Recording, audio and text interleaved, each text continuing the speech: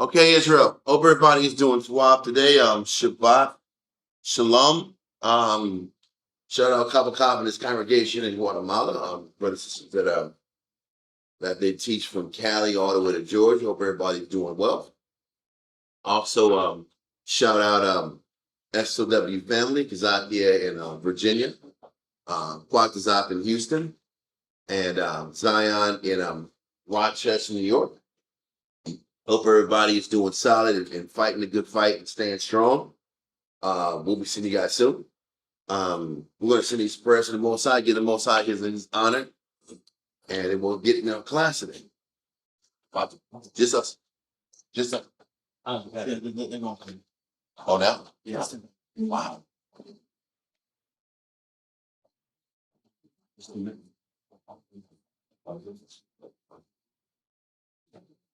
Birthday, how about Shem Yashai? Birthday, how about Shem Yashai? How nothing now. Award. Say what? The what? Aman. Blessed are you, Yahweh, and the name of Yahweh that gives us light this day. Thank you, so be. Birthday, how about Shem Yashai? Birthday, how about Shem Yashai? Nothing now. Raya. Naya Kaka. The what? Aman. Blessed are you, Yahweh, in the name of Yahweh that gives us sweet savor. Thank you, so be.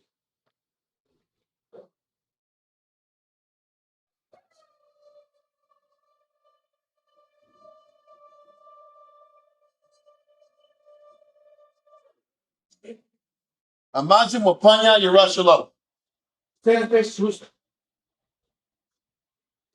Birthday, how about Shem Yashai? Birthday, how about Shem Yashai? Nothing Shabbat. Shalom. Water. Aman. Blessed are you, Yahweh, in the name of Yahweh that gives us a Sabbath of peace. Thank you, so be. Psalms 121.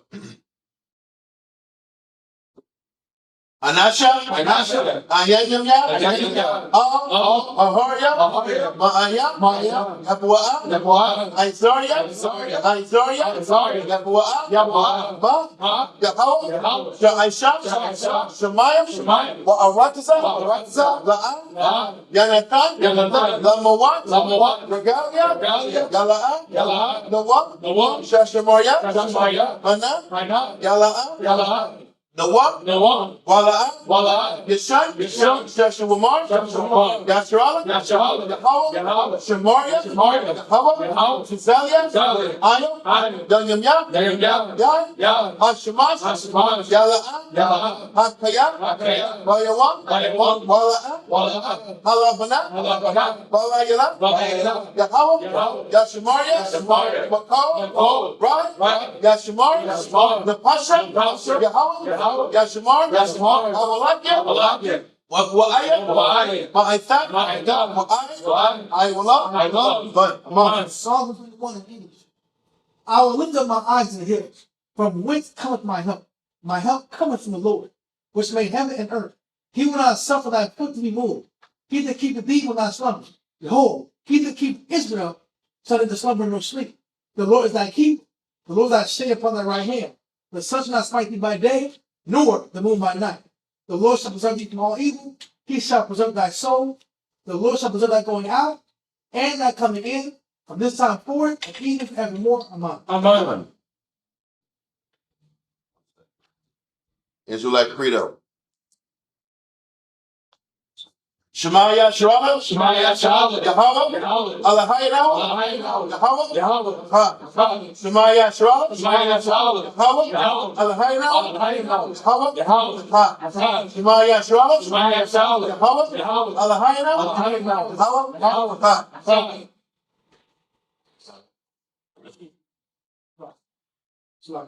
Hear, O Israel, the Lord our power is one Lord.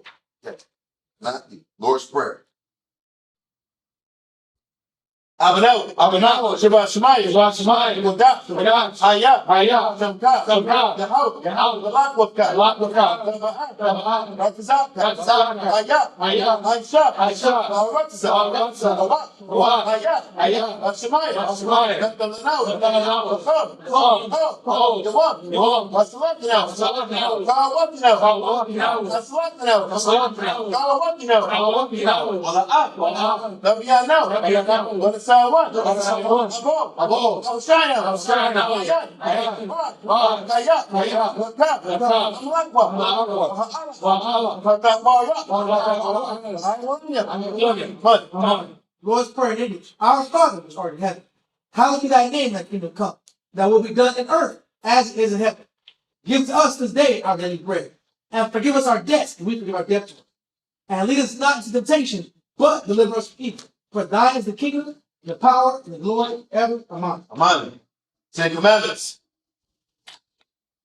No, keep it on that. Just Ten Commandments. La'ayahaya. La'ayahaya. Lakah. Lakah. Alahaya. Alahaya. Lakaya. Lakaya. Ayah. Ayah. Ayah. Thou shalt know the power before me. Number two. La'ah. La'ah. Ta'ainah. Ta'ainah. Lakah. Lakah. Basar. Basar. Wala'ah. Wala'ah. La'ibadah. La'ibah. Thou shalt not make thee any graven image, nor serve them. Number three. La'ah. La'ah. Halak wakah. Balak Wakah, Sham. Sham, Yahweh. Yahweh, Bashawah. Bashwa, Thou shalt not take the name of the Lord thy power in vain. Number four. Zakar. Zakar, Ayawah. Ayawah, Hashabah. Hashabah, La'kodash. La'kodash, Remember the Sabbath day to keep it holy. Number five. Kabah. Kabah, Abaka. Abaka, Ya'amaka. Ya'amaka, Honor thy father and thy mother. Six. La'ah. La'ah, Tarakazah. Tarakazah, Thou shalt not kill, murder. Seven. La'ah. La'ah, Tana'ah. Tana'ah, Thou shalt not commit adultery. Number eight. La'ah. La'ah, Laganah. Laganah, Thou shalt not steal. Number nine. La'ah. La'ah, Ta'ainah. Ta'ainah, Shikwar. Shikor, Thou shalt not bear false witness against thy neighbor. Number 10. La'ah. La'ah, Ta'kamah. Kabah, Paul. Paul, Asherah. Asherah, La'raika. La'araika, Thou shalt not covet anything which is thy neighbor.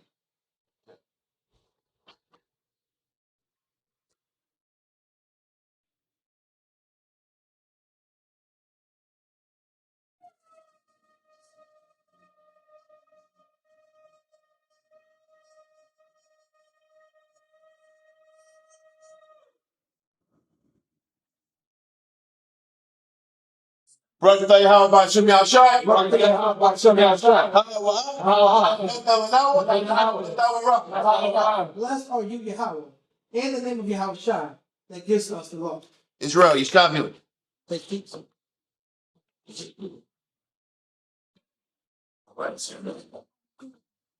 Once again, last week we took our time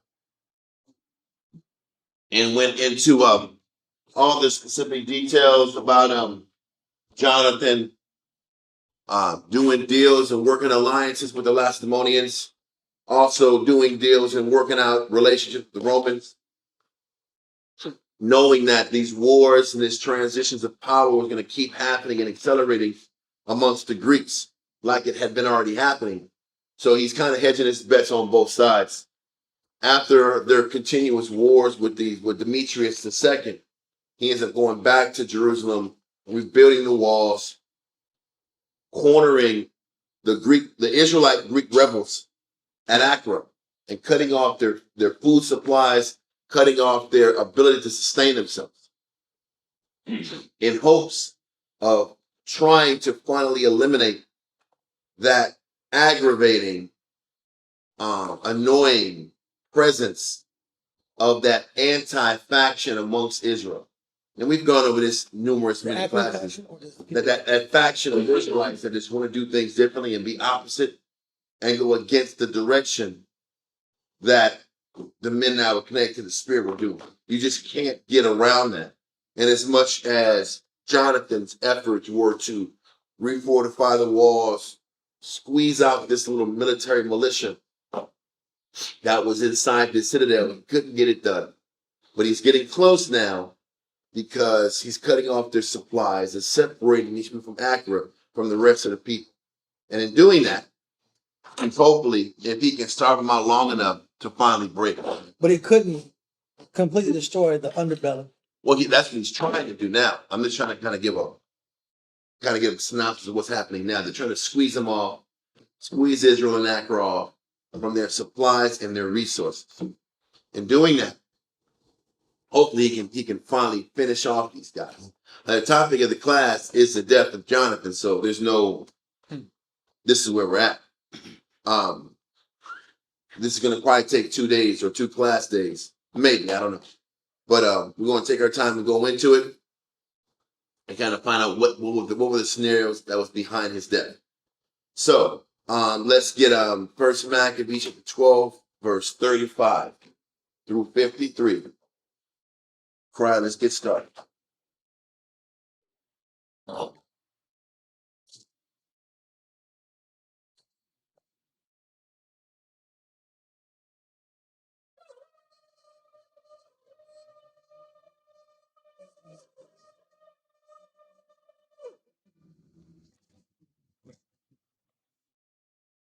Correct. Shah Shabbatah, Banashah, Banashala. Right. So on the top, on the show, man, it's up. I'm on it.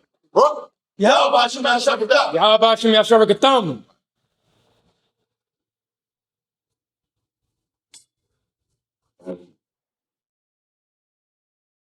Right. First Maccabees, chapter 12, and verse 35. After this came Jonathan home again, and calling the elders of the people together, he consulted with them about building strongholds in Judea and making the walls of Jerusalem higher. Well, And yeah. Keep going. I'm sorry. I just want to kind of get to the verses. It was First Maccabees 12. Read that verse again from the top. First Maccabees 12 and 35.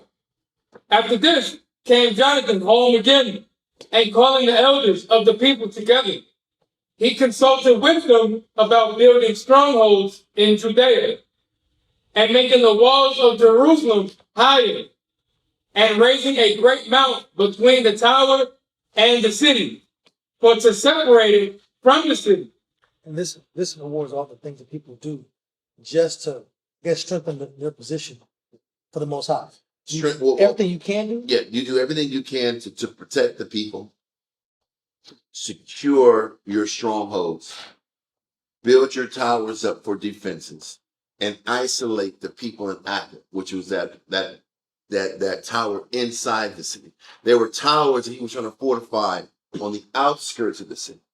That was what he was trying to do. He was trying to set up towers, military towers around the cities on the outskirts of it, rebuild the walls while setting up snares to squeeze off the people in Acre, which was that rogue group of Israelites that were still pushing the Greek way that they had not been able to remove from the city. I think this is it. As you see, if you look on the image, Acre's in the middle. That's that stronghold that was pro-Greek. The rest of the people were down in the bottom. But then you still have these towers all around the perimeters. Okay. These towers were set up for defensive strongholds. And these were established specifically by. I'm not saying it's specifically by that. But what all of these good leaders were doing were building additions to these towers. When the Romans ended up defeating us, I don't know if we'll have time to go into this, but literally the ground collapsed in one side. Mm-hmm. When the ground collapsed, that gave the Romans the opportunity to get in. Mm. But it was literally an act of the Most High. And even Vespasian was like, listen, man, this was a very difficult task to overcome, to take this place out. And it was of the Lord that it happened. They understood that. It just didn't happen by happenstance. So they're fortifying this scenario.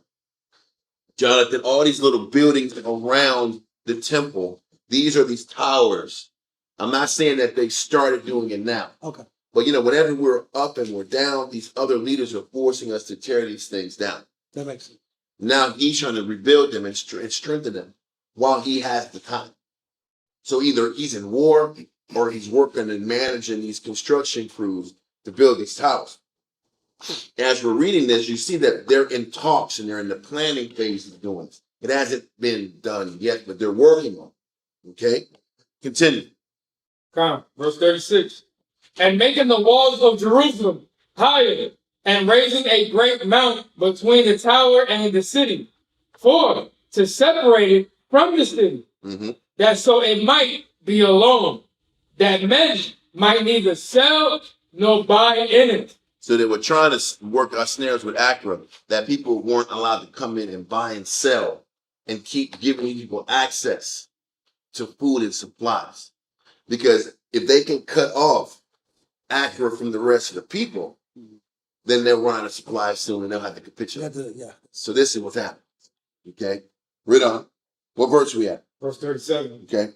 Upon this, they came together to build up the city, for as much as part of the wall toward the brook on the east side was fallen down, and they repaired that which was called Sephanatha. Caphanatha.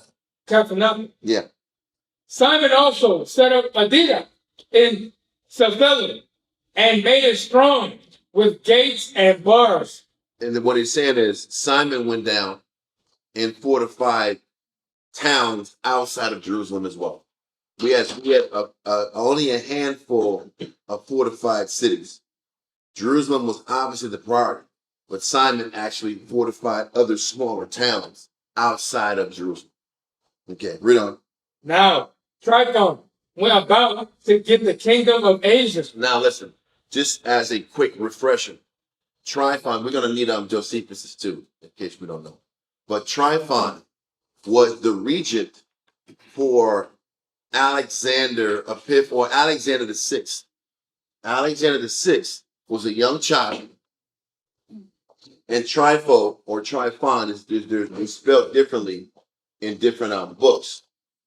Trypho or Tryphon was his regent, and he was his money man. He was his financial backer. He was ex-military. So when Demetrius II showed weakness in his realm, Trypho went to the leaders of Arabia that were watching over Alexander the Sixth. Said, "Hey, the young lad is ready. We can use him to get our position in Antioch." So now Trypho is sitting back here, checking out the landscape. Demetrius II, you remember what happened to him? Demetrius II got captured and got captured in Persia. So Demetrius II is in Persia, rotting in a jail somewhere. Yeah. Trypho is still saying, "I'm the regent for this young boy, Antiochus VI." But now Trypho is like, "Listen, why not just take the whole damn thing? This guy, this young lad, doesn't have the power. I'm the one doing all the deals, brokering the deals. I'm running it. I'm letting this little snide-nosed ass brat. I gotta sit back and go to him and deal with him with some crappy orders. I might as well kill him and move forward." But what Trypho was saying is, listen, it doesn't make sense. I can't kill him yet. I have to make sure these other people these other regions are already buying into me before I make a play on the king. So this is what Trypho was doing. So read verse 39 again.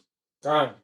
Now Trypho went about to get the kingdom of Asia and to kill Antiochus the king, that he might set a crown upon his own head. This is Edomite politics, 101. Let me find a way to sit back here and usurp this guy so I can get my reign and get on top. Read on. Howbeit, he was afraid that Jonathan would not suffer him. It's like the only person really getting in the way of me making this move is Jonathan. Why did he say that? Why was the fear that Jonathan was going to not play ball? Does anybody know why? Why would that be the first thought without even asking? Remember way back in our reading with Antiochus III? Antiochus III said, "It's important he thought it was important to hire Jews and employ Jews into proper positions of leadership all around the world, whether it was at Antioch or different parts of his kingdom in Babylon. He felt it was important because they lived by a what? Spiritual code. A code. They were trustworthy. And because they were trustworthy, I can put these guys in a position of leadership and not be too concerned with corruption. So if you're really thinking about it, Trypho was like, why wouldn't he be so quick to say, man, Jonathan's not going to sit back here and follow my plan? Because Jonathan operated with integrity. And he knew that. And he knew our leadership, when we were on point, had high moral standards. So really, as we're going to read, his high moral standards, Jonathan, is what got him killed. So Trypho was like, okay, I can't trust that he's going to back me. He's going to snitch out my plans to Antioch to 6. So I got to find a way to remove him off the chessboard so I can gain all of Antioch to myself. I'm just kind of trying to lay out the reasoning why. He's oppositional in character. He's not as corrupt or. Well, he's not corrupt at all in that arena. So he's like, listen, I can go talk to these other nations, these Philistines, these Syrians. They don't care. These Edomites. You can buy them out. They got a price on it. They got a price of Israel. And that's why he was saying, because they don't have a price and they live by a moral code, I can't play ball with these guys. I got to kill them. And this is what's happening. This is no different than if you sit back here on a geopolitical level. There is a book called Confessions of an Economic Hitman. In the book, there are these individuals who represent the corporations that are trying to go into foreign countries and get their tentacles in the natural resource or business opportunities of the country. What these economic hitmen do is they approach the presidents of their country, say, hey, so and so Panama, I think if you allow us to privatize your oil, privatize your tin or your copper or your aluminum, we can sit back here and make it very profitable for you and your country. We will sit back here and we will open up loans for you. We'll send our infrastructure in, and you'll look up. Everybody makes money. Now, in reality, only the leaders and the presidents make money, but it's painted like everybody makes money. So if the president listens to this spill and says, you know what, I don't want to privatize. Privatize means allow corporations to come in and buy and sell and bring their business to the country. I want to nationalize our resource. Nationalizing means we're going to sit back here and let the nation or the country or the government control and do the business for the natural resources of the country. That's the difference between privatization and nationalizing your product. Now, Esau calls nationalizing your product a form of communism or a form of socialism if the government controls the natural resource. Esau's idea is free market business.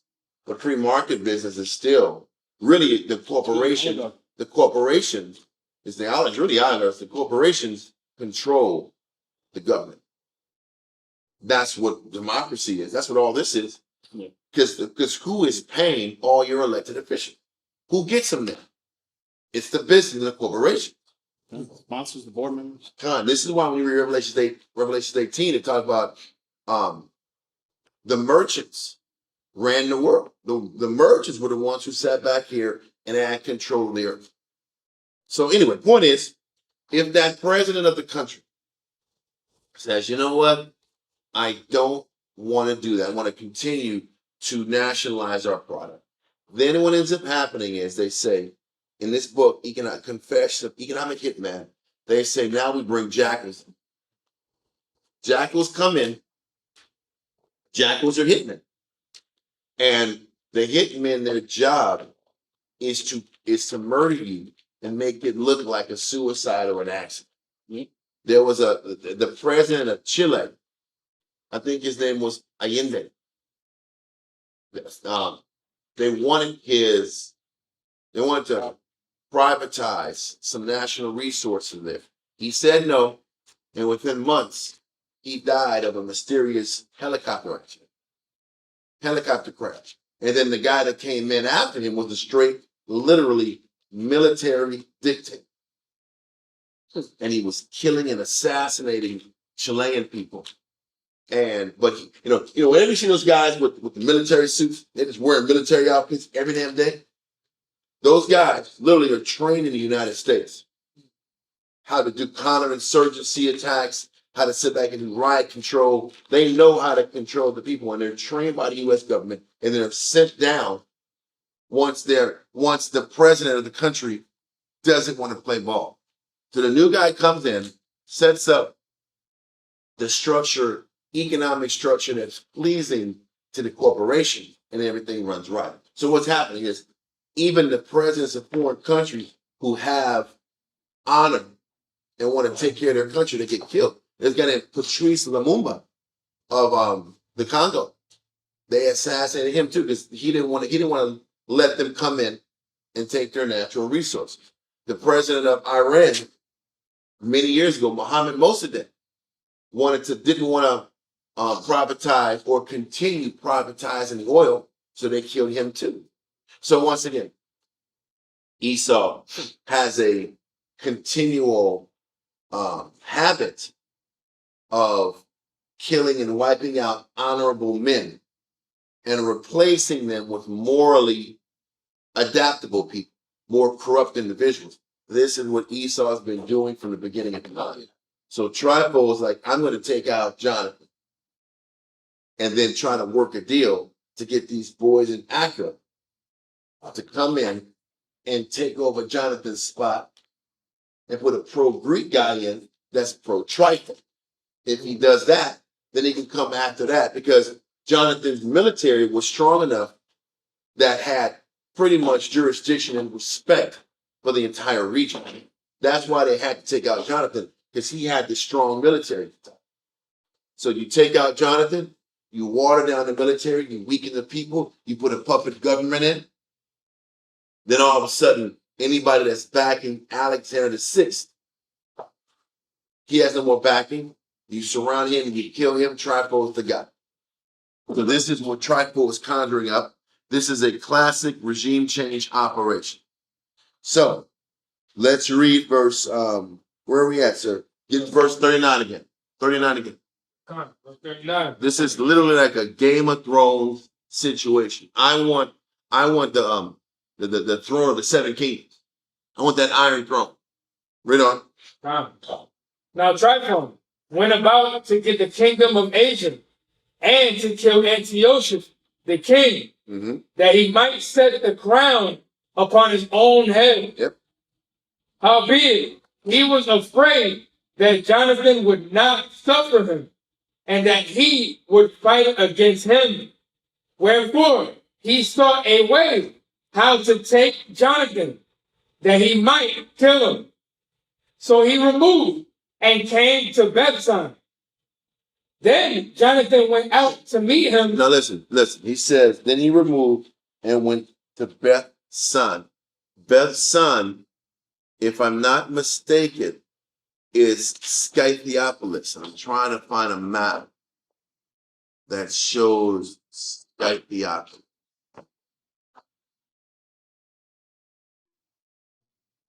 It's in present day, or not present day, but it's in Galilee. Scythopolis is in Galilee, and I'm trying to find out where specifically. That's a decent map, but it doesn't say Scythopolis. It gives you, there it is. This is Galilee. It's the light green part of the map, and it's right below Megiddo, and it's Scythopolis, and it's in the Galilean region. Okay, so read that part again. It says, so he removed and came to Bethshan. God. So what is he doing? He's going to Bethshan to Scythopolis to meet with Jonathan. So he sends a petition to talk to Jonathan. Say, "Come on, Jonathan, come down, meet me at Scythopolis."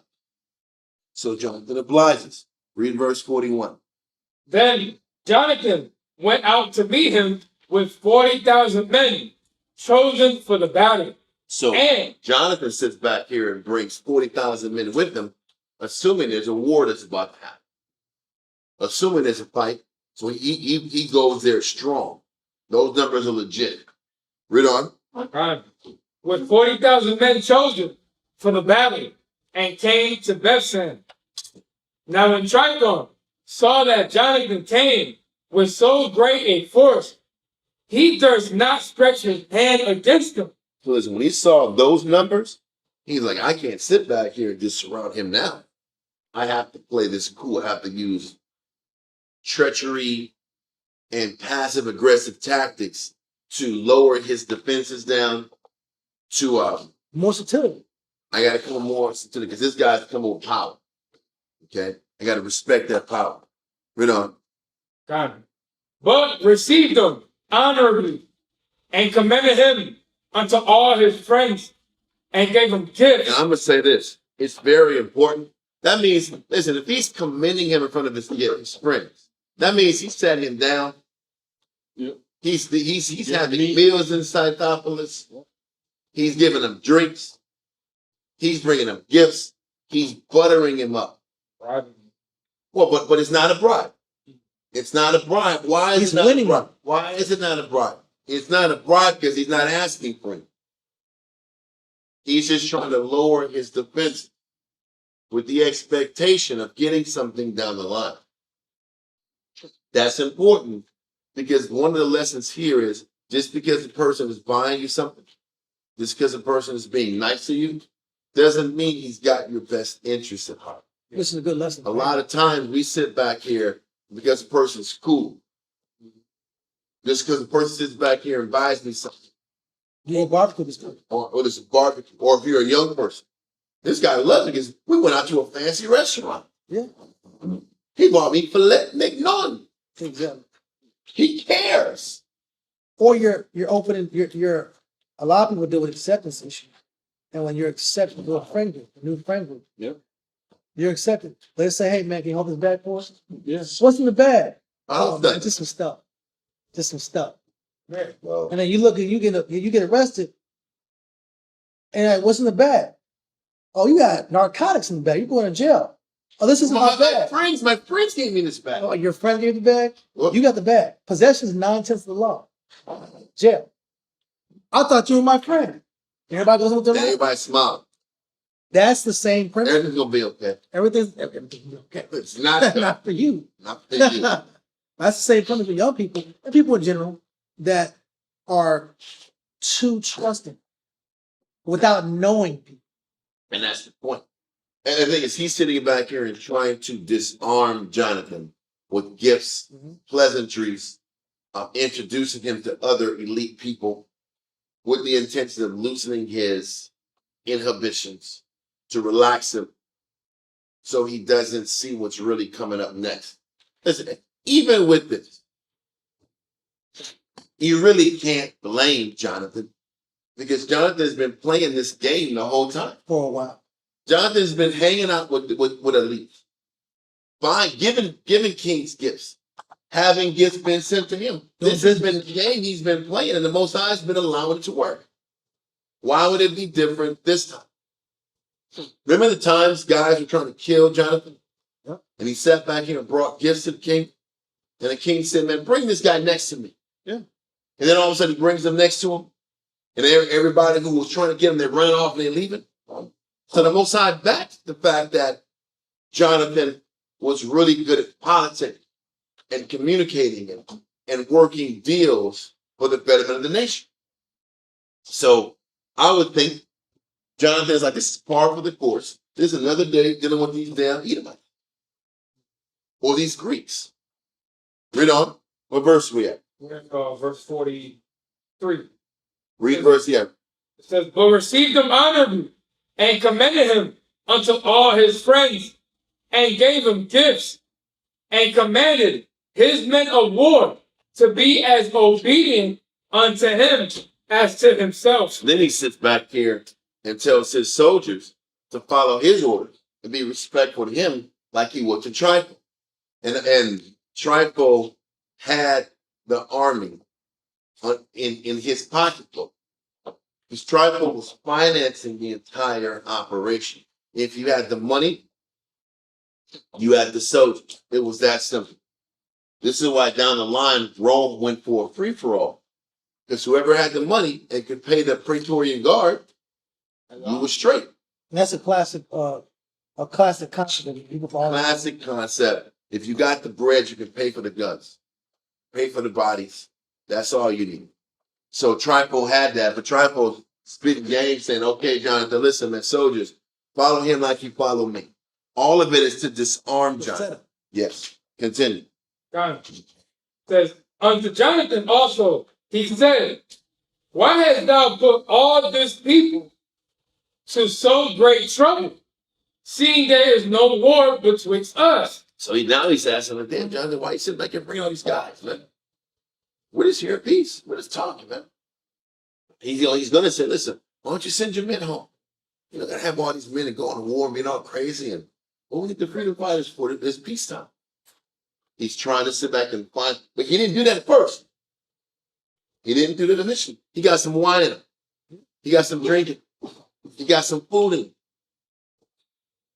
Then the request comes in. He disarmed them first. And it's like the scripture says, the serpent was more subtle than any beast of the field. If you sit back here and say, yeah, my military guys follow him like you follow me, what would that make a man think? Well, same thing. This guy's obviously friend or foe. This guy's a friend, not a foe. And the soldiers are going to take care of me too. They'll look after me too. Yeah. So why would I need to send my key? I can send my 40,000 back because these soldiers are looking after me too. Yeah. This is the thought. And he's already done business with Trypho. The crazy, he has fought in previous wars. They were on the same side fighting Demetrius II. It's a good setup. Because the thing is, they were allies. The only question is, why would he feel like he needed that big army in the first place? No. That's a good question. It's a good question. Let's continue. But I only asked that because It'll get more detail in the Josephus explanation. okay, But it still doesn't answer that question all. kind But it's a setup for him back there. And it's Yeah. Listen, bro, I mean, it's hard not to fall. Well, it goes back to that class that Sean Swan taught a couple weeks ago. He was explaining knowing a friend and understanding if there's already tension or if this person has showed himself unfriendly, don't open your heart up, open yourself up to be manipulated that easy. But the problem was he didn't show himself unfriendly. Trypho literally, they were allies fighting Demetrius II. Demetrius II turned on Jonathan and them. Remember, Demetrius II said, listen, you guys got to pay more taxes. Yeah. I'm reneging on all these deals we did. And because he was reneging on deals, he said, forget this, I'm siding with Antiochus VI and Trypho. And then one of the jobs Trypho and Antiochus had to do was to go down to all of the Philistine countries and Syria and all those countries and listen, we need to see if you're going to side with Alexander VI. He's the one who petitioned for Alexander VI in the first place and got the army as large as it was. Remember that one country said, no, we're not doing it, we're not sure yet, and he besieged them? All that happened under the behest of Alexander VI and Trypho. So they already had a working one. This wasn't like the first time he's seen him. He's had a relationship with him. Everything was cool. It wasn't stranger danger. There was no reason for him to think he was going to turn on. And Jonathan had been living off of diplomacy. That was the bread and butter of his time in power. The Jews wouldn't have had the position that they had unless he did play ball with these nations. Unless he sat back here and worked these deals with these Edomites. If he didn't do it, they'd be on the run in the swamps still. Because that's where they started. They were on the run in the swamps before they started making deals. And the Most High started honoring these deals that Jonathan made with these nations.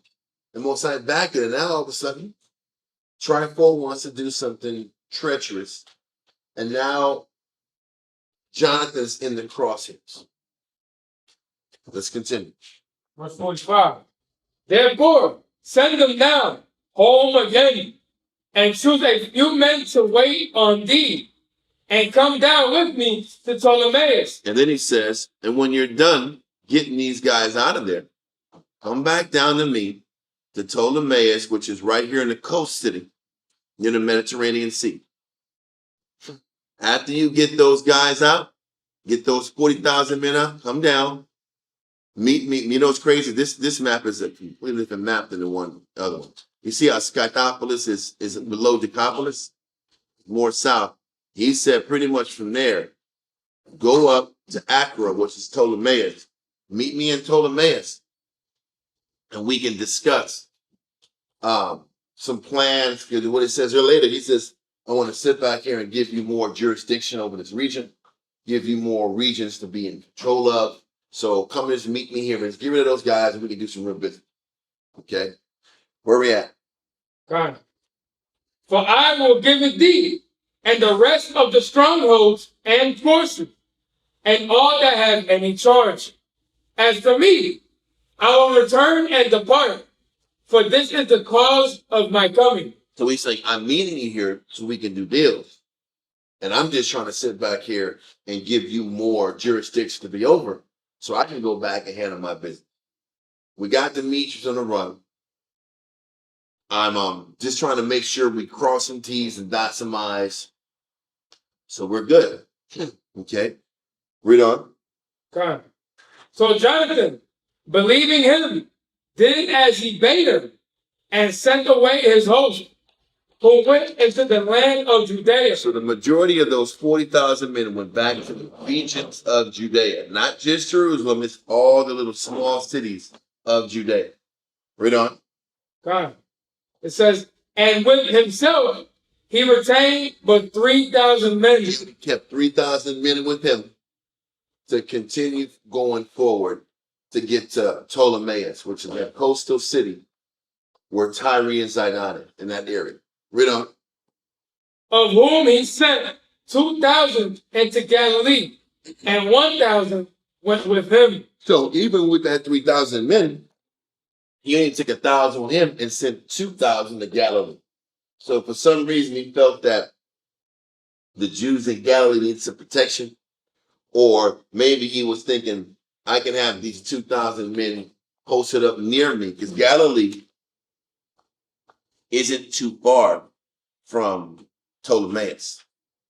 Galilee is maybe, I can't give you times of how long I'm in a damn horse, but it ain't far. Galilee's not far from Ptolemais, and maybe, listen, I keep my soldiers close.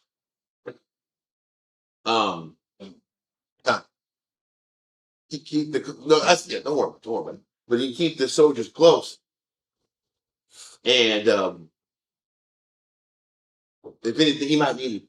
But he only sent 1,000 men with him to Ptolemais. What verse are we at? That's verse 47, right? Hold that and go to Josephus, book 13. Chapter 6, paragraph 1.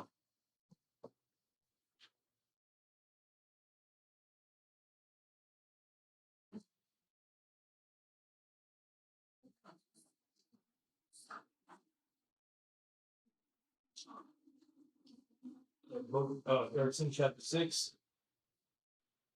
Book 13, chapter 6, paragraph 1. God. Antiquity of the Jews, book 13, chapter 6, paragraph 1, page 347. Now when Trypho knew what had befallen Demetrius, he was no longer firm to Antiochus. See, listen, when you're at that top level of power, you're just going to use somebody so you can get somebody else to do your bidding. So Trypho's like, listen, I needed leverage to take out Demetrius II. Because once again, we talked about this a few weeks ago. Even these kings were just figureheads. They were just political tools. Why was Antiochus the sixth important? Does anybody remember? Antiochus the sixth was Alexander Bala's son. So as long as I can pick a guy who has ties to a king that once was, he can be my face man, he can be my puppet, he can be the guy that's the front man, while the guy in the back is the one pulling the strings. When you sit back here and read in Job chapter 20, chapter 23, and different chapters in Job, you read about the wicked. And the wicked is always the guy in the back. Puppeteer. That nobody sees.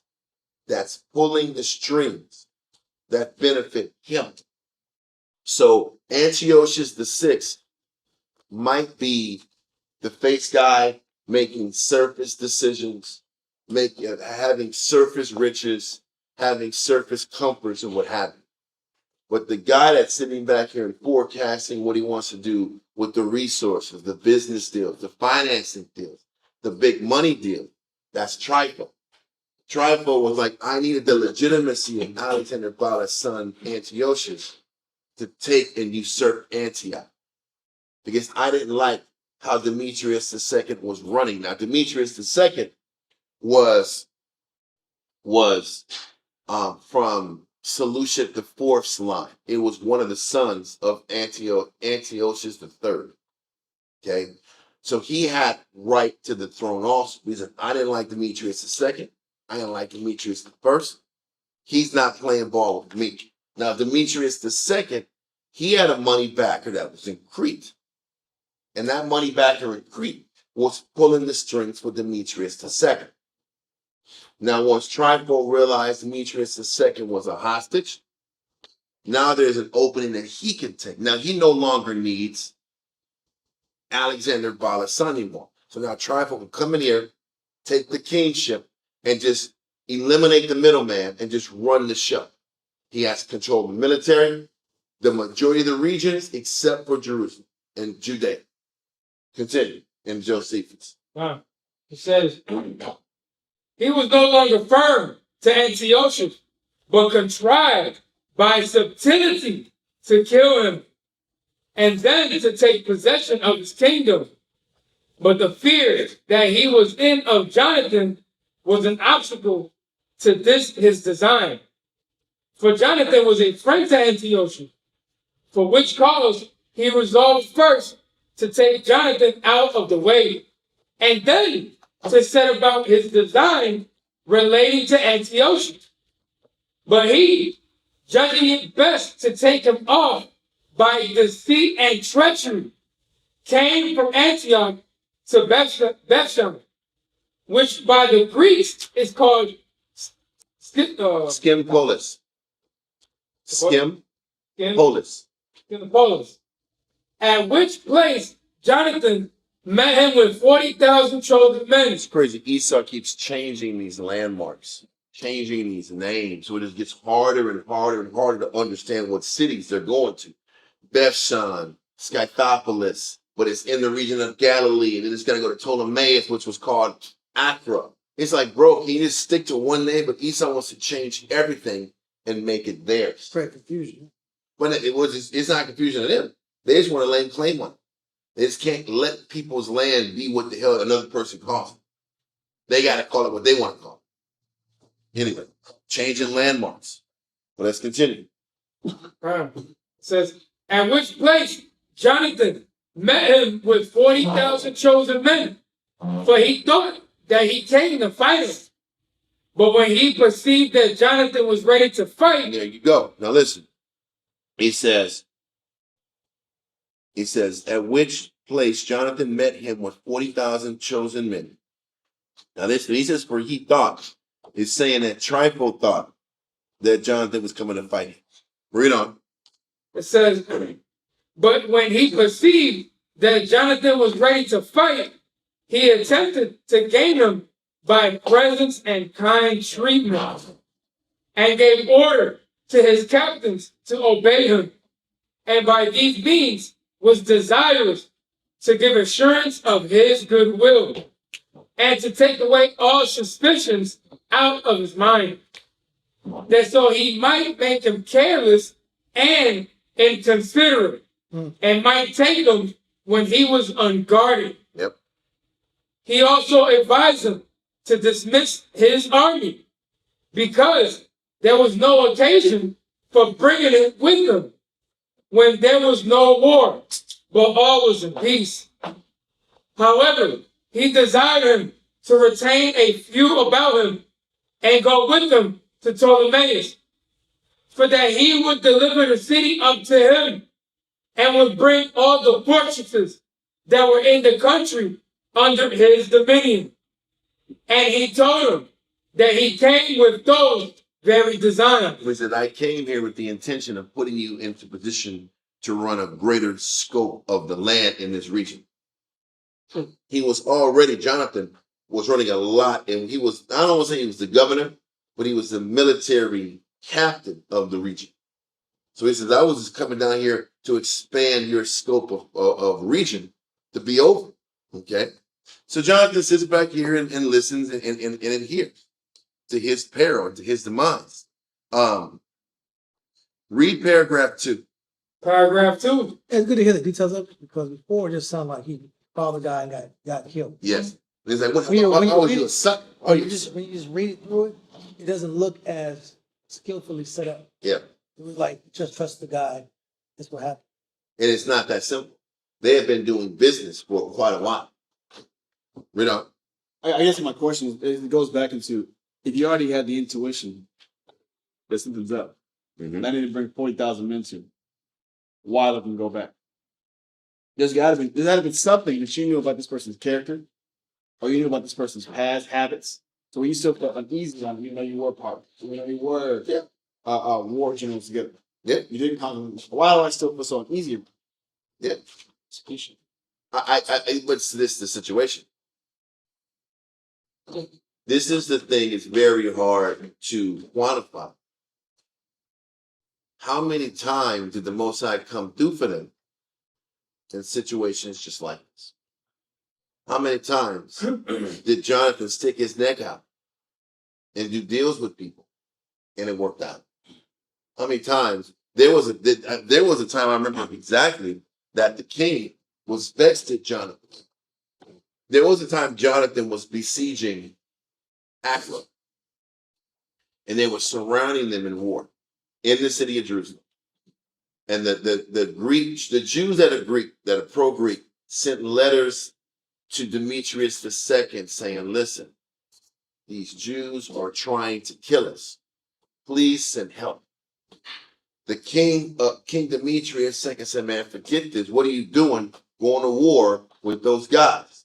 You got to get clearance to me to do that. He said, get your blankety blank butt down here in Antioch and meet me now. He only went with him and a priest. Him and a couple priests and some money, some bribe money. And he gave them bribe money or some gifts. And then Demetrius II says, you know what? I like this guy. Listen, let's keep doing business together. And then later on, Demetrius II calls him and says, I need you to send me 3,000 men. And then you can do what you want to do with those guys now. But once again, Jonathan went into dangerous, perilous situations with just faith and a prayer, hoping that these Edomites don't turn up, or these Greek kings and power brokers don't turn up. And that's been happening all through Maccabees, and it's been working out. And they were little guys that were vexed at him and were pissed about the reports of what Jonathan was doing, and it still worked out. And then even in the beginning when they were fighting, and they were on the ropes. Yeah. And then these Edomites backed off and started doing deals. So all throughout Jonathan's time, they've been working with these people, and the Most High would sit back and say, hey, these guys, for instance, there was a time when they were about to fight a war and they were about to get ambushed. And every single time they were about to get ambushed, the Most High would send them somebody to say, hey, they're about to ambush you. Hey, look out. they're about to put you right. There was always somebody that gave them inside information about the fact that there was a trick or there was some foul place back here. And the Most High always gave them those answers. But now They didn't get those. he didn't get the answer. So he's just going in blind. But who's in control of that? The Most High is in control of when he wants to send you information. Hey, they're behind this hill. Be prepared. They're going to ambush you. Would you think it'd been more appropriate? Because this almost sounds like a rush type of decision, where it's, I'm going to invite you out, just go to my land, leave him in here. But there was a little gap in time where he could have maybe sought counsel. Do you think that would have been the appropriate time to seek counsel? Or that wasn't a pattern he was used to doing? I think, and I guess where I'm going with this point today is that there wasn't anything he could do. Sometimes we think we can outplan, out-research, outmaneuver with the Most High's wills. And there were times that he was doing the exact same thing. And the Most High sat back here and relayed the necessary information he needed to make adjustments. Or he just changed the heart of the guy that had ill intention and everything worked out. Listen, contrary to what people might think, we were going over wisdom, the spirit of wisdom, over the last few weeks. And in wisdom, like I kept trying to drill, wisdom isn't about intelligence. Yeah. Wisdom isn't about, oh, you just. It's not reasonable. It's not rational. When you're trying to just figure and think things out on your own, the best thing you got is what? Prudence. When it's just your brain and you're thinking out, and you're planning, and you're thinking on a master plan, that's prudence. Wisdom is when the Spirit talks to you. Wisdom is when you don't have any intention about something and the Spirit just brings you somewhere in the direction of the situation. Or wisdom, the spirit of wisdom hits you when certain decisions you make just work. That's the Spirit being with you. It's contrary to your flesh. It's contrary to your flesh because your moves ain't about you, but most likely brings you there anyway, out of your control. That's when the Spirit's with you versus prudence is your thinking, your processing. You did boom, boom, boom, boom, and it worked out. But when the Spirit's with you, it's like you can do some unorthodox stuff and it works out. Yeah. This is backed by the Most High.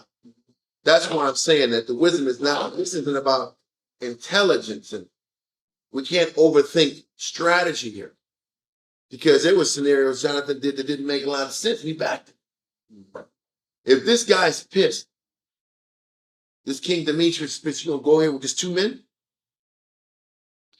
He did that twice. Yeah, you would think that's crazy.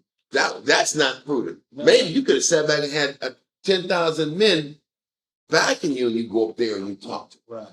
But he came, hey, it's just me, here's your gifts, me no. And it worked. So it's what you gonna say, though? So like if I'm off with this, shooting on that same principle, when it comes back, the same thing that Elisha was talking about. When it says, and to take away all suspicions out of his mind. It's like the spirit of wisdom was speaking to him and let him know something, and he came in to remove him. Well, yeah, that's what I'm trying to, like, I guess, insinuate. Is like, Yeah, the Most High obviously put something in his head to bring these men with the gifts is what took away your intuition. And it could be either way. I could be controlling both sides. Well, the Most High definitely controls both sides. I guess. It would be the why. I guess when I sit back, I've been reading this thing the whole way through, and he's doing policies and doing deals with people all day long, chapter after chapter. He's working with these people. It's working. There's no reason to think Trifle is going to pull a doop-de-doop, knowing that there is no war. You know, I guess your point is right. Why would he bring 40,000 people to Trifle when we're not in war? Yeah. Maybe there was some suspicion. But how do you know? How do you know when you're not? How do you know when you're not paranoid? Or maybe you're just thinking things. It's like the streets. I don't have a whole lot of knowledge of the streets, but I do understand this aspect. If you're doing dirt, you are more paranoid. But if you're talking to someone that's an undercover fed, something's telling you about this person that you're fed. There is this guy named Ali Sadiq. I was listening to this. He's a comedian. He's like this Judite that was a street guy, and he does all these prison comedy skits. And he said, "Man, the day I got it was me and my ace dog that I've been doing dirt with for years." And I guess the guy that's doing the monologue. He was 14 when he started selling drugs. He's 19 at this point. And he brings his boy in on a deal. And then his boy brings in another guy that he's not really sure about. Yes, side guy. Yeah. Side guy. He's like, you're not really sure on him, but they go into this deal. They go into this What happened to hotel. Scarface? Oh, but they go into this hotel. And it wasn't the guy that he wasn't sure about was the problem. It was he says he was just in the hotel. And things just didn't feel right. Right. Yeah. He went in the building. Yeah. He saw the money.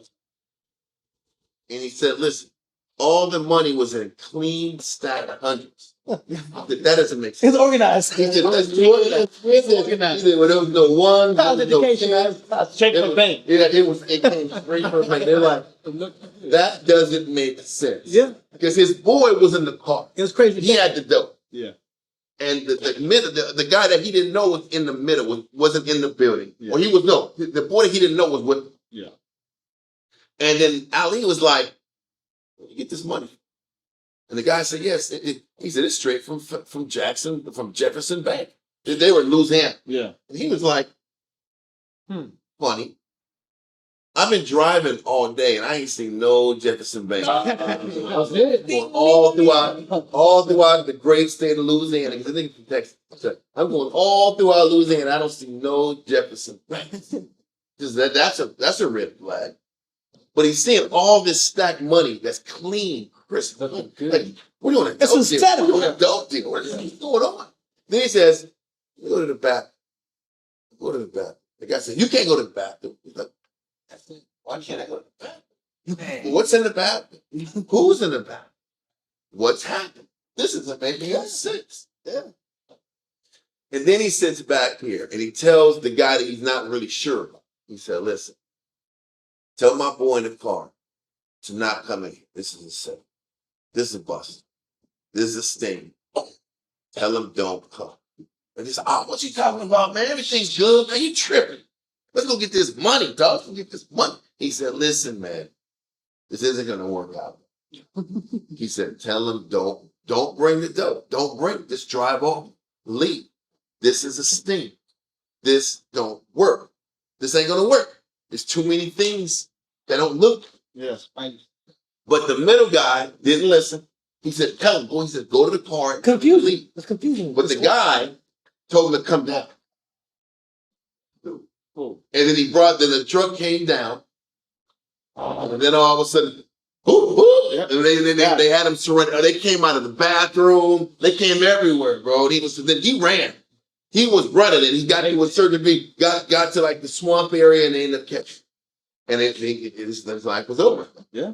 But to your point, that's when you're doing dirt But it goes into and what's that like in Issachar culture, that devil or that skeleton that looks after all of the people that do dirt?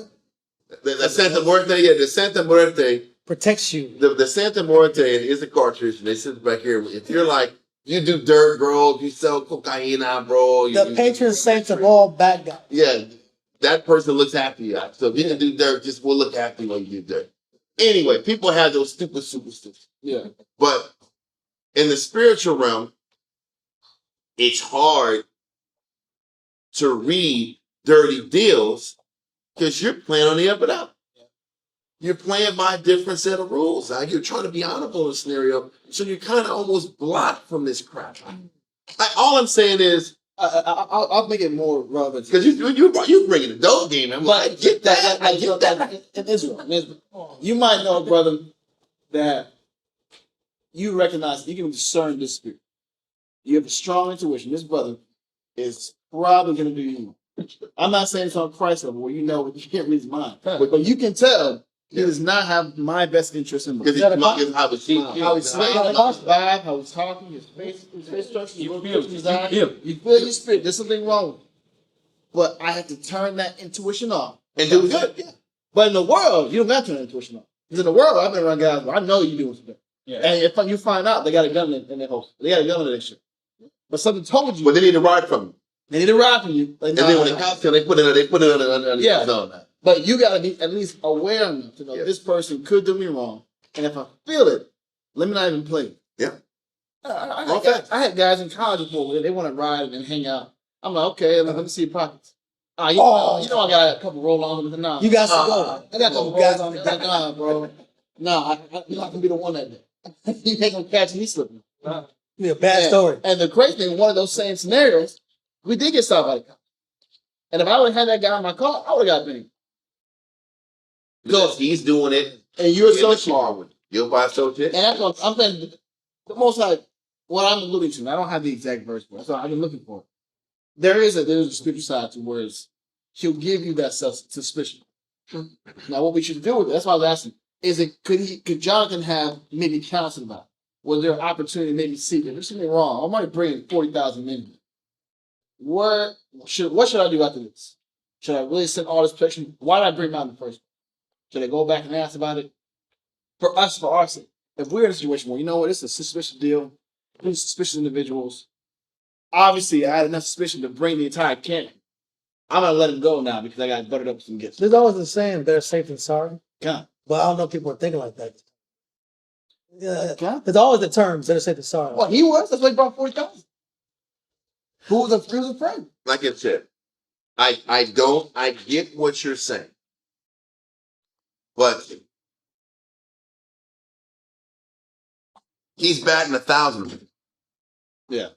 That's my point. Now, I guess my point is, He never we're lost. sitting back He here never lost. saying, why did in the next chapter, Jonathan dies. Why did he do that? This was ridiculous. I get it. My point is, of course, we're like the Monday evening quarterbacks. Man, why did he throw that flat route in the fourth quarter? What was he thinking? He was feeling. They should have ran the ball. But like when you're in the middle of the game, it's different. And you win, you got a track record of Doug.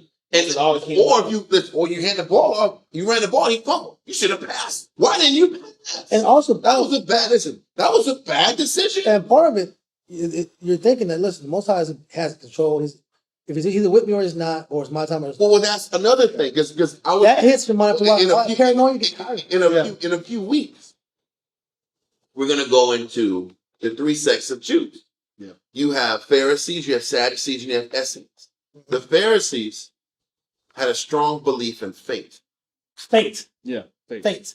Fate Yeah. Whatever happens, happens. is of the Most High. Exactly. So then that was a major point of contention, even at this point, philosophically wise. Yeah. Whatever happens is of the Most High. Now, we have a little bit of power over our decision. But ultimately, whatever happens is of the Father. So if that was even at the time, the psychological debate, we're putting a lot of criticism. that's why we're casting stick. We're playing that. I forgot what that game was. Oh yeah, it was the game Casting of light. chance. It was the game of chance. All that's for a long time. And it's like this. But from here, it was a spiritual reasoning behind rolling the dice. Because the thought is, if the Most High wants me to have this happen to me, then so be it. Then how much of it is? Because once again, if the Most High wanted Jonathan dead, he could have had him dead and not had a guy give him intel about soldiers hiding in the way that they weren't ready for. Because there was one time they said, hey, if you go down this path, they're waiting. There was another time they said, hey, they're going to sit back here and attack you in the middle of the night. And then he's getting information like this in real time. And it's making adjustments accordingly, and he's winning. So if he's getting all of this help and the Most High's backing, why wouldn't the Most High do it again this time? And it goes. You get what I'm saying? Come. Why wouldn't he come through and take care of him like he's been giving him heads up on scenario? But it also goes back to the aspect of the scripture that says, I send you forth as sheep amongst the midst of wolves. Mm-hmm. You get comfortable in that dangerous environment. Because he's always in this kind of environment. He's always dealing with people. He's always dealing in situations where people can kill him. just because they feel it. Yeah. Just because he's in their position. And he had never been, ever at this time, a threat to, well, that's not true. He was a threat to opposing forces, but he's never been in this situation. Not the guy's ambitious. Not to an ambitious guy that he's working with. This is new. This is a new circumstance for him and the people. So you're asking him to be this prognosticator, even though he's cautious. Think about this. Even when the king Demetrius told him to come to Accra or Ptolemais, don't forget, Accra and Ptolemais was where deals are done. I'm going to sit back here and show you this image of this city. This is a major coastal city that's like the major Greek hub in the region.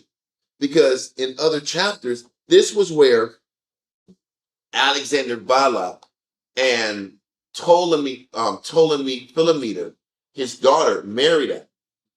Like, this is a major Greek hub. So this is, and then also this is where Demetrius had Jonathan meet him when he was pissed at him. This is where all deals are done, where movers and shakers scenarios happen in this city. And he's been here multiple times doing deals, and it worked out for him. So why? My thing is he's been going to Ptolemais. Why would things change up? That's my point. What you're saying is right, and if he had a fear, and that's why he brought 40,000 men down the pass, I'm quite sure he had fears before. Yeah. He had fears when he brought his high priest up there with just gifts. Just because he brought gifts and gold and high priest didn't guarantee victory. Didn't guarantee that the king was going to accept him. And this was part of the guy's strategy to go get his garden. That was the strategy. Yeah. But and my point is this. But Demetrius could have got his guard out and took the gold and killed him. I mean, there's plenty of different ways this could have went wrong for many different situations. So with that being the case, this is what's happening to him. Everything that you're saying makes sense. But I know this. Being in a position of leadership, and your choice can go one way or the other. Yeah. I've been in 1,000 situations, not life or death, but okay, I can see the sense in making this move, but also I see the sense in the cautious play. Because that's the question. Do I make the cautious move, or do I make the move that can elevate us and put us in a stronger political position? High risk. And he's been constantly making High risk decision. high risk political decisions that's paid off. Because that's really the question you're asking yourself. Well, even for us, do I sit back here? Do I make a bold move that can catapult us quicker, or do I sit back here and be incremental? keep slow playing? Like play with your pawn. And then if I'm making the slow play, is it fear? Is it fear based? Is it doubt? Or am I making these decisions? Then I got to decide: am I making the decisions based off the needs of the men? Yeah. Do the men need to win? Do the men need to see us make a move? Or what do the men need? Do the men need to sit back here and learn something spiritual? Yeah. These are all the things you're thinking about before you make a 50-50 call. Because this is still 50-50 call. Yeah. How do you make this play? And then if the Spirit's with you, it backs you anyway.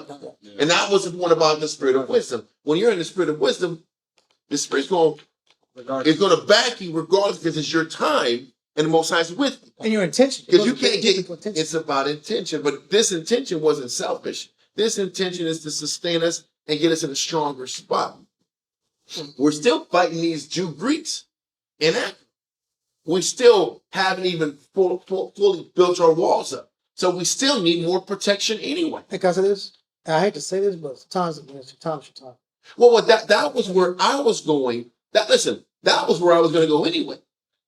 The point is, how about the Most High will use you to do His work until He tells you to come home? Yeah. Because that's where I'm going. Like, yeah, listen, Jonathan did a great job. Now the Most High is like, listen, it's your time. You did what you needed to do for your phase, like Judas. Judas was whipping you know what with these ridiculous Unbelievable. odds for a significant period of time. And then all of a sudden, he dies.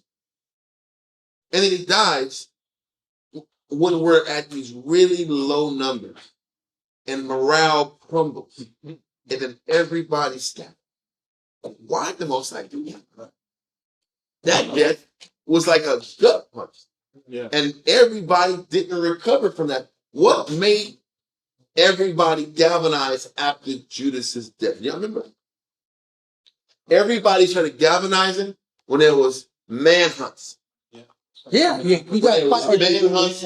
There was manhunts. And everybody said, we got to come together again and fight, or we're going to die and get thrown into destruction.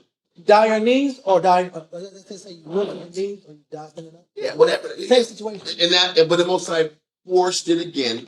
And then they said, okay, Jonathan, you got to be the guy. Yeah. They forced Jonathan into this. Yeah. Well, He what wasn't am I saying? by So ambition. what am I saying? Jonathan won all these victories to the most. Judas won all these victories, and the Most said, it's time to come on. You did enough. Jonathan put us in significant military and political position. Yeah.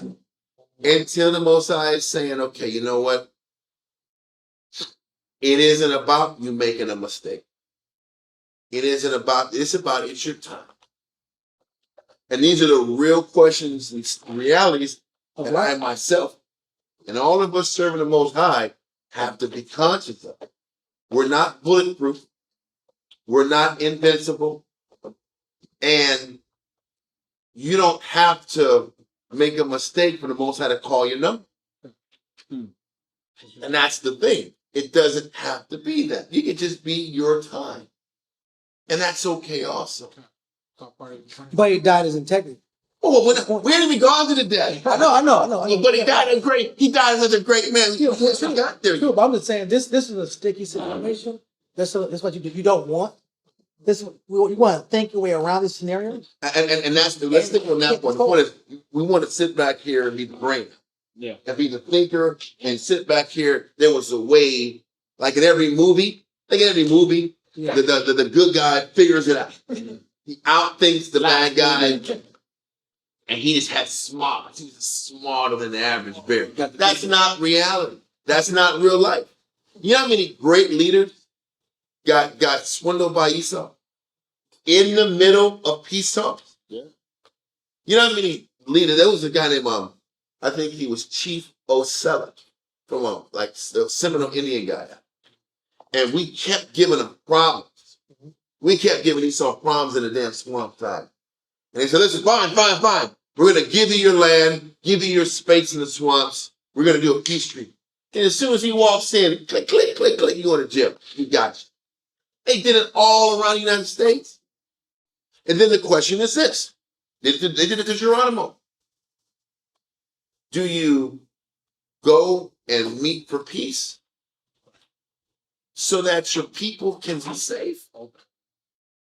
Or do you sit back here and just keep on the run and you got newborn babies in swamps getting eaten by mosquitoes out? And then sitting back here living off of frogs and damn critters and bugs, and that's how you got to live for generations? When do you sit back here and take a risk for peace? You get what I'm saying? How do you play that? How do you work that? Even when I ran in the United States, do you not go? Literally, the Iranian officials were meeting in Pakistan, not this last time, but the one before that. And there were leaked reports that the United States was like, listen, man, if these deals don't go right, kill them after they leave, after they get to the hotel. Like, what the hell? These people are monsters. They're flipping monsters. They're getting killed and assassinated whenever they come together in Iran. They do peace talks in Switzerland and bomb their country hours in between the peace talks. And then we say, oh, let's have peace talks in Pakistan. And you're debating if you're going to kill them after they leave the hotel for lunch? Yeah. What kind of craziness is this? But if you know that's them, do you not take the risk to go through the formalities of peace anyway? Don't you still do it for your people's sake? Or do you say, F it, if they nuke us, they nuke? Is that how you want to do it? And risk all those people's lives? Because you just didn't want to take a plane ride and stick your neck in the line? That's the burden of leadership. So you got Jonathan making deals with the mammon of unrighteousness, dealing with these guys, these crooked people. But what do? But it's still to stabilize your people. Why did he sit back here and is trying to work deals with the Romans and the Lacedaemonians? Why do that? Because you still might need help. You're not in a position of strength yet. It takes until Simon, his brother's reign, until we get legitimate sovereignty over our region. So we don't even get the sovereignty we need yet until after Jonathan dies. So once again, what do? That's a real question. And it's almost like it's really is in the hands of the Most High. Because there was numerous times before this that he stuck his neck out for the people, saying, the Most High said, Khan, I'm going to battle. It's, you know what it's a reminder of? You are a servant. Yeah. And when the Most High decides that your services are no longer needed, whether it's because you did good and that's enough good, or you haven't done enough, you still have to accept that your services are used and they're no longer needed. Thank you for shopping. Thank you for participating. And that's a very humbling reality. But this is where Jonathan is at. Do you answer that question? Yeah. You said you're answering it? No, I didn't see. Okay. Well, I'm going to read the question now. Does the decision a person makes, does it affect everyone around them, whether it's good or bad? Well, let me listen. The soldiers did. Yeah, well, the soldiers did. The soldiers that followed Jonathan to this place, it did. Well, yeah. Well, but their job is to protect Jonathan, so they have to do that. But once again, all of our decisions affect everybody else. All you can control is that you're making decisions that benefit the body above yourself. And when you're making decisions that benefit the body above yourself, it doesn't guarantee you or protect you from harm. It just makes sure that the Spirit will defend you as long as the Most High wants the Spirit to defend you. This is just a reminder on another level that we are truly servants of the Most High. We are truly servants of the Lord. And we can go all around in circles. The children of the Most High are servants. That's Leviticus 25 and 55. We're no greater than that. If we think that we're more than that, we're lying. Even the top guy is expendable. There's another thing. Most High is like, Jonathan, you did a good job, but I want Simon to run it now. There's always another guy that can take your spot. And we can't operate like whatever years you've done and whatever you've given up means that you are absolved from being removed. Even if you've done everything the right way, it could still be the Most High's will to move you aside. Very humbling. It's scary, but it's more humbling than scary. So y'all, I'm sorry, not y'all. Right, what verse were we at? Now let's get you in there, Taiwan. Come on. Taiwan. Oh.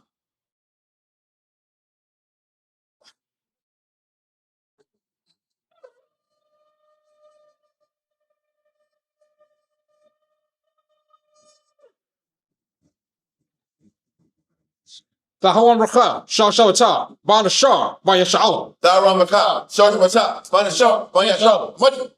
Bro, Yahaba Shima Shabakata. Yahweh Shem Yashar. Okay. Mine too. How about that? It's forever. And that's part of the battle too. It never leaves. Are you just stretch, bro? Where we at? Read paragraph 2 from the top. Khan. Antiquity of the Jews, Book 13, Chapter 6, Paragraph 2, line 191, page 347. Yet did not Jonathan suspect anything at all by this his management, but believed that Trypho gave this advice out of kindness. So once again, that gives you the answer. He didn't have any suspicion. He didn't have any suspicion. He felt that it was out of kindness that Trypho did it. Read on. And with a sincere design. Accordingly, he dismissed his army and retained no more than 3,000 of them with him, and left 2,000 in Galilee. And he himself, with 1,000, came with Trypho to Ptolemais. But once again, the beginning of this paragraph says that Jonathan didn't expect anything negative or ill intention. He thought everything was on the up and up. Continue. Line 192. But when the people of Ptolemais had shut their gates, as it had been commanded by Trypho to do. So now what ends up happening is he brings the 1,000 men into Ptolemais, 2,000 men into Galilee. As soon as they get into Ptolemais, now what Trypho had did is sent letters, obviously, earlier to the people of Ptolemais that as soon as he gets in here, as soon as Jonathan gets in, close the gates, surround the men, and whack those men and hold Jonathan hostage. Read on. It says, but when the people of Ptolemais had shut their gates, as it had been commanded by Trypho to do, he took Jonathan alive. This is a damn scene from Braveheart. That's what this is, man. Read on. And slew all that were with So him. 1,000 soldiers got killed. Jonathan got taken hostage. Read on. He also sent soldiers against those 2,000 that were left in Galilee. So as soon as Jonathan entered into Ptolemais, and they handled that situation there, that the soldiers in Ptolemais were ordered to go to Galilee and find those 2,000 additional soldiers that Jonathan had set out there as maybe additional protection. Read on. In order to destroy them. But those men, having heard the report of what had happened to Jonathan. Now the question is this. How? Once again, the Most High didn't want these 2,000 men to die. Why? Because they were given heads up in enough time to leave. You see it? Yeah.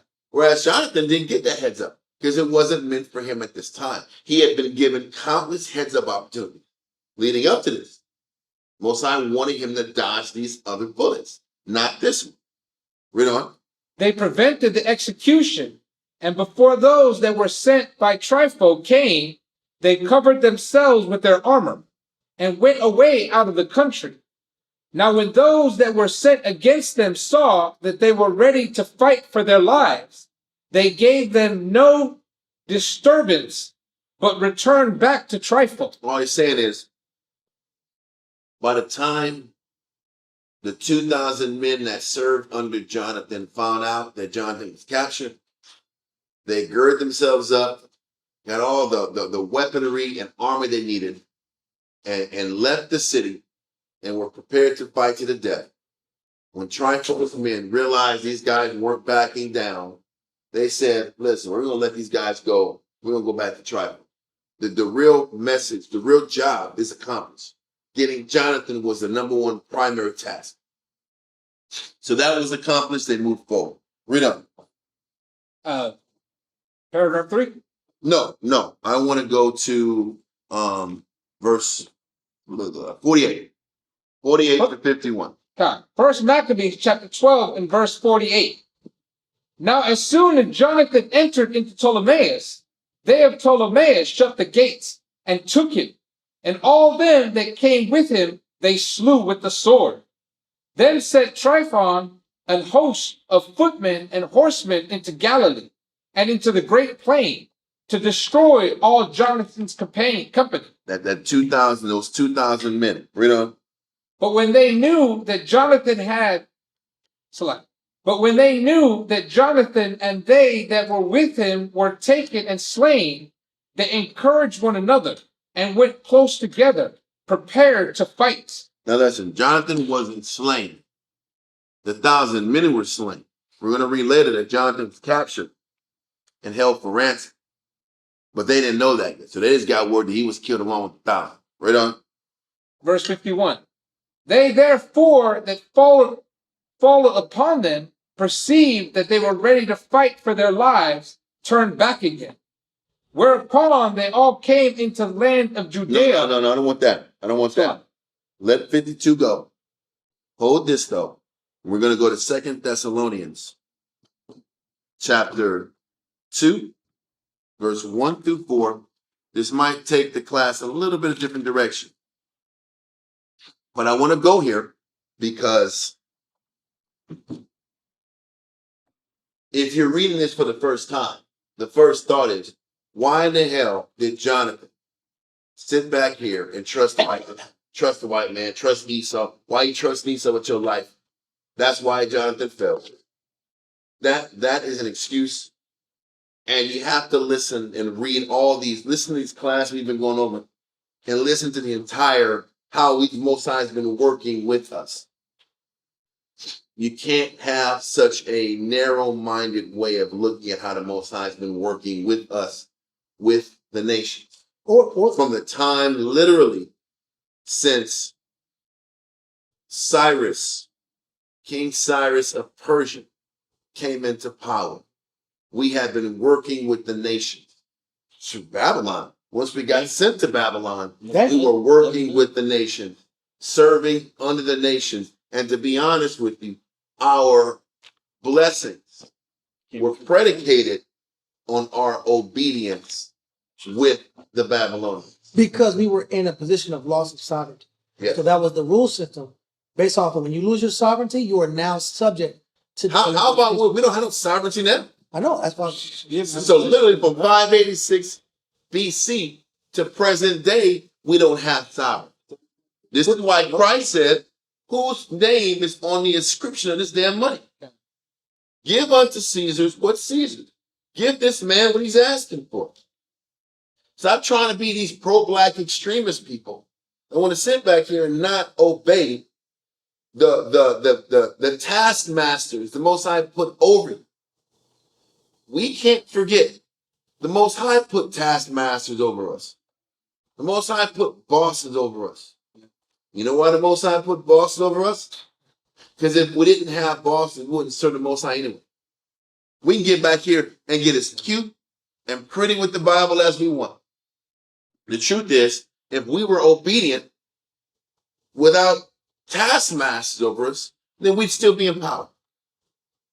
But because we're not in power, it's because the Most High doesn't see fit that we're capable of maintaining our sovereignty yet. Since the death of Joshua, Yeah. we've had a hard time obeying the Most High. He just gave us, after Joshua died, he gave us like around 500 years to see if we can handle it. Because the thing is this, it's almost like when you read historically, he gives us like these blocks of 500 years to figure it out. Because after Joshua came in, it was like 500 years The judges. of the judges. No kings. There was a time of no kings. 500 years, and then you got 80 more. Madam, no, I'm going to say this. It was around 500 years for the judges, and then 500 years for the kings. Yeah. And that was it. Yeah. He was very merciful during the time of judges. Very merciful. And then he started ramping up the corrections. After he seen we could do it. The problem is after he saw we could do it. After there was enough examples to prove we can do it. Yeah. And then once we saw it and we chose not to listen, he said, no, I'm not dealing with these guys. They can't manage them. I don't give a damn how many generations come afterwards. They're going to destroy each other. They're going to abuse each other. They're going to operate. Listen, Israel, our people, want to harp on racism. And I completely understand. Esau has done a number on us. But we are just as bad when it comes to classism. We can sit back here and talk that talk, but our hatred runs deep within our own community. Yeah. Our hatred runs deep within how we look down on people that we think is inferior to us in our own nation. And the Most High knows that about us. And because of it, he's not going to bless us and give us that chance to get back in power again, because we've shown we couldn't. panic. And most nations are subject to tribalism and classism anyway. We just had that vein rolling deeply within us. Yeah. And we were supposed, every nation deals with classism, right? But we had the law. Everybody talks about we get the law, we're supposed to be sitting back here. We are a nation better, and Deuteronomy 7, and we're supposed to be above all the nations of the earth, but we're not superior. How are we superior to the nations when we hate each other worse than the nations hate each other? Yeah. Think about it.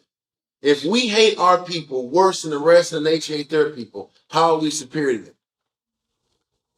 We were only looked upon as we have the potential to be more superior than a nation.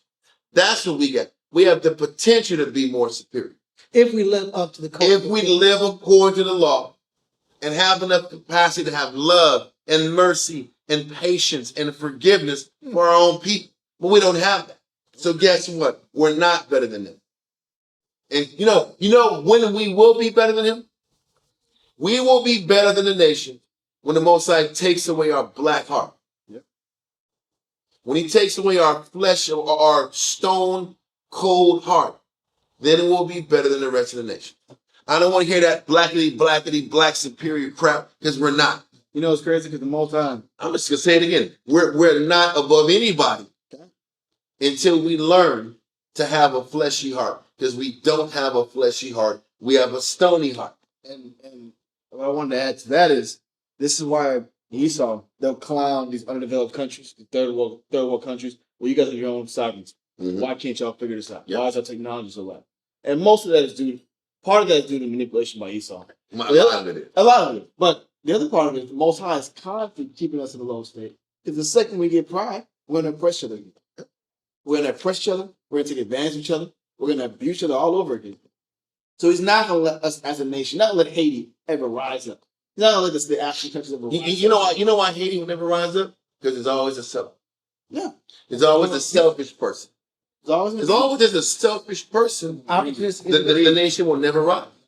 As long as there's a hate, once it goes back to hate, selfishness, and a lack of love in your nation. That's why we can't ever rise up. Listen, think about Ibrahim Traore from Burkina Faso. The only reason this guy is sustaining the country is he has enough love not to take the bribes. Yeah. And the people who protect him aren't eating the cheese and taking the bribes either. As soon as one of those guys break, the kingdom falls. So their stability is all predicated on are we going to all be selfless and all be about our nation more than ourselves?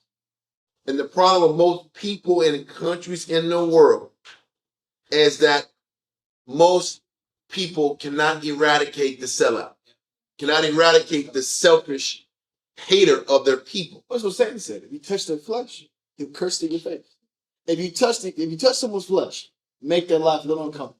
Yeah. Let's say we did country blockades. Yep. And now your family ain't getting. Then it's skin for skin. And that's what makes what Iran is doing so potent. Yeah. When Trump said we're going to bomb them back to the Stone Age, we're going to bomb all their bridges, bomb all their electrical grids. Yeah. And the next day, the people of Iran were hanging out on bridges, just sitting on bridges. Waiting.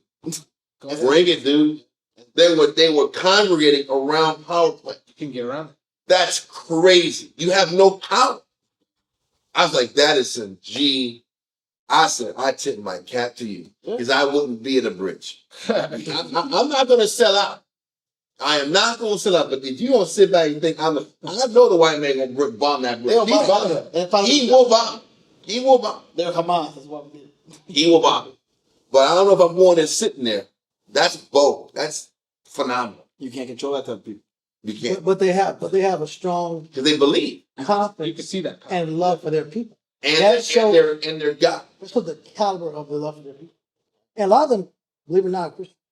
Well, In Iran, there are Christians. they're not a straight Muslim country.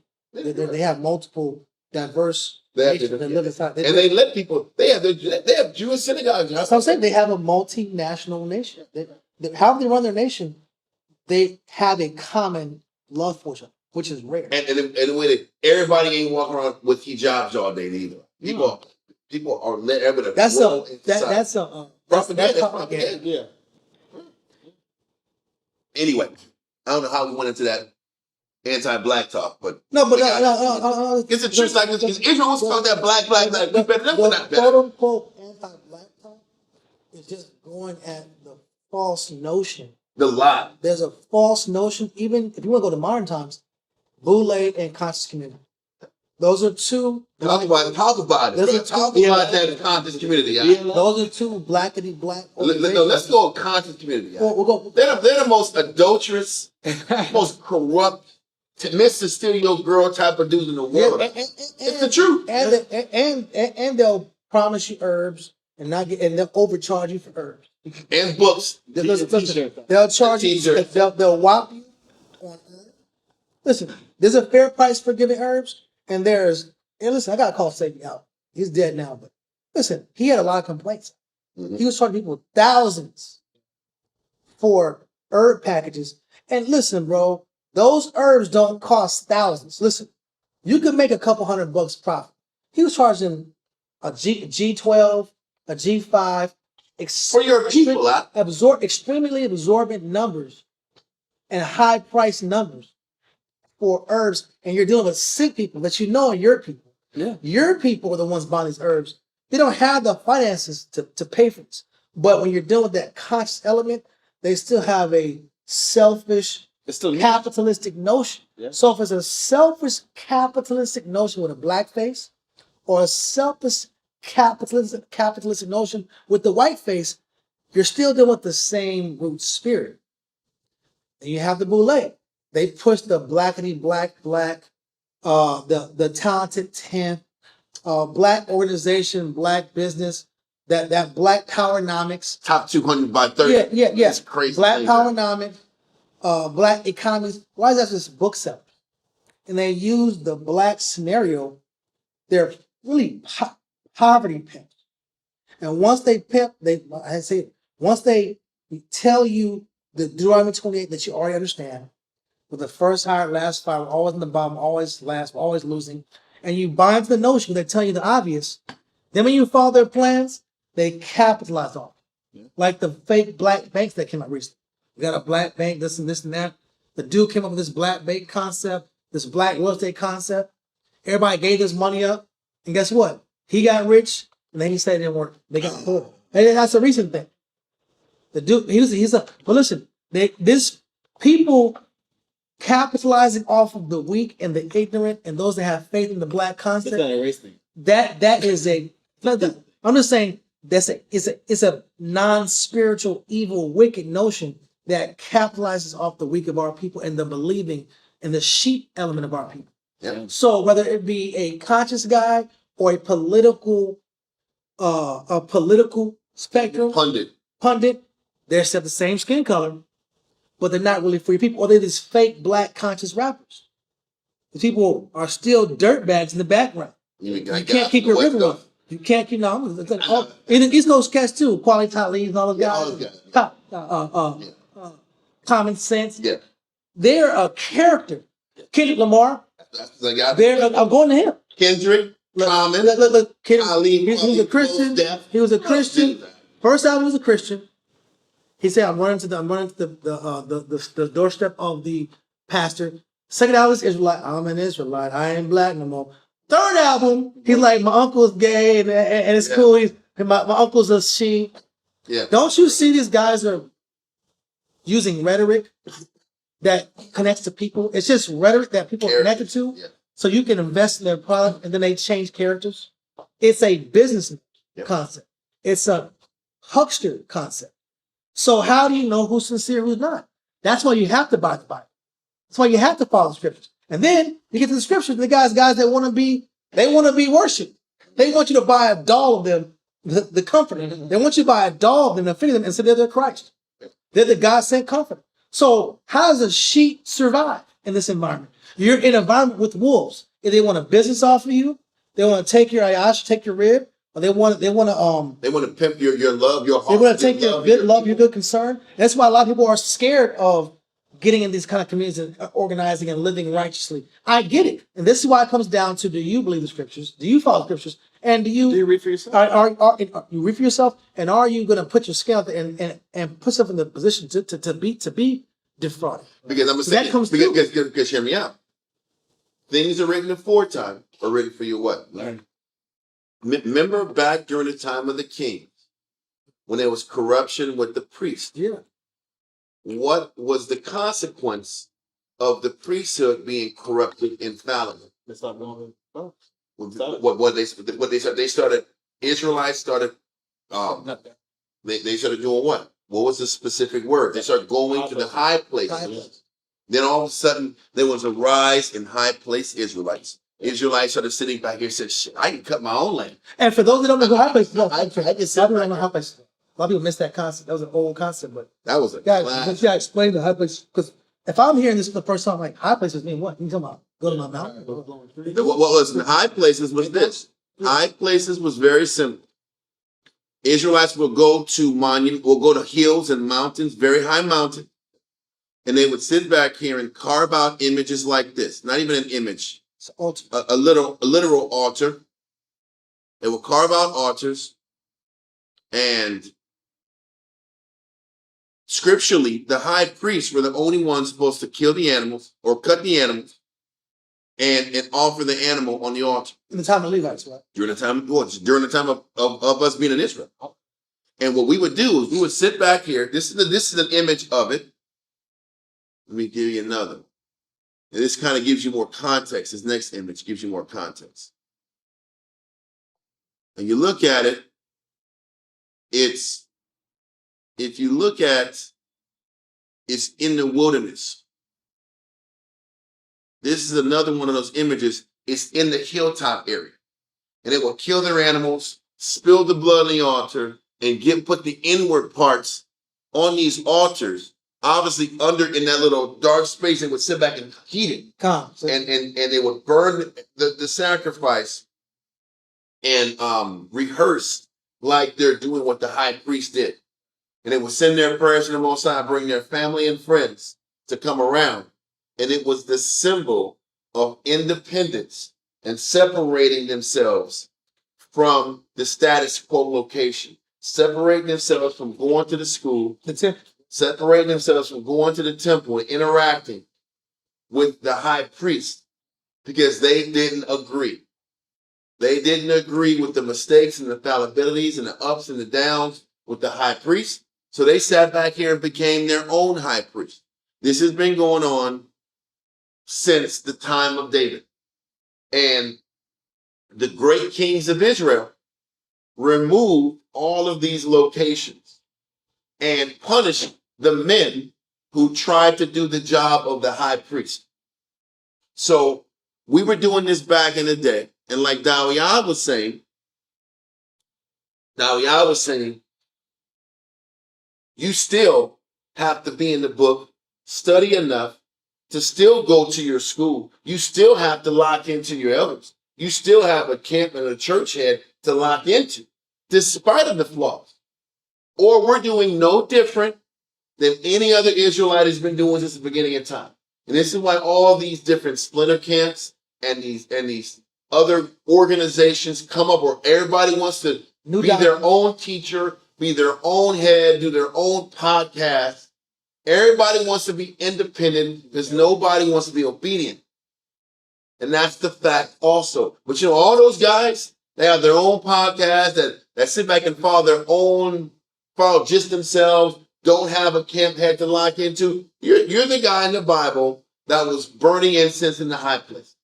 And what ends up happening, all those guys that were burning incense in the high places, over time, they started bastardizing the actual. It went from Yahweh worship to idolatry. mutated forms. That's what everything happens. Well, that's the point, and that's what I was trying to say. It turned from my intention is just to serve the Most High on my own. I don't agree with the brothers, and then over years, the process gets diluted. The way that the Most High is served is diluted, and then it just gets completely turned into idolatry. And this is why, in our situation in San Antonio, this is why we don't let people come in here and water down the program. Because that's all brothers do. Brothers that have never seen how things have been done from the beginning, when it come in, and water things down and think that's the spirit. But that's what happens when people that don't know how it was done the right way try to bring in their watered down ways and try to set up another high place camp. You can't put a new patch on an old garment. God, Same concept. God. So that's really, I know we kind of veered off, but the purpose of going into all this is to attack the notion that Jonathan made a mistake in the first place. This is why you gotta. Let's say one more thing before you go into the point even more. This is why you have to make a wise, intelligent decision when you do choose leadership. I'm not gonna tell people to just go to some fool and to sacrifice their life, play their life away. But you better know these scriptures. You better operate and pray with the Most High. Ask the Most High that He put you in a position where your spirit can get fed properly and correctly. And then you gotta go through the ups and downs and ride with the ups and downs of leadership. Just like a husband, just like children, parents. Nothing is perfect. Your goal should be at least, am I getting the are we locked into idolatry? Are we breaking the law of the Lord? Or are we dealing with opinion? Because sometimes you have to deal with opinion. Yeah. And you know what? The Most High knows your heart. The Most High knows your sincerity. Why came the truth, bro? I came in here, bro. I'm like, listen, man. I see that. That's I was like, listen. This chair. What happened with the other chair? The chair was quality. You see how Jews are? Jews, they don't like what chair is in them. You got three opposite chairs. Well, three opposite chairs. Yeah, there's a chair with holes, a chair with little stripes in it, and there's a chair with no holes that sits slightly back. Everybody wants their own chair. Everybody wants to pick what chair is good for them. Well, I get that. But if you have the right spiritual values, if you have the correct spiritual values, the Most High, we couldn't afford all the chairs to be the same. They could have been different. There had to be diversity of chairs. We had no choice. Anyway. But I'm getting to my point because I know we got to finish. But the point is, you have to pray the Most High to send you in the right position and put you in the right, under the right tutelage. And we're not saying we're better than anybody, this and that. We're saying whatever tutelage you pick, you have to ride or die with that too. That's the point. So there's always an easier way to do something. If you're going for the convenience route, that's going to harm your spirit. And there's a camp for it. But there's something for every type of personality. Yeah. But there's goods and bads with every decision. Yeah. Some cats want to burn you out. You can be tired of them day like Elijah. But you know what? That's the spirit of the Lord. Look, once you burnt out, I was burnt out every damn day. I'm still burnt out. But how about when you're driving home? It's the worst. You drive like this. And the only thing we should is listen, go. Roll the window down. I've crashed. You drive like you're a dog. And you like you gotta get some air in your face to cool you off and wake you up. You be potent now. You be potent as hell. I should slap myself in the face. Boom. Before injuries came out. Before injuries, like these tactics have been lived. I know this. It's ice cold. It's the slapping. It's the pinching. Yep. It's the put your head out and get in the air. And you're screaming. Your face. You're driving the car. You're going. I mean, you try to listen. I used to try to blast music, but it didn't work for me. I'm like, it doesn't work. You get more tired. Listen, how about I tried it the first time I tried it out? It get, baby, turn around and let me see that thing go bump, bump. I went, boom! I'm not lying, bro. I cut the song on. It was a good song, too. I tried to dance, baby, turn around, bump, bump. You remember that dude? Oh, okay. You know okay. Marcus Houston, okay. Yeah, turn that bump, bump, bump. I'm like driving the car right by myself. Yeah, that was like, he was dancing. It's a icebox where my heart used to be. Yeah, that's okay. But that time of year. Yeah, he was doing all that dancing. I'm trying to move and dance in the car. And then I look up and moving and I'm dancing. I look up and boom.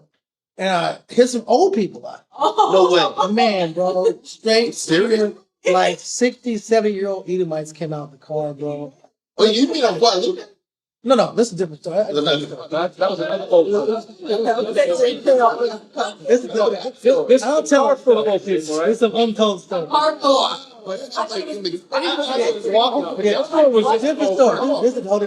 That happened too. You had a car though, right? Yeah, I had a link. Okay. You didn't sell the story. I thought the story like you actually hit another human. No, that's different. That's how the story. Let's talk about that. Yeah, I thought that was No. But you said the story that you just said. But you bring the wrong story up. No. No, the story I'm saying is how you painted that story was you were driving and you like boom, I was like, hit the person. That's how the story. That's the whole different story. No. I'm not mixing. I'm saying in the midst of the story you painted, you were pretty dreaming out. All of a sudden, you look up and you hit. Yeah. I didn't know you were driving a car and hit another person in a car. Yeah. That's all. I was gonna explain. Because I thought it was like, dude, you hit that first. I'm not just killing the Edomites out in the city. I was like, damn. Yeah. There was no cameras or nothing. You know, the dude that I hit the first time was a cat. I didn't say that. I'm saying that. I'm talking about. It sounded like glass. But this situation was I'm buying a thermal. I'm right there in the street bumping. I'm bumping whatever that group was singing. And it's B2K. B2K, yes. That's what. That's how old it was. That's how long ago it was. Long ago. Okay. That was when the first came out. That song was jam. I'm moving, I'm grooving it, and bro, I'm fighting that sleep demon out. Yeah. But the problem is when you drive slow, because like you drive fast, you gotta say you're gonna die if you drive fast. So I'm driving slow, and I'm playing the song out, and then I wake up and I hit the back of the car, bro. And Jared. And I'm like, my God, bro. My car's dented in. Their car had nothing wrong. The Lord protected. But they got the car and he said, do you love your wife? I said, yes. Get out of here.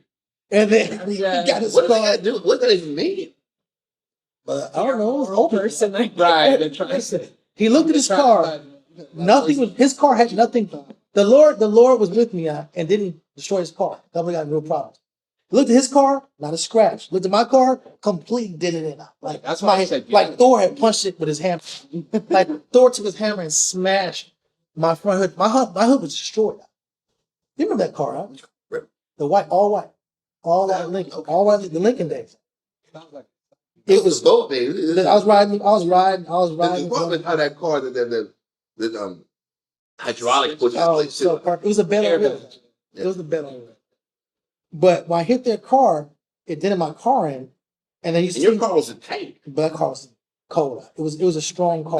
After the tank was strong. It was a 1997 Lincoln Town car, executive. I think it was you couldn't feel the ground. You couldn't feel the ground anymore. But I'm trying to stay awake like Elisha. I'm fighting now. The song's going. I'm dancing out, and then you just no matter what happens, you just damn tired. You're tired. Hit their car. Lord had grace on me. Got the car, tall Edomite dude with his wife on. Tall, looked at his car, not a scratch. My car scratched up. He said, do you love your wife? I said, yes. He said, get out of here. Basically saying you should be dead, bro. He said you should be dead. Go home to your family. That's what he told me. I'm gonna let you go because I'm not gonna get a high. I don't want to waste my day on this stupidity. Yeah. But the point we're getting to is whatever you pick, there is a con for every decision you pick. One decision you're going to pick, you're going to be tired, stressed. One decision you pick, you're not going to be stimulated enough. So either one end, you're not stimulated enough, you're not getting trained and developed enough, or one, you're just tired as hell. Whatever you pick, you got to ride with the ups and downs that come with that decision. Am I right? Yeah. I know we lost the point a little bit. Well, no, I'm trying to get back to this point. No, but the point still remains. The topic was explaining how Jonathan couldn't prepare enough. And regardless of the most I put him through, he had to run his course.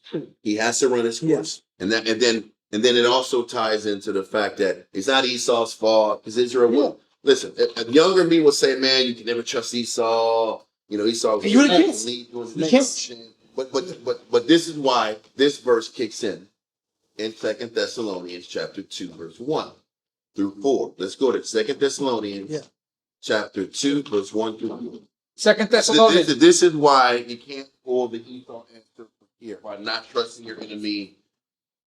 It wasn't even revealed that Esau was the enemy because for many years we were doing business with Esau, whether it's the Greeks or the Romans, and that was how we were able to buy ourselves time and not get wiped out early. Yeah. Was by our alliances with Esau and our dealings with them. But read that. 2 Thessalonians chapter 2 and verse 1. Now we beseech you, brethren, by the coming of our Lord Yahushua, and by our gathering together unto him. So listen, this discussion is prefaced by the idea that Christ is coming back soon. Now, this was in, around 51 AD. Yeah. When this chapter, when Thessalonians was written. So in 51 AD, it was thought that Christ is coming back. They thought Christ was coming back then. Yeah. Immediately. So that they didn't think it was going to take a significant time. And why wouldn't you think that the devil was Egyptian? We're going to get there first. We're going to get there. So this is 51 AD, and they thought Christ was coming back soon. Read on. Verse 2. That ye be not soon shaken in mind, or be troubled, neither by spirit, nor by word, nor by letter, as from us, as that the day of Yahweh Shai is at hand. He said, don't be shaken that the day of Christ's arrival is close. Don't get perturbed, don't get stressed, don't get panicked. Read on. Let no man deceive you by any means. So it's that you can't let anybody convince you otherwise, or convince you that it's not almost time. Read on. For that day shall not come, except there come a falling away first. So he says, the day of Christ is going to come when the man of perdition is revealed. No, let me take that back. No, I said that the wrong way. It says, for that day shall not come, except there come a falling away first. So before the man of perdition comes, we have to fall away. So they understood that in a very soon time, Israel was going to have to fall and get completely taken out of power. Now, this was written in 51 AD. We literally fell in 70 AD. So Paul was correct in the idea that the falling away had to come before this next man of sin is revealed and runs his course. Okay, continue. For that day shall not come, except there come a falling away first, and that man of sin be revealed, the son of perdition. So this man of sin has to get revealed. The son of hell has to get revealed. But it's going to explain what are the terms of the man of sin being revealed. Read on. Who opposeth and exalteth himself above all that is called the Most High. This says, this man of sin opposes and exalts himself above all that is called the Most High. What does that mean? This man of sin calls himself the Most High. This man of sin injects himself as if he is the Heavenly Father. And this is how you know that that's the man of sin, that's the man of hell.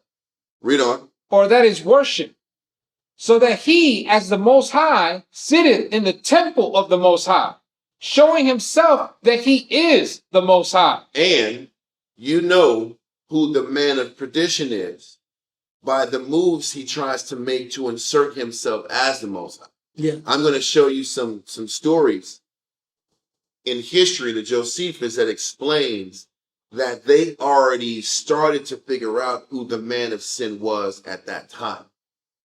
There were two separate instances where Emperor Tiberius and Caligula sat back here and set themselves up to put their images inside the temple. Yep. Now, Tiberius initially tried to get his images around Jerusalem. Caligula was as bold as saying, I'm going to put my face in this damn thing.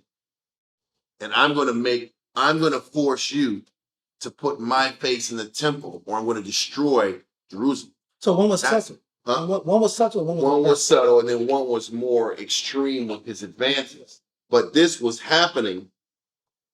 All this was happening then. When people read this explanation, people talk about this happened in the 1900s. Yeah. No, the man of sin was exposed then. This is why they felt that Christ was coming back soon. Because all it was going to take was our literal falling away, and then Esau being exposed as the son of hell, or the son of the devil. Okay?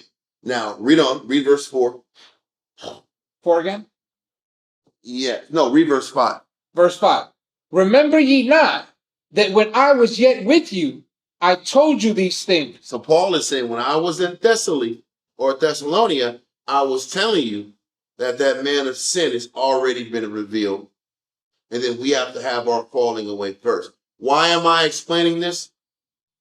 Because the chapters in Josephus that start talking about when Esau ramps up and escalates their desire to oppose and to put themselves as the Most High in the temple of the Most High, that started happening in Josephus book 18. And what we're reading about concerning Jonathan is in book 13. So the man of sin and the man of perdition was not revealed during Jonathan's time. So Jonathan didn't have any clue that this man wasn't to be trusted at all, that this nation couldn't be bargained with, that this nation couldn't be worked with. So that can't be the reason why Jonathan fell. And it can't be explained that Jonathan was just too gullible and too naive either. That was hindsight, you're saying. That was hindsight 2020. Listen, we have been making deals with the Edomites literally since Ptolemy, Philadelphia. And that was hundreds of years before Jonathan. We were doing deals with the Ptolemies. We were doing deals with Antiochus III. We were doing deals. Seleucus IV. We were doing deals with Edomites this whole time. So that can't be the reason why Jonathan fell. That's not a good enough excuse. Does that make sense? I want to go, we'll read a couple of these stories about the nations and what happened with Tiberius and Caligula. Don't want to take too much time, but I want to take a quick detour. Let's go to Josephus, book 18, paragraph 3. Book 3. I'm sorry. Book 18. Book 18, chapter 3, paragraph 1. That's it. Book 18, chapter 3, Page 479. paragraph 1. I think that's it. 18, 3, and 1. Read that. Now, listen. During the time of Tiberius, Emperor Tiberius reigned and ruled Rome from 13 to 37 AD. Okay? Tiberius was running Rome during the time of who? Anyway, Tiberius during the time of Christ. yes, that's what I was trying to get. So Tiberius was running Rome at this time. I don't know the exact year. Josephus doesn't go into it. Because Caligula ran from 12 AD to 41 AD. Yeah. Yeah. So No, not necessarily 12 AD. It was late. Caligula was after Tiberius. Yeah, that's what I'm saying. So Tiberius was like in, well, you're right. It was Tiberius. It was Augustus, Caesar, then Tiberius, and then it was Right. Caligula, if I'm not mistaken. So let's read Josephus, book 18, chapter 3, paragraph 1. Come. Page 479. Antiquities of the Jews, book 18, chapter 3, paragraph 1, line 55. But now Pilate, the procurator of Judea, removed the army from Caesarea. to Jerusalem. Now Pilate was the individual that ran the affairs of the Jews of that region. Read on. To take their winter quarters there in order to abolish the Jewish law. So he introduced Caesar's effigy. Caesar's effigy. The effigy is what? Let's look up the definition. Because effigy is not a common word. Effigy is an image, but we can get a specific word. Effigy. Effigy, 1828. The image or likeness of a person, resemblance, There you go. representation. So listen. So read paragraph 1 again from the start. Got it. Line 55. But now Pilate, the procurator of Judea, removed the army from Caesarea to Jerusalem to take their winter quarters there in order to abolish the Jewish law. So he introduced Caesar's effigy. Caesar's effigies, Tiberius's images. The images of Emperor Tiberius. Read on. which were upon the inside, and brought them into the city. Now listen, they were bringing images of Emperor Tiberius into Jerusalem. This was the beginning of Rome started putting their images in Jerusalem as if they're gods and idols. Read on. Whereas our laws forbids us the very making of images. Listen, this statement also explains why we're not supposed to walk around here with damn self-portraits and images in the house. How about that one? He said we're not supposed to have images in general.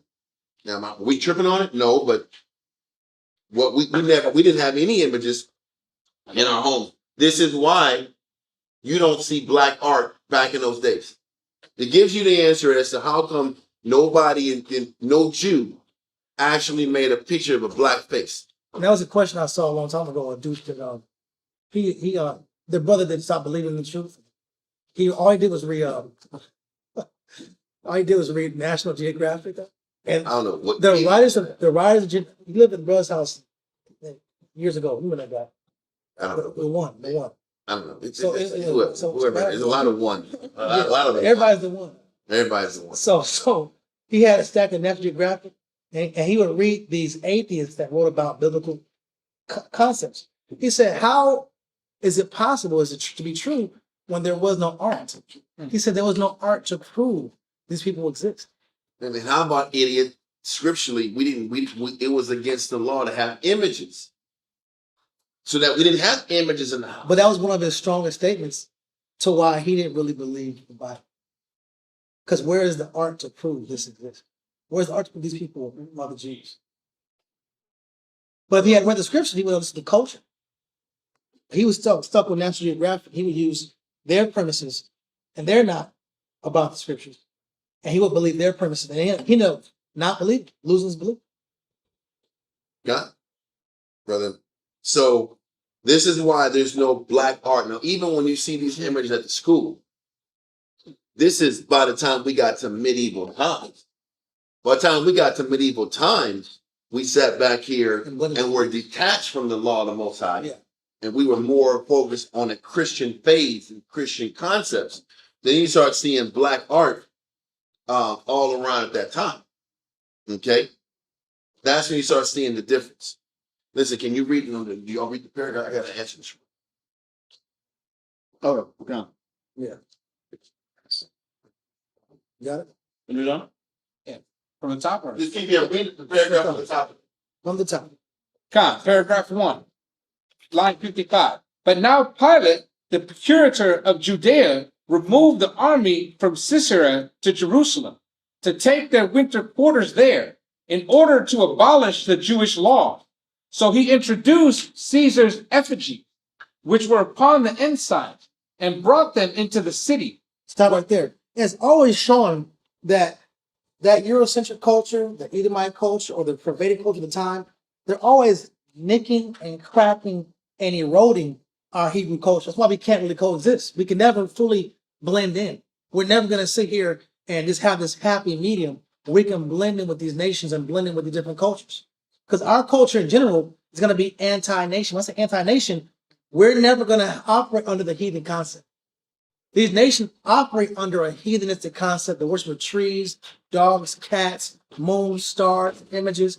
We know that. Even now in our time period, as we have our concept of being spiritual, in the education of our children, they're pushing in their Greek concepts. And we've gone this many times. I'm going to go into the heavy level, but have we not been teaching about the 5-letter organizations that blend in to our children's schools and push their weak and watered down confusion, where there's multiple sexes and multiple, I guess, ways of being and multiple family concepts. This is not the one nuclear family concept. It's the normalization of confusion. Yeah, it's the normalization of confusion, but that's the consequence of not having sovereignty.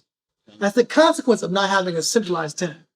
Not having a centralized temple, not having a ruling class that is righteous, it frays the nation, going to the concept where Christ said, if you're not gathering, you're what? You're scattering. So when bad decisions are made from the top, scatters the sheep. When the ruling class become wicked, scatters the sheep. when the priests become about deals and business only, scatters the sheep. We lose sovereignty, scatters the sheep. We have to blend in and socialize with nations, scatters the sheep. All these different things put us into a position of weakness where we lose leverage and we have to compromise our spirituality. You buy candy. What's the candy? It got gelatin in it. Damn, I didn't know that was pork. Well, why? You're around these nations. I use soap. I put soap in my body. What's the soap? Damn, they put pork in the soap. I go to the hospital. I'm sick, about to have a baby. You know what? They gotta inject what? Pork, copulation fluid. That's a better way to say it without going straight in the phone. They put pork copulation fluid in the numbing. Huh? It's just the numbing process getting birth. Yeah. It's fine. Yeah. But they inject the copulation liquid of a pig into the woman that forces her body in her womb to vibrate and release the child. That's a monstrosity. That's witchcraft. But because we're amongst these nations, we're subject to their strange ways of doing things. So going back to this time period, the effigy going to the temple, that's another selling point to strengthen the action, to strengthen the underbelly, to strengthen or to water down the belief of being spiritual, to make us more secular as a nation. Just open that point up. Okay, so let's continue. Continue. Which were upon the ensigns and brought them into the city. Whereas our law forbids us the very making of images. We're not supposed to make physical images or put pictures in our walls in our homes. That was never, because you know why? Most I was like, y'all gonna make an idol out of it. You're gonna serve it. You're gonna serve it. You're gonna sit back and make too much of this image you put on your wall. The only thing you should be thinking about is the invisible power. You're gonna have the MLK, the JFK, and the white Jesus. Those three pictures. Yes. If you know, you know. Yep. If you go to grandparents' house, they got the white Jesus at the table. The Last Supper. The white. In the Scar house is the Last Supper. Yeah. And Mary. Yeah. In the worship of Mary. Yeah. If you're not a half tribe, that's what it is. If you're Judah, it's JFK, MLK, and white Jesus. And they're like the images in the whole. And the funny thing is, and that's how you know nobody knew how Jesus looked. Yeah. All these little Caesar boards, your image of that nobody drew pictures of nobody. That's how you know it was all a lie. But anyway, let's continue. Line 56. On which account the former procurators were wont to make their entry into the city with such ensigns as had those ornaments. Exactly. So continue. Pilate was the first who brought those images to Jerusalem and set them up there, which was done without the knowledge of the people, because it was done in the nighttime. But as soon as they So what do they say? What they're saying is they sat back here when everybody was asleep. They put all the images of Tiberius in the city before, without anybody knowing what was going on. When the Jews woke up, they saw these images of Tiberius out. And like, what the hell is going on here, right? What is this? And what is going to get us cursed and destroyed? Yeah, put us. But most are going to destroy us if we have these images in our city. Keep going. But as soon as they knew it, they came in multitudes to Caesarea and interceded with Pilate many days, that he would remove the image. And when he would not grant their requests, because it would tend to the injury of Caesar. So listen, Pilate listened to the complaints and didn't change. Because if you take them down, then Caesar going to get pissed off and Man, it's crazy. Kind This is a crazy situation. of. Is this what they call catch-22?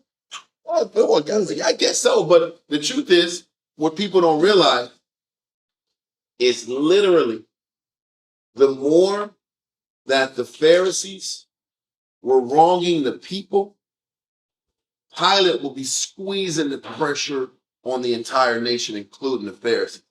There was a particular scenario. Remember when Christ kept talking about the Korban money and how the Korban money was supposed to be used to help the poor, and they were using the Korban money for themselves, and the poor were being taken advantage of.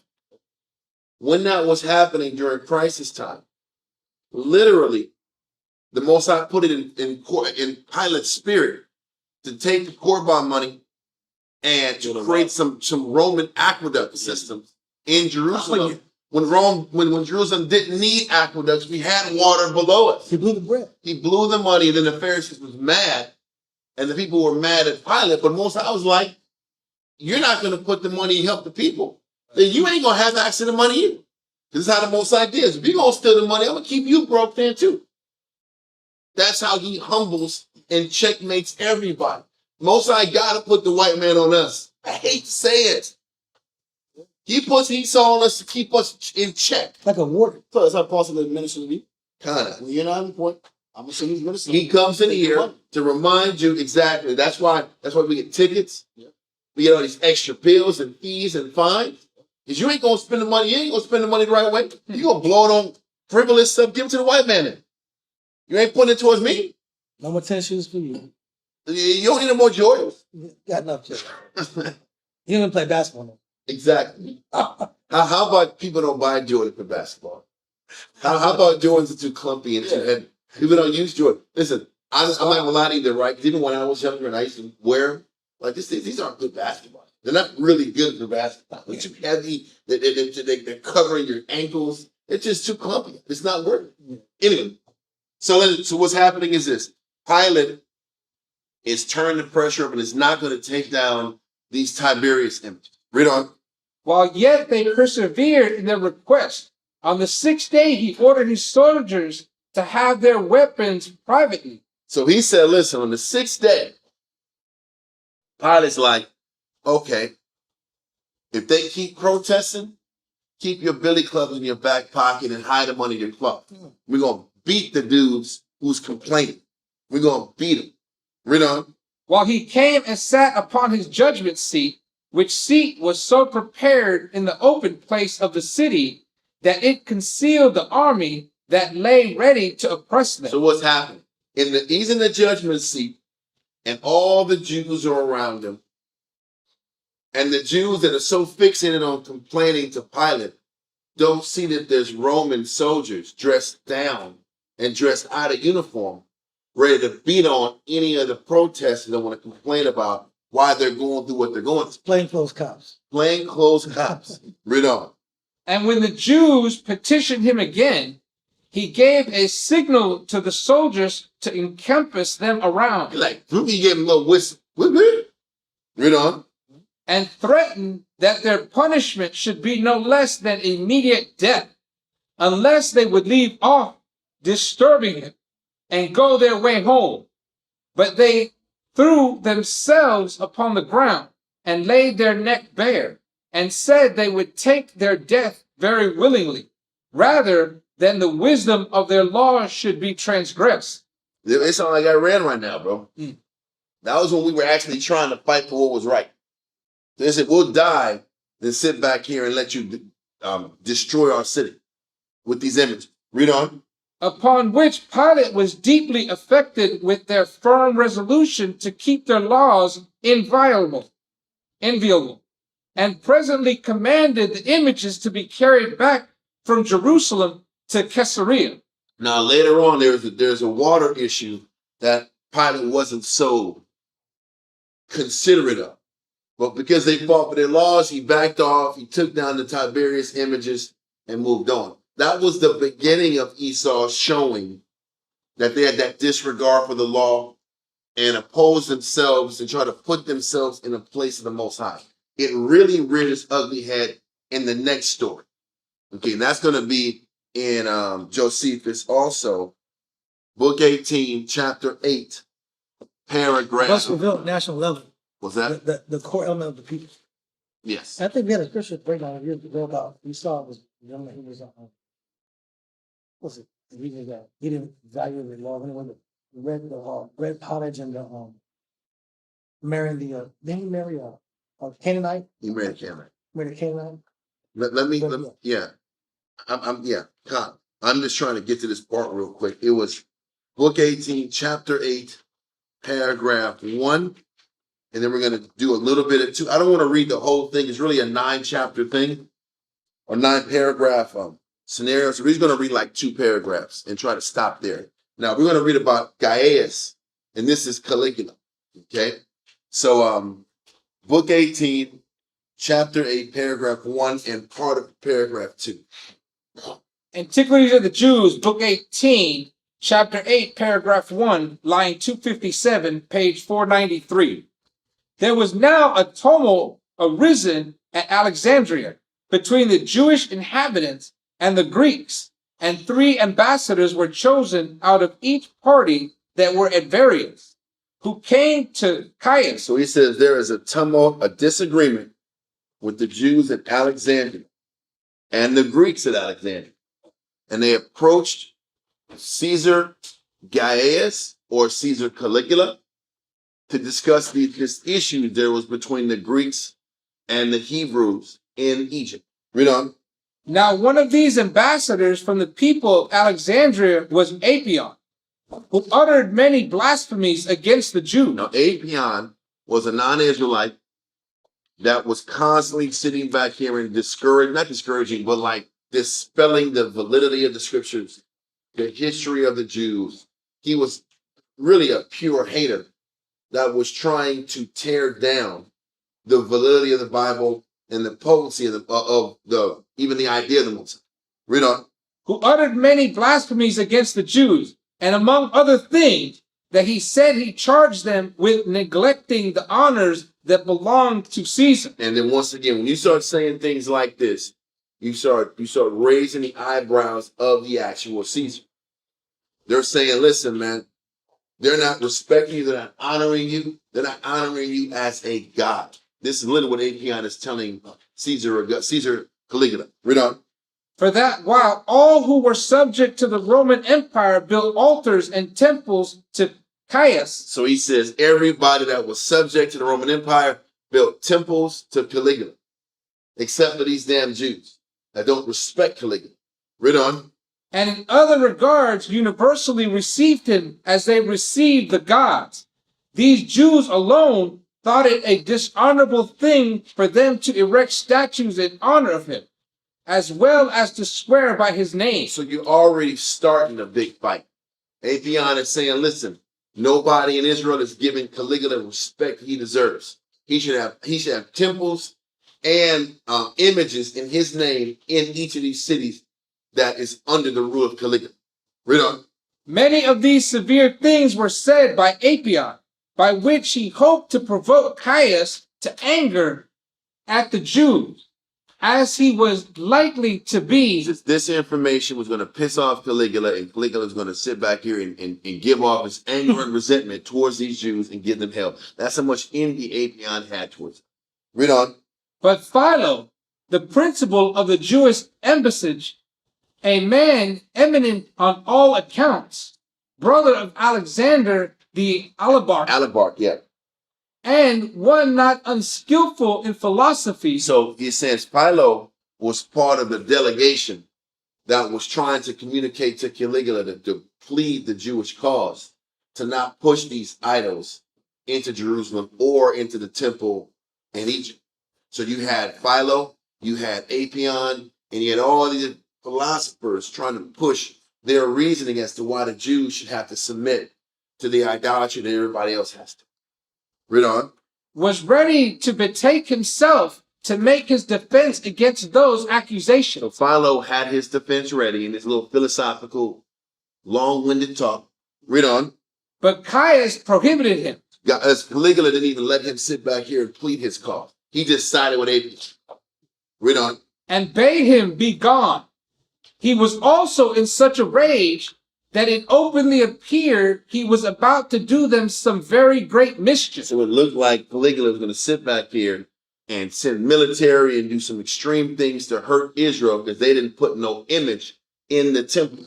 Read on. So Philo, being thus affronted, went out and said to those Jews who were about him that they should be of good courage, since Caius' words indeed showed anger at them, but in reality had already set the Most High against himself. So listen, Philo was right on point. He said, listen, Caligula is really asking for it, and he's bringing a death sentence to him.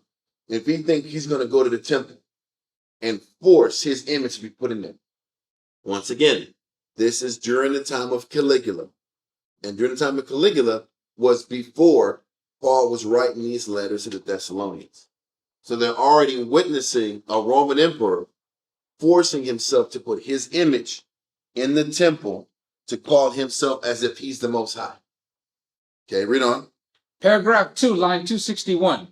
Hereupon, Caius, taking it very heinously that he should be thus despised by the Jews alone, sent Petronius to be president of Syria and successor in the government to Vitellius, and gave him order to make an invasion in Judea. So the order from Caligula was to invade Judea. Read on. With a great body of troops, and if they would admit of his statue willingly. So it says, bring all the troops to Jerusalem and Judea. And if they just fold and let the statues get put in the temples, then there'll be no war. Read on. To erect it in the temple of the Most High. But if they were obstinate, to conquer them by war, and then to do it. Now, I'm not going to read 7 more paragraphs going through all the details. The answer, when everything was said and done, is the Most High killed Caligula soon after. And he didn't get a chance to implement the harm and execute Order 66 on the Jews. He didn't let it happen. He sat back here, the Most High took him down, but the intent was to sit back here and put his image into the temple of the Most High. And this is the story that Paul is tying in his explanation. So go back to 2 Thessalonians chapter 2 and verse 3, or verse, I would say 3 and 4. Second Thessalonians 2, verse 3 and 4. Okay. 2 Thessalonians chapter 2 and verse 3. Let no man deceive you by any means, for that day shall not come except there come a falling away first, and that man of sin be revealed, the son of perdition, who opposing and exalting himself above all that is called the Most High. He's saying that man of perdition, that nation of perdition, has to get revealed, but that nation is being revealed right now. That man of perdition is being exposed. Read on. Who opposing and exalting himself above all that is called the Most High. And this is what those images or those effigies of Tiberius were showing, and the more boldness of Caligula, these actual stone carved images of them that were being trying to be pushed into the temple were shown. That this Edomite was sitting back here exalting himself above all that is called the Most High or that is worship. Read on. So that he, as the Most High, sitteth in the temple of the Most High, showing himself that he is the Most High. And the notion of Caligula actually having his image in the temple would fit this verse to the T. So this is what Paul was talking about. These things are being revealed in real time. The Romans, the Edomites, were being revealed as the man of perdition, and the falling away of the Israelite nation was coming soon. So in his head, once the fall happened, soon after the fall, we were going to get delivered by Christ. He didn't realize Esau had to run his course for many years. Rome had to end. Then the rest of the world had to get their reign and power. You had your Arab world had their reign. You had the Chinese had their reign. You know, Genghis Khan, all the Mongols, they had their reign. India had everybody had their little go at it. Then Esau comes back again as death and sits back and brings death and destruction all to the world. Then Christ has to come. He just didn't know when this situation was going to happen. I need y'all to keep going. I need y'all to keep going this class. I got to make a phone call to Chantal. Oh, I got to call you guys. Y'all got to keep going. Matter of fact, go into... go to... let that go in Thessalonians. Okay. And let's go real quick to verse 53. 52 in Maccabees. First Maccabees 12 and 52. Okay. 53. Then go back and read that. Okay? So it's these two, 52, 53, and then Josephus 13, 6 and 3.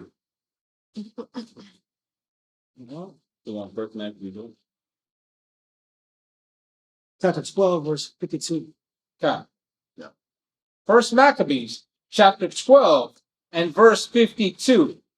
Whereupon they all came into the land of Judea peaceably, and there they bewailed Jonathan and them that were with him, and they were sore afraid. Wherefore all Israel made great lamentation. So obviously the same type of death that happened with Judas Maccabees, how it affected the nation lamented. The nation also lamented for who? Jonathan. Just like the nation lamented for who? Moses. When Moses died, yes, the nation was wicked. Yes, the nation was rebellious. But once Moses died, everybody realized, you know what, we lost a great man. And the sequential, or what happened next, is what add to the lamentation, add to the fear. We lost our defender, we lost our war general, and they just slayed 1,000. Yeah. And they were trying to slay the other 2. Now we got to prepare for war. The military is organized. There's no real direction of what's going to play next. We got a whole nation going to take us out. The nation's fractured. Exactly. Just like when King David almost died in battle. Yeah. They said, we can't have you out here being this old man fighting this battle because lest the light of Israel die. Light means inspiration. Yeah. So when these great men die, inspiration dies with them unless you choose to carry the same light. Yeah. So Moses, he died. Someone had to step up. Who stepped up after Moses? Yeah. Joshua, right? And obviously, people around them, nations around them, are watching these chain events. Yeah. They're watching these 2,000 men come back, hopeless, fear in their eyes, which is why you read the next verse. Read on. Verse 53. Then all the heathen that were round about them sought to destroy them. Why? Because they see weakness. Yeah. They see there's no father in the nation. They see there's no protection. The nations, what's showing you is the nations are always looking for a chink in the armor. Yeah. They're all looking for the proper opportunity to attack our people. Yeah. This is why the core of our people have to be, or the major parts of our people have to be pious. Because you can't always just depend on this one centralized spiritual figure to carry the entire nation. Scripture says, smite the shepherd and the what? Sheep shall be scattered. Can you read it? For said they have no captain, Yep. nor any to help them. Now therefore, let us make war upon them, and take away their memorial from among them, from among men. This is the point. The nation's job, or what they've been trying to do, is erase the name of Israel from the beginning of time. And this is their opportunity. They lost their general. Not only their general, they lost their friends. They lost their war friends. Now it's our time to wipe them off the face of the map. Our time to erase their memorial. Let that go. Let's go to Josephus. Book 13, chapter 6, paragraph 3. Yeah. Book 13, chapter 6, paragraph 3. Page 347. Trying to find one point. One second.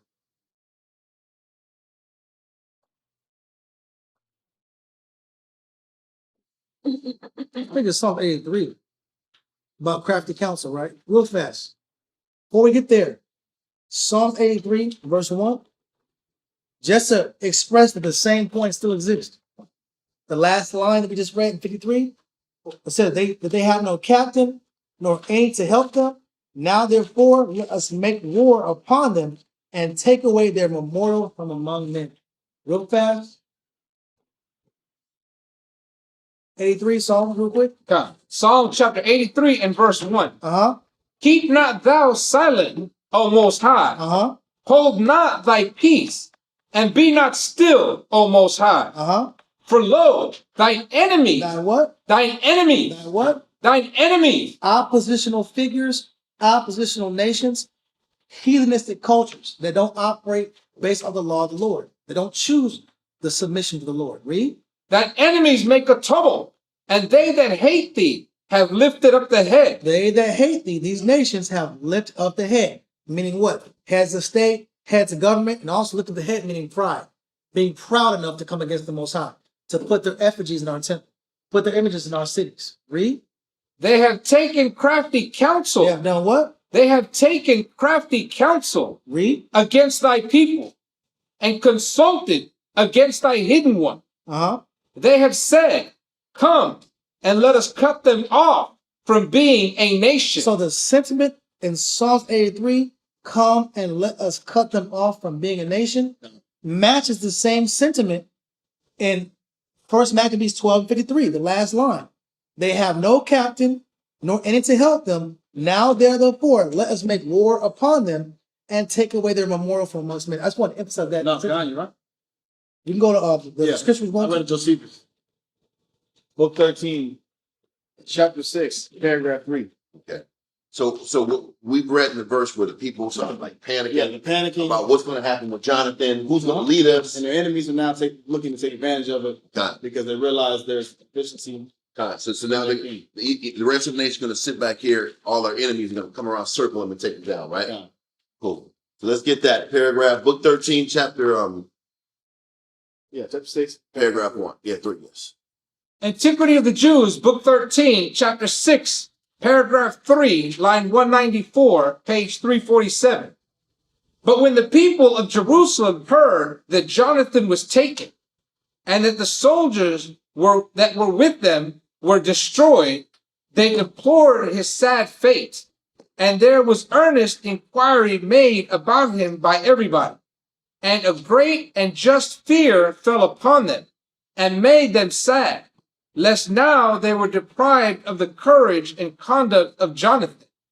The nations about them should hear them ill will, or should bear them ill will, as they were before quite on account of Jonathan. They should now rise up against them, God. and by making war with them, should force them into the utmost danger.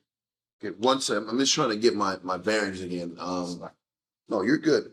It was 6 and 3. We're in 3 still, right? Yeah. God. Continue. Line 196. I don't mind it. Oh, yeah. Salah. So keep going. And indeed, what they suspected really befell them.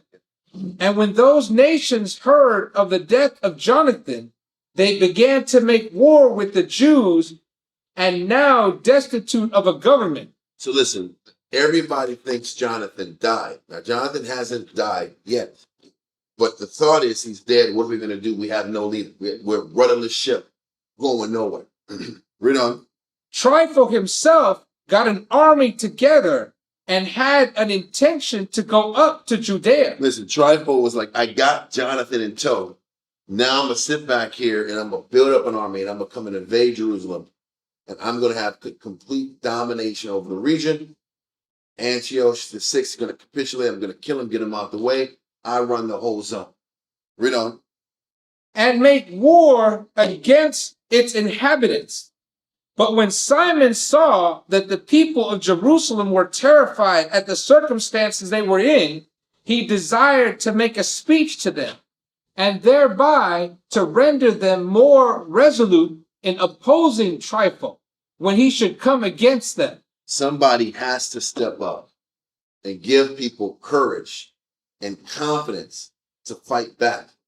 Even though everything listening is going to fall apart, somebody has to stand up for what's right. Read on. He then called the people together into the temple, and thence began thus to encourage them. Listen, he brought them all to the temple. Just want to sit back and go and find this picture of Akron. Because it kind of showed you the size of the temple. He obviously didn't bring them into the temple. He brought them into that court here. He brought them all around to the court so he could sit down here and reason with them and get Israel to have courage again to fight their battles. Because that's truly what a leader's supposed to do, is to help keep people connected to the scriptures, to the book, and to give Israel confidence that they can overcome whatever the Most High has them go through. So anyway, let's keep going. Line 198. O my countrymen, you are not ignorant that our father, myself, and my brethren have ventured to hazard our lives, and that willingly, for the recovery of your liberty, since I have therefore such plenty of examples before me, and we of our family have determined with ourselves to die for our laws and for our divine worship.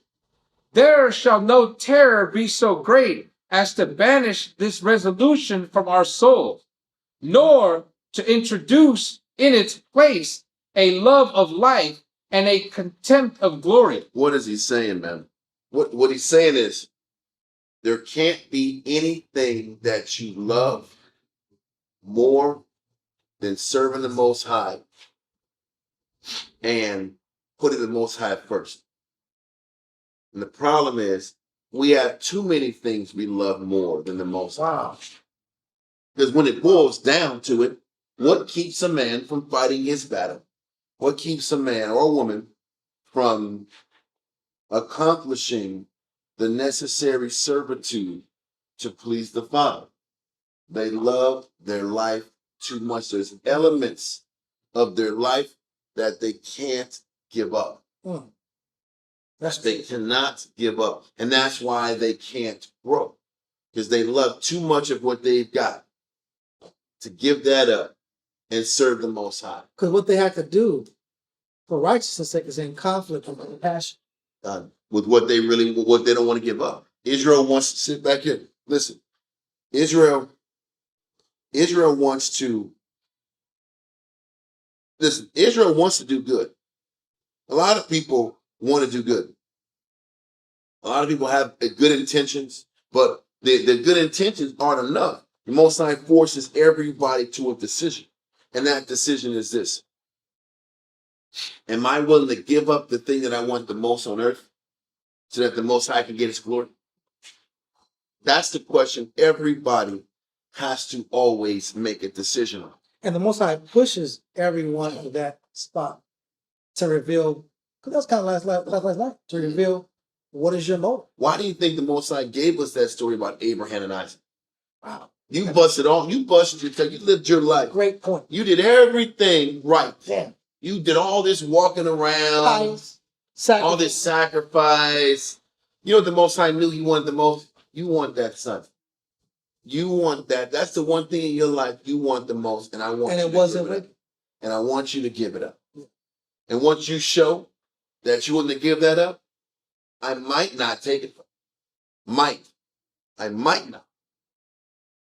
But you got to show me that the thing you love the most, you willing to give up to please. After you already bonded.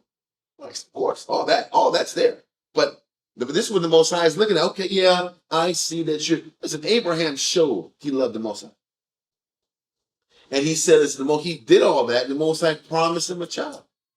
And then he gives him a child and says, now I want you to give it to me.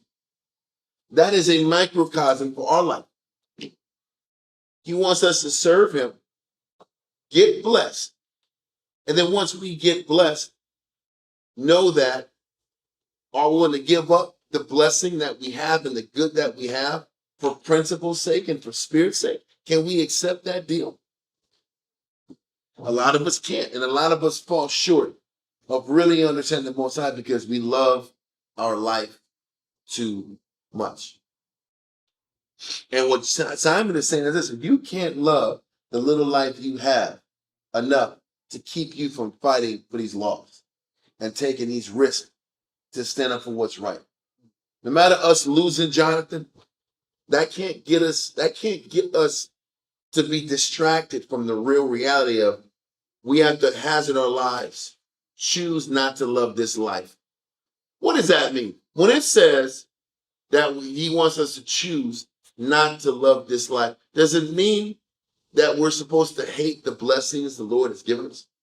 No. We're not supposed to hate our family and hate our children and hate the good. What he's saying is, in me prioritizing the Most High and the work first, I really am showing that I don't love my family to a degree.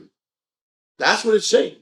When I sit back here and put the work first, day in and day out, my actions are showing that, you know what, I'm okay with this. I'm okay with my family, but I love the Most High first. So it shows a lack of love for your life. It's not about, I just want to kill myself and throw myself with some bullets. It's not about that. Read it again. Go back to where it says, since I have therefore such plenty of examples. Since I have therefore. Matter of fact, go higher. It says, my brethren. Line 198. Yes. O my countrymen, you are not ignorant that our father, myself, and my brethren have ventured to hazard our lives, and that willingly, for the recovery of your liberty, since I have therefore such plenty of examples before me. And we of our family have determined with ourselves to die for our laws and our divine worship. There shall no terror be so great as to banish this resolution from our souls, nor to introduce in its place a love of life and a contempt of glory. What is it, man? There's a lot there. He just says, there's nothing I can gain in this world that will make me hate the glory that comes from serving the Most High. He's saying that when you serve the Most High, there is a glory in that sacrifice.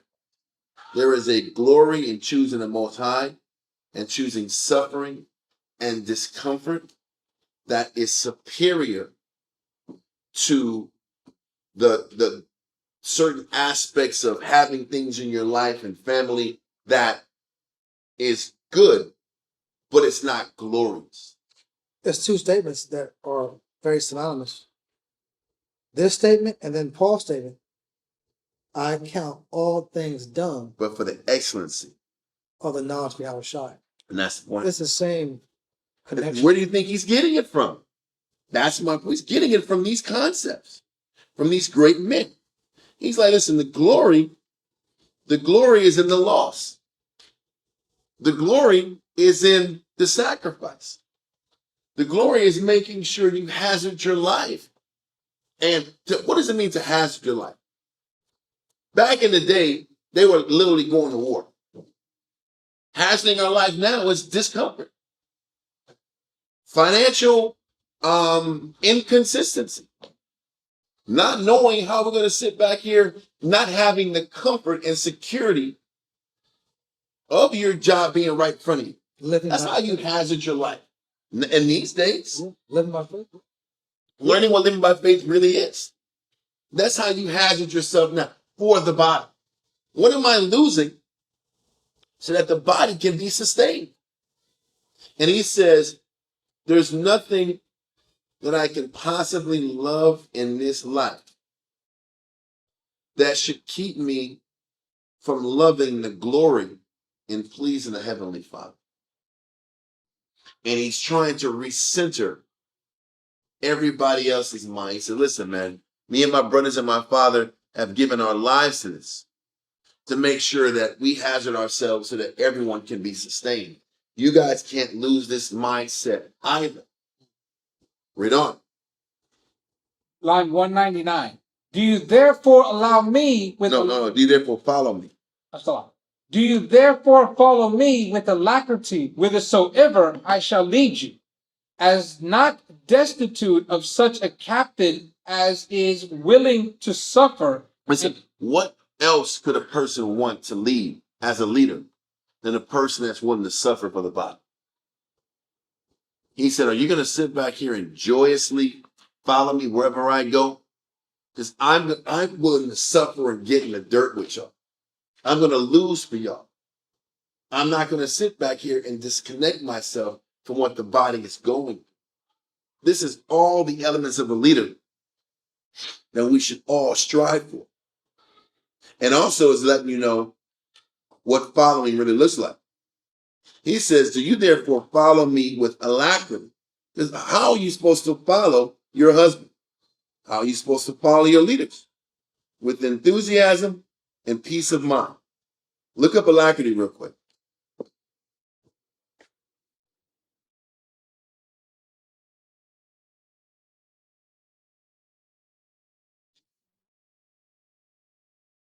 Anybody got it?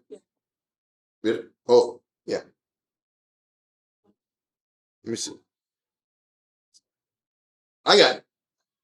Yeah. Alacrity means cheerfulness, sprightliness, gaiety, a cheerful readiness. Yeah. Or a promptitude to do some act. Cheerful willingness. Yeah. So what is he saying? He's like, are you guys going to follow me with cheerfulness and happiness? How many wives follow their husband with cheerfulness and happiness? How many men follow their camp heads with cheerfulness and happiness? It's not the fact that you follow, it's how you follow that the Most High is looking at. Okay? So I need you to follow with cheerfulness and happiness wherever I lead you. That means you can't think. You just got to be appreciative and lock in. Read on. Do you therefore follow me with alacrity whithersoever I shall lead you, as not destitute of such a captain as is willing to suffer? Then he says, I'm not going to give you a reason not to want to follow, because I'm going to suffer with you. So you're not going to feel the need to sit back here and think I'm unfair. I'm going to sit back and be in the mud with you. Read on. And to do the greatest things for you. For neither am I better than my brethren, that I should be sparing of my own life, nor so far worse than they as to avoid and refuse what they thought the most honorable of all things. So what is he saying? He says, I'm not above my brothers. If I have to die for the cause, I will. And just like my brothers felt that the moves they made were for the betterment of the nation, and they had to take an L and fall on their sword for that reason, I'm going to do the same thing. Because remember, Judas didn't want to do what? Remember, Judas, before he died, he didn't want to do what? Yeah, remember? He didn't want to surrender, or he didn't want to flee. Yeah. He said, no, I'm not going to. That's my back.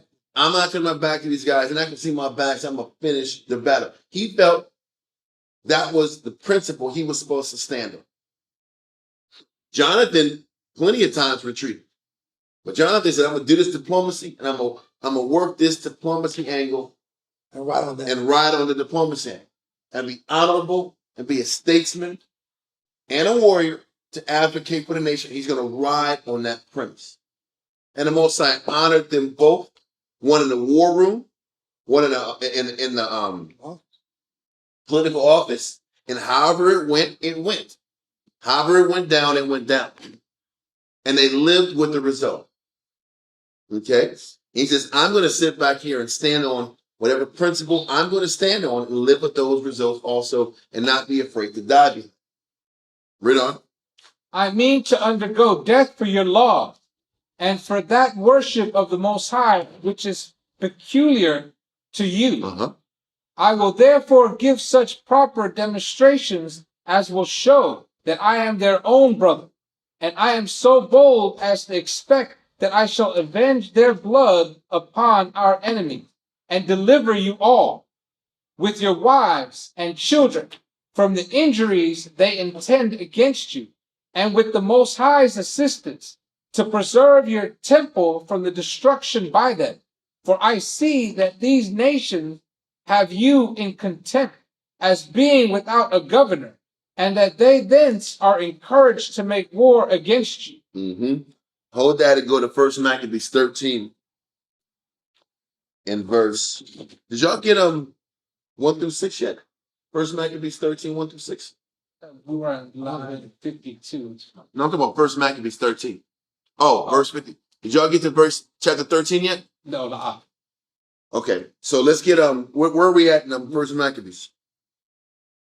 That was chapter 12. I think we read line 52. Oh, no, we did. Yes, sir. So Oh, so let's get 13, verse 1 through 6. 1 Maccabees 13, 1 through 6. First Maccabees chapter 13 and verse 1.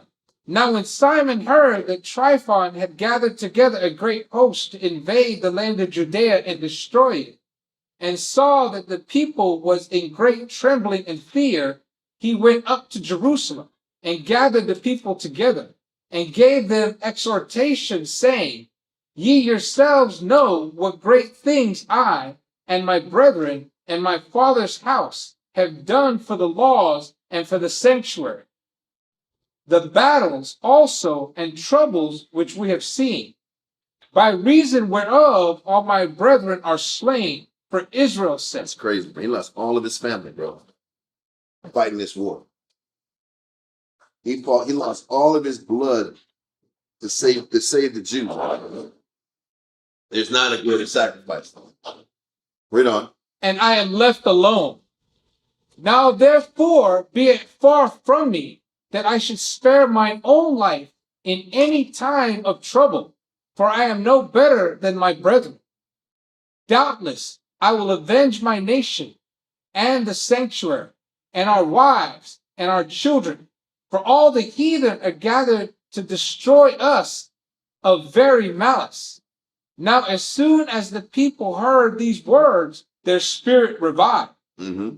And they answered with a loud voice, saying, Thou shalt be our leader instead of Judas and Jonathan thy brother. Fight thou our battles, and whatsoever thou commandest us, that will we do. So then he gathered together all the men of war, and made haste to finish the walls of Jerusalem, and he fortified it round about.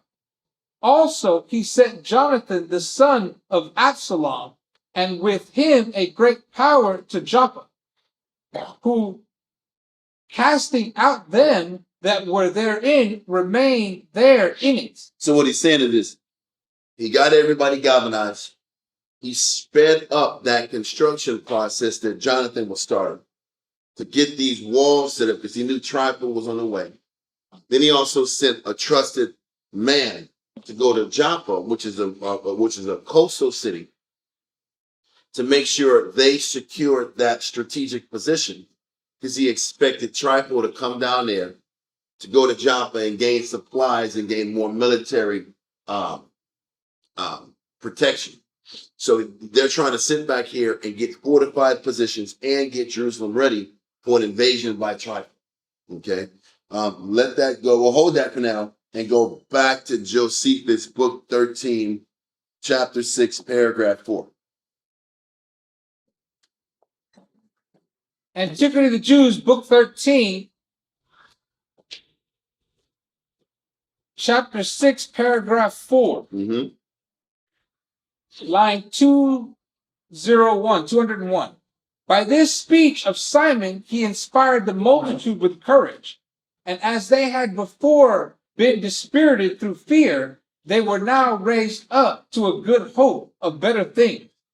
Insomuch that the whole multitude of the people cried out all at once, that Simon should be leader, and that instead of Judas and Jonathan his brethren, he should have the government over them. And they promised that they would readily obey him in whatsoever he should command them. So he got together immediately all his own soldiers that were fit for war, and made haste in rebuilding the walls of the city, and strengthening them by very high and strong towers, and sent a friend of his, one Jonathan, the son of Absalom, to Joppa, and gave him order to eject the inhabitants out of the city, for he was afraid lest they should deliver up the city to Trypho. But he himself stayed to secure Jerusalem. So he says Simon stayed in Jerusalem to secure Jerusalem. But they're bracing this extended war. They're bracing Trypho coming down to handle business. Now what we're going to do, go to 1 Maccabees 13 and 12. 1 Maccabees chapter 13 and verse 12. So Tryphon removed from Ptolemais. So we know Tryphon was in Ptolemais when they sat back and did that whole red wedding situation. When they sat back here and turned on Jonathan and 1,000 men. But now he's bringing his soldiers down from Ptolemais and is working his way towards Jerusalem. Okay? Read on. With a great power to invade the land of Judea. So he's coming from Ptolemais, working his way down to Jerusalem, to Judea. Continue. And Jonathan was with him inward. So here we go. Jonathan was inward in ward, meaning he was in custody.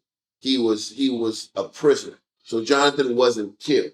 They thought he was killed. Now they know he survived, but he's a prisoner of Trypho. Okay. Now listen, with that reality, he's in prison.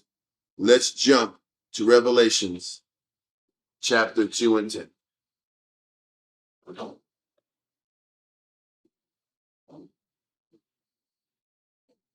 Revelation chapter 2 and verse 10.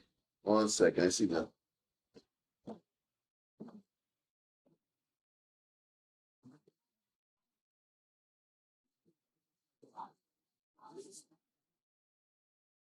Okay. Oh, I guess they'll get the virtual big slide. Here you go. Revelations 2 and 10. Revelation chapter 2 and verse 10. Read that, sir. Fear none of those things which thou shalt suffer. Behold, the devil shall cast some of you into prison, that ye may be tried, and ye shall have tribulation 10 days. Be thou faithful unto death, and I will give thee a crown of life. What is he saying? Now he said, behold, the devil shall cast some of you into prison, that you may be tried, and ye shall have tribulation. 10 days is just a period of time. Yeah. And 10 days means whatever, however many times the Most High wants you to go through it. But the scary part is you're going to have tribulation for 10 days. And he says, be faithful unto what? Yeah. There's no promise that you'll get put in prison for doing the right thing and not get killed. Why is that important? Because we have to remember, listen, you're going to do good works. We're going to do good works. And there's no guarantee that we're going to come out of here unscathed. And we have to accept that if the Most High wants to get put in prison for doing the right thing and things don't end up the way we want to, those are the breaks. And can we accept this as an aspect of serving the Most High? Then it goes back into, can you wrap your mind around and rationalize the concept of, what do you call it? Martyrdom, or the glory that comes from serving the Most High. Because a lot of us psychologically can't handle the idea that we can do the right thing and suffer by doing the right thing. But this is the part, listen, we're reading the things written before time, written for our learning. Jonathan did nothing wrong, is in jail, is in prison, and has to follow Trifo down to see his brother Simon, so Trifo could do a bad deal and ensnare the Jews because they got Jonathan in damn chains. So we got that in Revelation. Let's go back to the story. Where are we at? First Maccabees 13 and 11. No, 12 again. 12. First Maccabees chapter 13 and verse 12. So Tryphon removed from Ptolemais with a great power to invade the land of Judea, and Jonathan was with him in war. But Simon pitched his tent at Adida, over against the plain. Now when Tryphon knew that Simon was risen up instead of his brother Jonathan, and meant to join battle with him, he sent messengers unto him, saying. So he says, listen, Tryphon obviously found out what was happening. He says, okay, Simon, your brother's in power. Now I can use this to my advantage. Read on. Whereas what verse we at exactly? Verse 15. Okay. First Maccabees chapter 13 and verse 15. Whereas we have Jonathan thy brother in hold, it is for money that he is owing unto the king's treasure. So we said, listen, he's lying. He says, we got Jonathan because he owes us money. That's why we got Jonathan as a hostage. Read on. Concerning the business that was committed unto him. Wherefore now send 100 talents of silver and 2 of his sons for hostages. He says, listen, this is a bad deal. He said, I want all these tons of talents, and I want 2 of his sons as collateral. Because if I give you Jonathan back, I need to make sure Jonathan's going to earn from me and give me the additional money he owes me. So if I have his 2 sons, he'll make sure he pays the debts. Okay, read on. That when he is at liberty, he may not revolt from us, and we will let him go. Hereupon Simon, albeit he perceived that they spake deceitfully unto him. So Simon is like, listen, bro, I'm not buying Jonathan being in debt. Yeah. I think this is a lie. Jonathan didn't tell me anything about being in debt before he left to meet this guy. This is game. And if I give him this money and I give him his 2 sons, I'm going to lose them too. Read on. Yet sent he the money and the children, lest peradventure he should procure to himself great hatred of the people. Then what do? If you don't send Simon's son, or you don't send Jonathan's sons, then everybody's going to say, oh man, you're just a power-hungry guy that wanted the power. You didn't care about your brother. If you cared about your brother, you would have sat back here and made sure he was good. So because you didn't take care of your brother, you really secretly wanted the throne for yourself. We're not going to follow. This is what he knows the Jew is going to think. Why wouldn't you look after your brother? Why wouldn't you try to do a deal with him? You see, now that's a catch-22. Yeah. That's a catch-22. I sit back here knowing this guy's dirty. Save his sons and save this money and go to war? Or do I really think this about a money debt and take the risk of losing Jonathan and his 2 sons and this silver? But by doing that, piss off everybody that I just galvanized to back. What would you do? That's a tough one. That's a tough one. Anybody got any answers? Sure. We too tired to give answers, man? I would say y'all got finesse. They already got finesse. They already found out he was alive. 2,000 men came back, so we got settled. Yeah, that's what I'm saying. You might as well go to war. You might as well go to war. I'm not giving them the son. I'm not giving them the son. Then, if you know your brother, do you really think he wants his sons put in captivity? No. For his safety? No. No. So, you go to war. It's already messed up. You already committed the war act by taking Jonathan. You already committed the act of war. Keep not going to war. He's already showing you aggressive behavior. You got this. He did the noble thing and the honorable thing, and he's about to get duped. But at the same time, if he didn't, then Israel would have split again. There'd been 5 different. And that's the point. And that's the other thing. Campaigns. And that's the damn problem. Then you got Jews complaining in the camp split. It's a lose-lose kind of situation. That's the point of it. And then all of a sudden you get, listen, think about this. I don't know historically how many more sons Jonathan had, but the only son to keep on the Hasmonean dynasty was Simon. He was the only guy. Which had ramifications later on. Kind of. Listen, do me this favor. Read to verse 20 and then read that. 2 Corinthians 6. I gotta get this phone slide. So I read 17 again. Mm-hmm. Yep. First Maccabees chapter 13 and verse 17. Hereupon Simon, albeit he perceived that they spake deceitfully unto him, yet sent he the money and the children, lest peradventure he should procure to himself great hatred of the people, who might have said, because I sent him not the money and his children, therefore is Jonathan dead. So he sent them the children and the 100 talents. Howbeit Tryphon dissembled, neither would he let Jonathan go. He was active. This is the point. It was a setup from the very beginning. But Simon already knew it was going to happen. But now you're in a situation where social pressure is now dictating a decision. That wasn't wisdom. That was prudence. That we talked about earlier. If I don't give them this ransom, these 2 individuals, I'm going to have to deal with the consequence of Israel not wanting to fight. Israel splitting up because they got different perspectives of how we should govern this government. We should have fought for Jonathan harder. You didn't care enough. You wanted the authority. All these different arguments and started presenting themselves. And Satan would have got him an addict. So he took a gamble. It didn't work out. What's his name?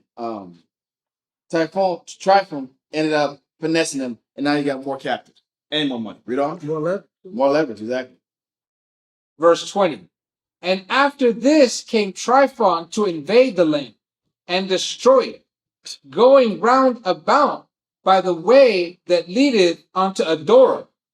But Simon and his host marched against him in every place, wheresoever he went. Hold this point real quick. Let's go to 2 Corinthians 6 and verse 1 through 10. 2 Corinthians 6 and verse 1 through 10. 2 Corinthians chapter 6 and verse 1. We then, as workers together with him, beseech you also that ye receive not the grace of the Most High in vain. For he saith, I have heard thee in a time accepted, and in the day of salvation have I succored thee. Behold, now is the accepted time. Behold, now is the day of salvation. Giving no offense in anything. But this is very important. Although we understand the Most is always going to come through for us, in the back of our mind, we're constantly rationalizing that the spiritual decisions we're making every single day. We're constantly trying to convince ourselves that this particular action is going to procure the most spiritual result. It doesn't necessarily mean I'm going to always win from the circumstance. So now the dilemma comes up with, well, if I'm not going to always win, how faithful do I really have to be? How faithful to my morals? How faithful to my commitments? How faithful to my standards do I have to be, knowing I might not come out on top every time? And my salvation might just be grace in heaven, but not on earth. And we can't always be people that I'm only going to serve the Most High on the premise that I get a victory. God. Because that's convenience worship. God. I worship based off convenience or based off benefit. Because in this situation with Simon, I give you the ransom. We end up losing. Now we're fighting for our lives again. Now we're still going back to war. I lost even more. More of my loved ones, more of the Shakol, more of the faith in the men. But now we're in a situation where it's all on the Most High. And I'm putting myself fully in his hands. Read on. Giving no offense in anything. But this is what it means to give no offense in anything. Because it's my job to still maintain blamelessness in front of the congregation and in front of the Most High. There was a prudence act he could have took. He could have took matters in his own hands and tried to procure his brother back, or try to do roundabout ways, do roundabout deals to maybe get his brother or his family back. He did the most spiritual aspect, or the most spiritual thing he knew what to do. You know, the spiritual answer is the body comes before the individual. Exactly. The nation comes before the people. Before The personal nation feelings. comes before your blood. Okay. That's what he's doing. That's what he's having to make the sacrifice. Listen, he could be screwed, but I can't lose the people's favor, because the only way we're going to win this war if we fight trifle is if we're all united. Okay. If we're split, we're not gonna win this war, and the nation falls. And there was a higher chance to be split if I would have kept his sons back. Yes. There was a higher chance his whole program would have shut down. You think you want to send his nephews to their certain death? No. You don't want to send his nephews to their certain death. But what are you gonna do? The whole nation died in selfishness. Okay. Or my blood dies in selfishness. That's a real thing. And why am I explaining this? Because he's showing you the line of thinking we might have to be on. Okay.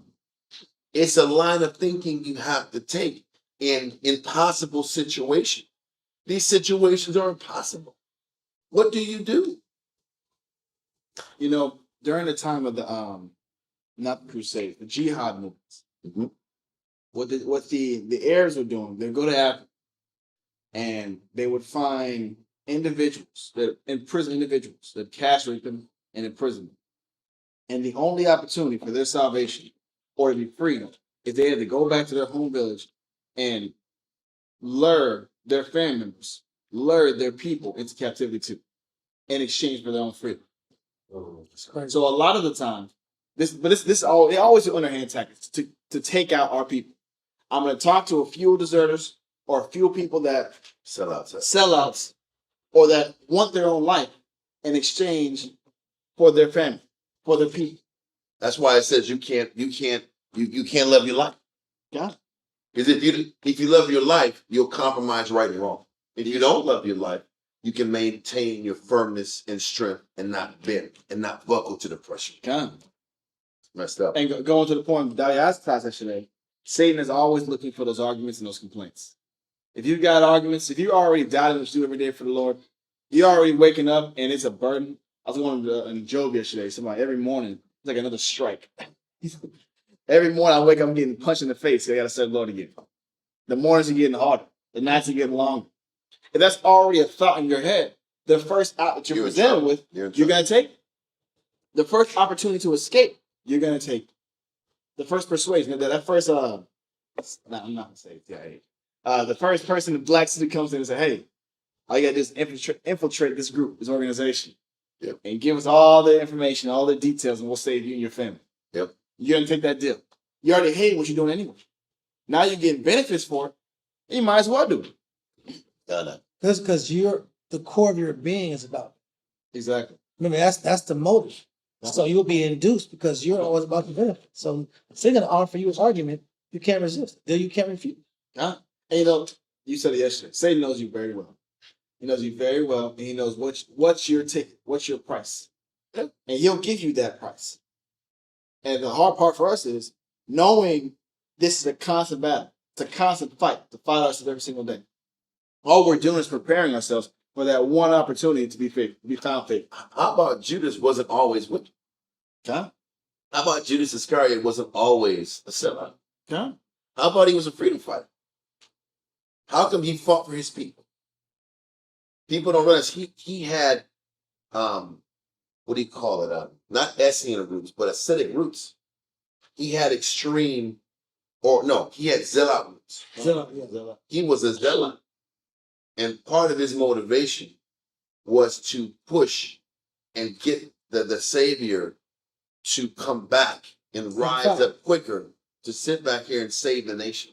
So part of his motives were Restoration of the people. yes. But based off of his vision, not the Lord's vision. Yeah. That's what he made a mistake. Israel does things based off their personal vision, and it doesn't play out. Yeah, because the Zealot's vision is in this now. In this whole thing now, let's destroy this whole Roman government now. Yeah. And let you be on top, and we'll be under you. But if Christ is playing the long game, you got another 2,500 years, but you're gonna have to wait, dog. You can be Many generations will suffer. We collapsed anyway. We collapsed anyway. Again, exactly. But that constant effort of everything I do has to be approved. Everything I do has to be without offense, even at the cost of my loved ones, even at the cost of what I find dear and holy, precious. Are we gonna make those? Or do we make those choices every day? So when it's time to actually make the final decision or the final test, I always looked at it like one day, the one decision you make could be the entrance of the kingdom or the exit of the kingdom. One decision that you make, one conversation you have, one choice you make could have been the last opportunity to make the kingdom. Yeah. It's not always, you're consistent. Again, one mistake, and it's Ezekiel 33, I think. The righteous man loses all of his righteousness in one mistake. Yes, it says that. He loses all the years of hard work and, dedication. That's why you got to endure to the end will be saved. You got to endure to the end. That's why I said Judas was on point for a period of time. He wasn't wicked forever. He got weak at the end. That's the scary part. That's my point. And this is why David was always praying, don't let me have my foot slip. Because how easy is it to get caught up in temptation? Super easy. How easy is it to get caught up in your negativity? The arguments. How easy is it for you to revert to your natural weakness? Yeah.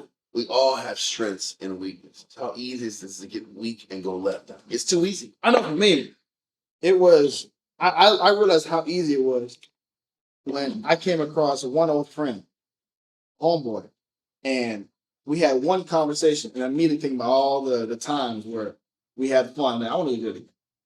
I was talking to you about something. I want to go hang out with these brothers again. And I'm like, I can't do that. Because even the fact of me thinking about that, if I go make those moves, I stop studying immediately. I'm not going to study anymore. I'm not hanging with the brothers anymore. And then what's the next step? I'm be out more of that. That doesn't become, let's go travel now. Let's go do this now. And you've now steamrolled yourself all the way to the bottom very quickly. And now you've created what? Extra battles for yourself. I didn't have lust battles of hanging out before I saw it. I didn't have battles of reminiscing on the past before I saw it. I was good. I was okay with it. It wasn't until I saw his face. Then the next week, I saw another one of my friends. Then I'm getting by and hit us like, hey, man, I haven't seen you in a long time. I was talking to old boy. We should link up again. And now all these different temptations are slamming you in the face every single day. And now you're getting punched. That strike is hitting you every day. And you didn't know it was good. What's the point? Part of this is eliminating distraction, eliminating opportunities for this to be eliminate these elements for them to be a pull against your spirit. Eliminating weakness. Which men like entertainment. Men like to flirt with weakness. Men like to play with weakness. Like to play with it, and then they get big. Read on. We have verse 3 again. Verse 3. Giving no offense in anything, that the ministry be not blamed, Okay. but in all things approving ourselves as the ministers of the Most High. And this is the point. Everything I'm doing, every aspect that I give myself. We're in Corinthians, right? We're in 2 Corinthians. Everything I'm giving myself to has to be approved in ministry. So the ministry can't blame the leaders. The ministry can't blame the spiritual guides. Mm-hmm. Read on. In much patience, in afflictions, in necessities, Yep. in distresses. Everything I'm going through, I have to pass the test of the congregation. And the Most High. Yes, we're doing this for the body, But it's for the most part. Exactly. but the Most High is looking at all of your decisions because He's the one that's ultimately approving. Exactly. He's like, yeah, this guy put the work in. This lady put the work in. She is approved because of what she's going through. Exactly. He is approved because of what he's given up. But we are approved through the afflictions, in necessities. What does it mean by we're approved when we're dealing with necessities? What does that mean? He says we're approved based upon when you don't have nothing. How do you act? How do you act when you're in need? Is what the Most High be looking at. You are approved as teachers and leaders and servants of the Most High when you carry yourself the right way when you're in need, when your money ain't right, when you're hurting. Do you think different?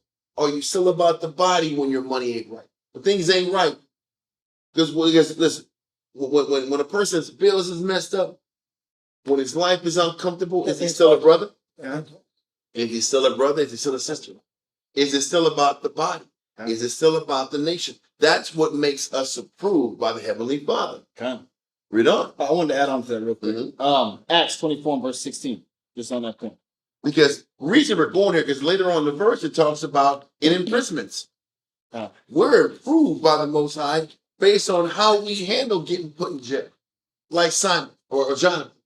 Jonathan's approved all these wins and all these services and all these battles he's fighting. Ultimately, he's approved by how do you handle loss? How are you handling your imprisonment? How are you handling things when they ain't going your way? Which is why the Most High baby steps us. Mhm. Because just like in athletics or just like in working out, you're not going to throw up the heaviest weights first day. You're going to do light weights, low movements to build yourself up. But this is why Paul said this in Acts 24 and verse 16. Acts chapter 24 and verse 16.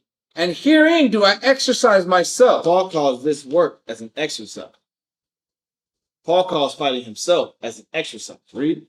To have always a conscience void of offense toward the Most High. Because it's an exercise to always have my conscience void of offense towards the Most High and who? And toward men. That means I'm constantly fighting my thoughts.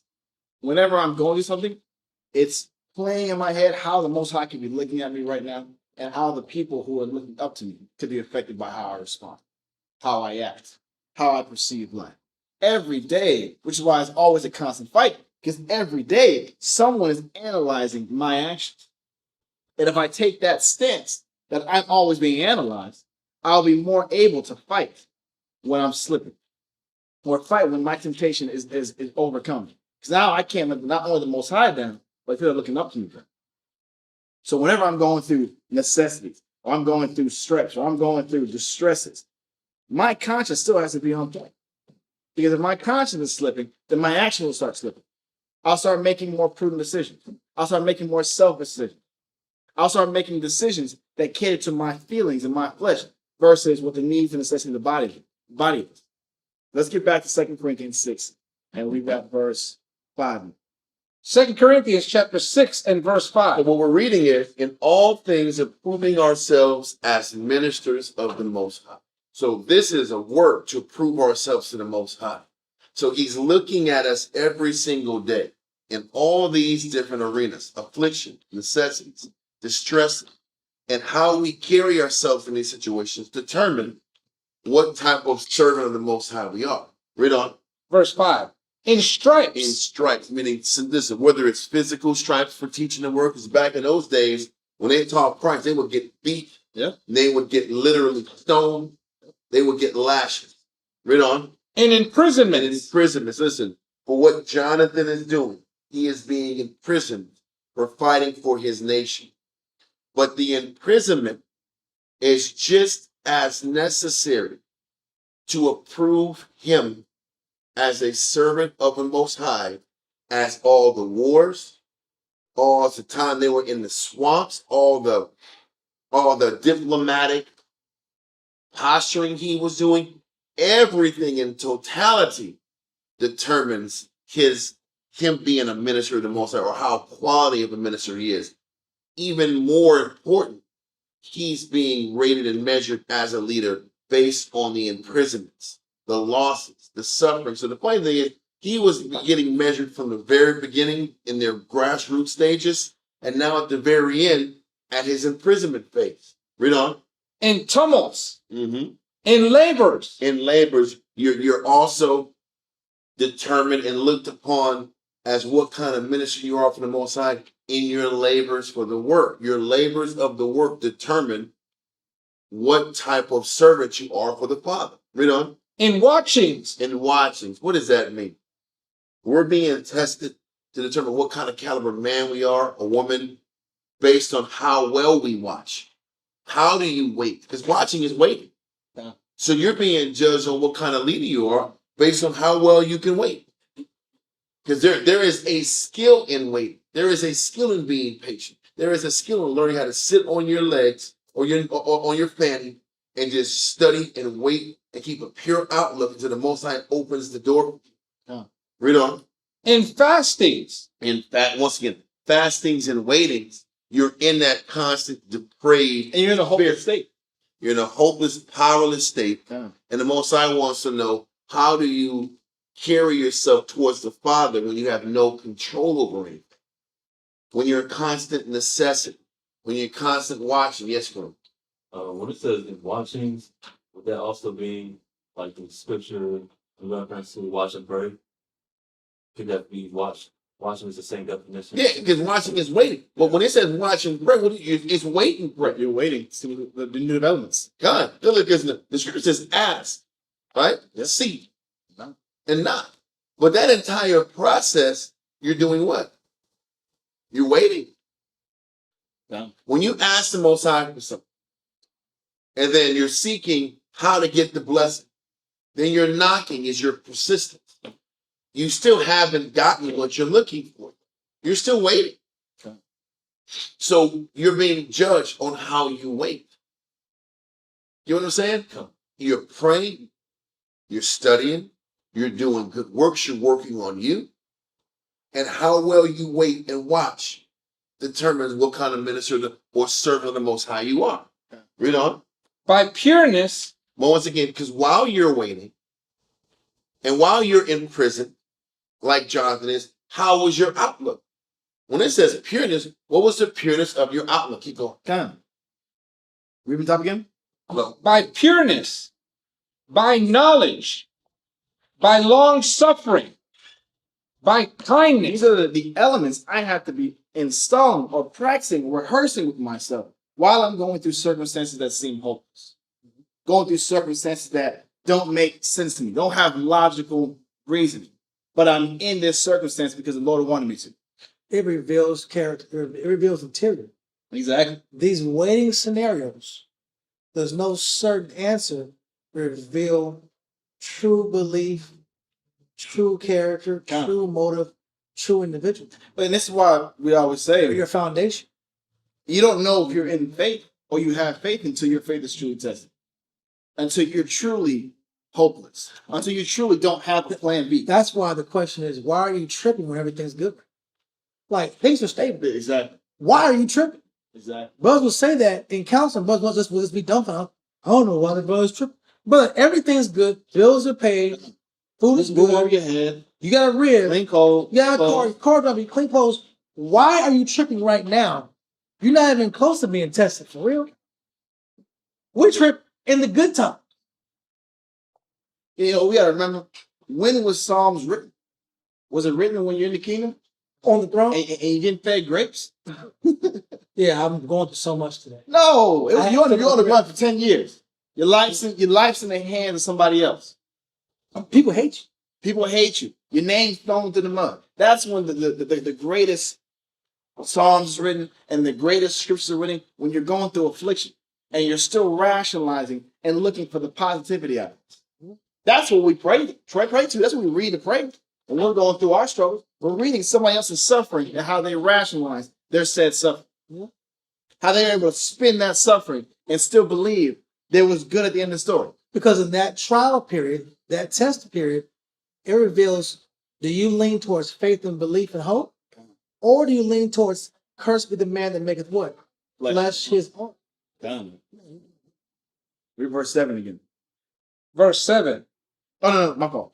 Verse 6 or This kind of, I'm gonna read 6 again. Done. By pureness, by knowledge, by long suffering, by kindness. All these different traits still have to be on you while you're going through the worst aspects of life. Meaning, I can't be in distress and lose my kindness. I can't be in distress and lose my understanding of the scriptures. All of a sudden, I can't read the Bible anymore. All of a sudden, I'm start breaking laws because I'm losing in my life right now. So all my knowledge go out the window. All those counsel go out the window because I'm in distress. Because I'm suffering right now. Because I'm not getting what I want. Meaning, I have to maintain everything I've been taught. Everything that's the best about myself while I'm in the worst circumstance possible. And I got get two precepts just to support that statement. Psalm 78, verse 72. And then then Proverbs 11 and 3. These two precepts support that statement. 78, 72. Yep. And then what else? Then Proverbs 11 and 3. These 2 points are paramount.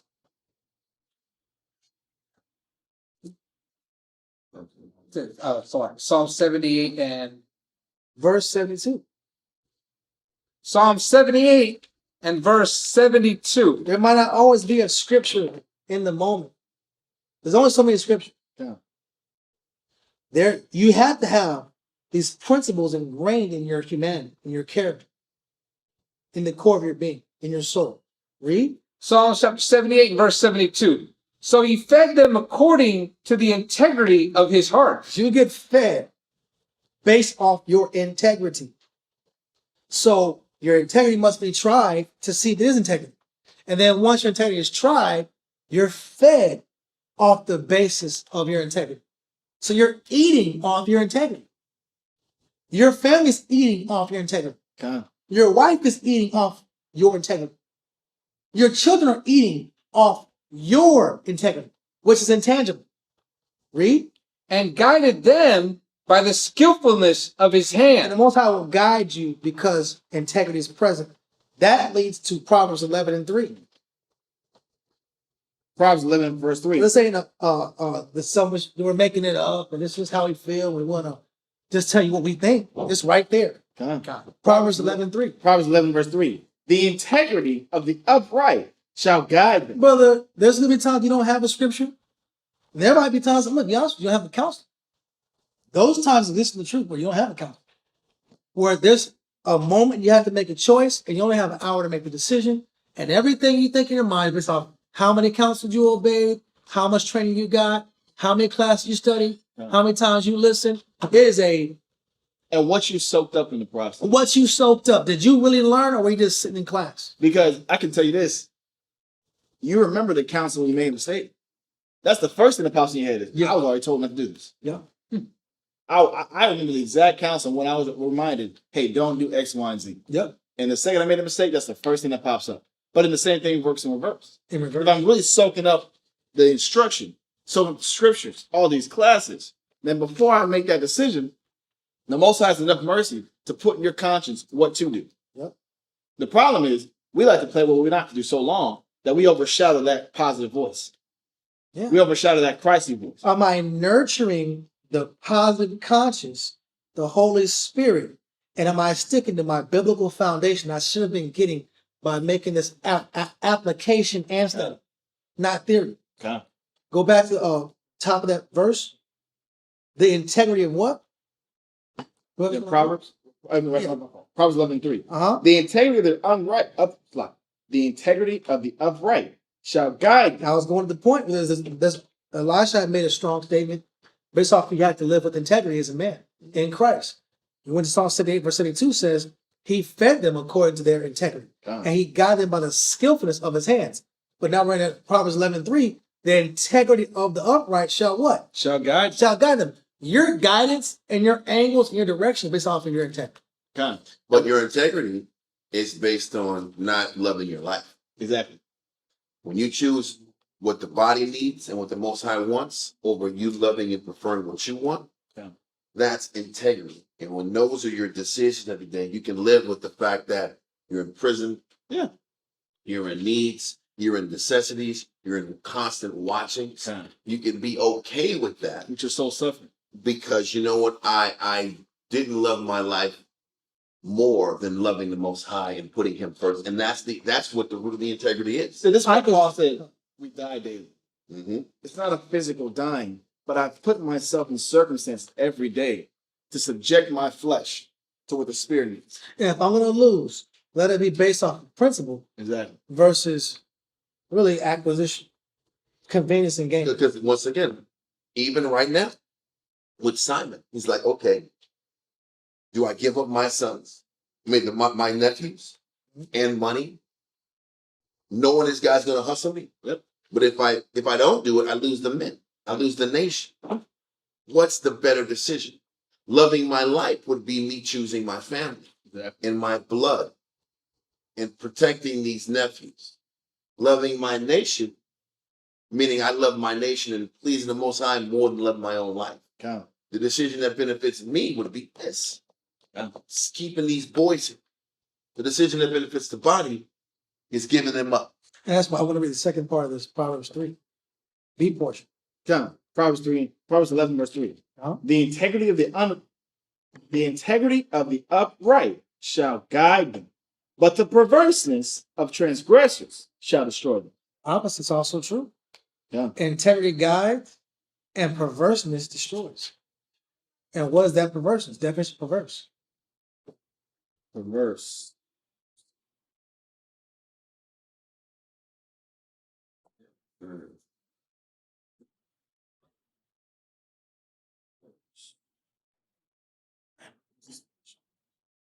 I put my phone. Diversio. I got it. Let's put it. I got it. You want that one? I'm not trying to do that. Any one of them. Perverse. Literally turned aside, hence distorted from the right. Distorted from the right. Always being mentally distorted or wanting to deviate or say, is there a better way? Or does it always have to be a spiritual point? Or is there another answer? Keep going. Obstinate in the wrong. A person that's stuck on negative principles. I'm obstinate or I'm stubborn in doing things the wrong way or just my way. Anything else? Disposed to be contrary. Stubborn. Stubborn and contrary. I'm always doing things my way. That means I can't be taught. Yeah. I'm not taking the best of the lessons of my teachers. I'm always in conflict and I'm contrary to what I'm being taught and shown. Well, if you're always practicing being contrary, you're always practicing being debated, you're always practicing being this opposite guy, you're always practicing looking at things around you, skeptical and negative, when the actual moment happens where you get tried, are you going to fail or are you going to rise? Yeah. Every single day, the Most High is trying, like Elisha went into. Yeah. Let's get back in that 2 Corinthians 6 and verse 6. 6. Yeah. 2 Corinthians chapter 6 and verse 6. By pureness, by knowledge, by long suffering, by kindness, by the Holy Spirit, by love unfeigned. None of these aspects of this work that you've been practicing so hard to instill in yourself, that you've been going in so many classes to develop a game, they cannot fall off, they cannot disappear, and you cannot forget about them when you're in a distressful circumstance. That's what he's saying.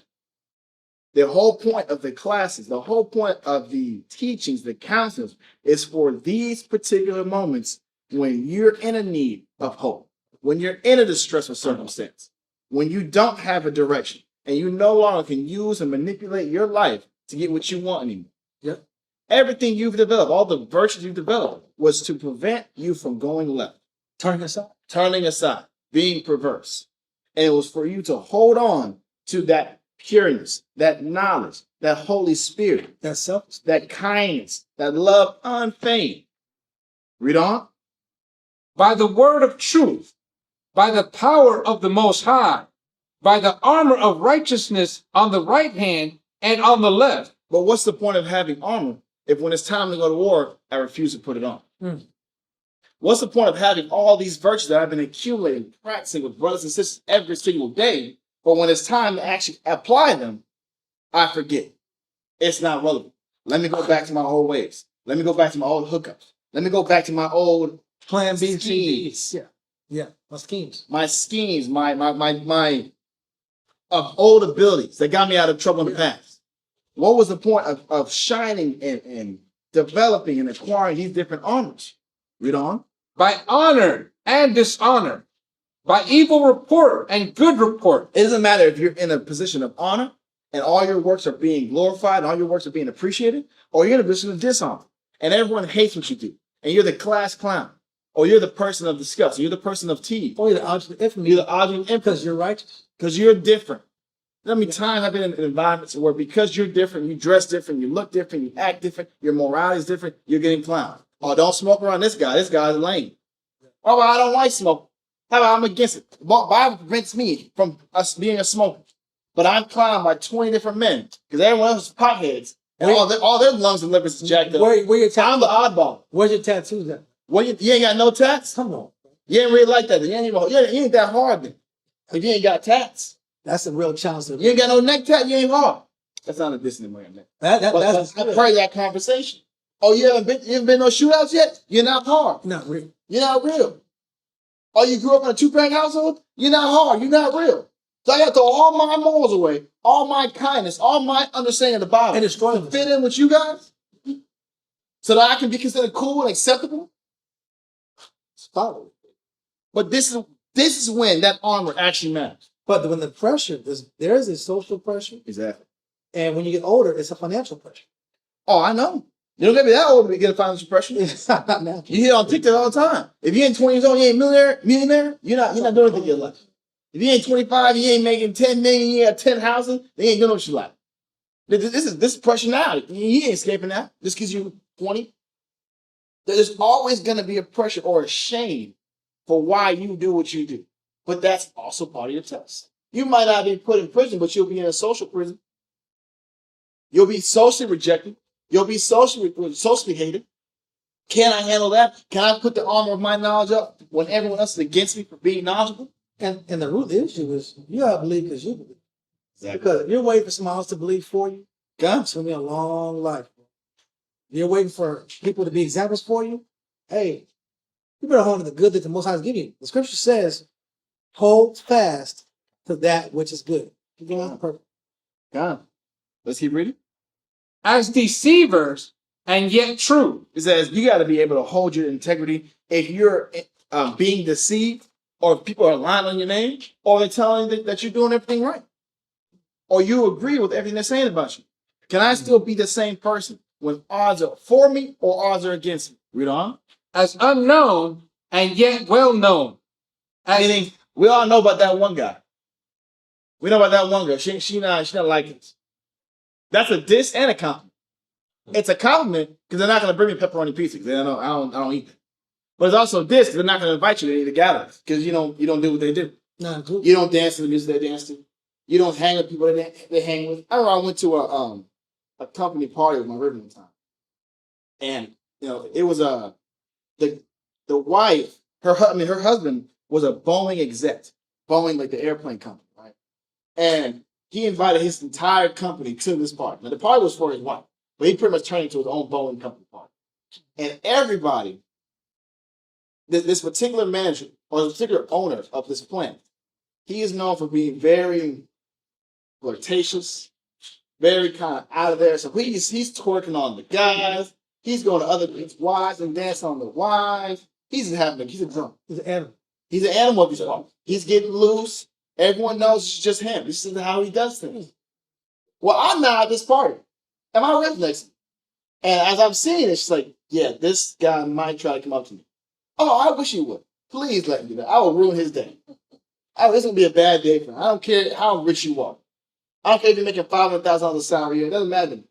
So he's doing his little dance thing. He's trying to play the game. He danced on some of the other guys, girls, and He's been a man of he's fun. playing. He's testing the water. Yeah. He's getting closer and closer to us. I'm like, if he doesn't, he's gonna be upset.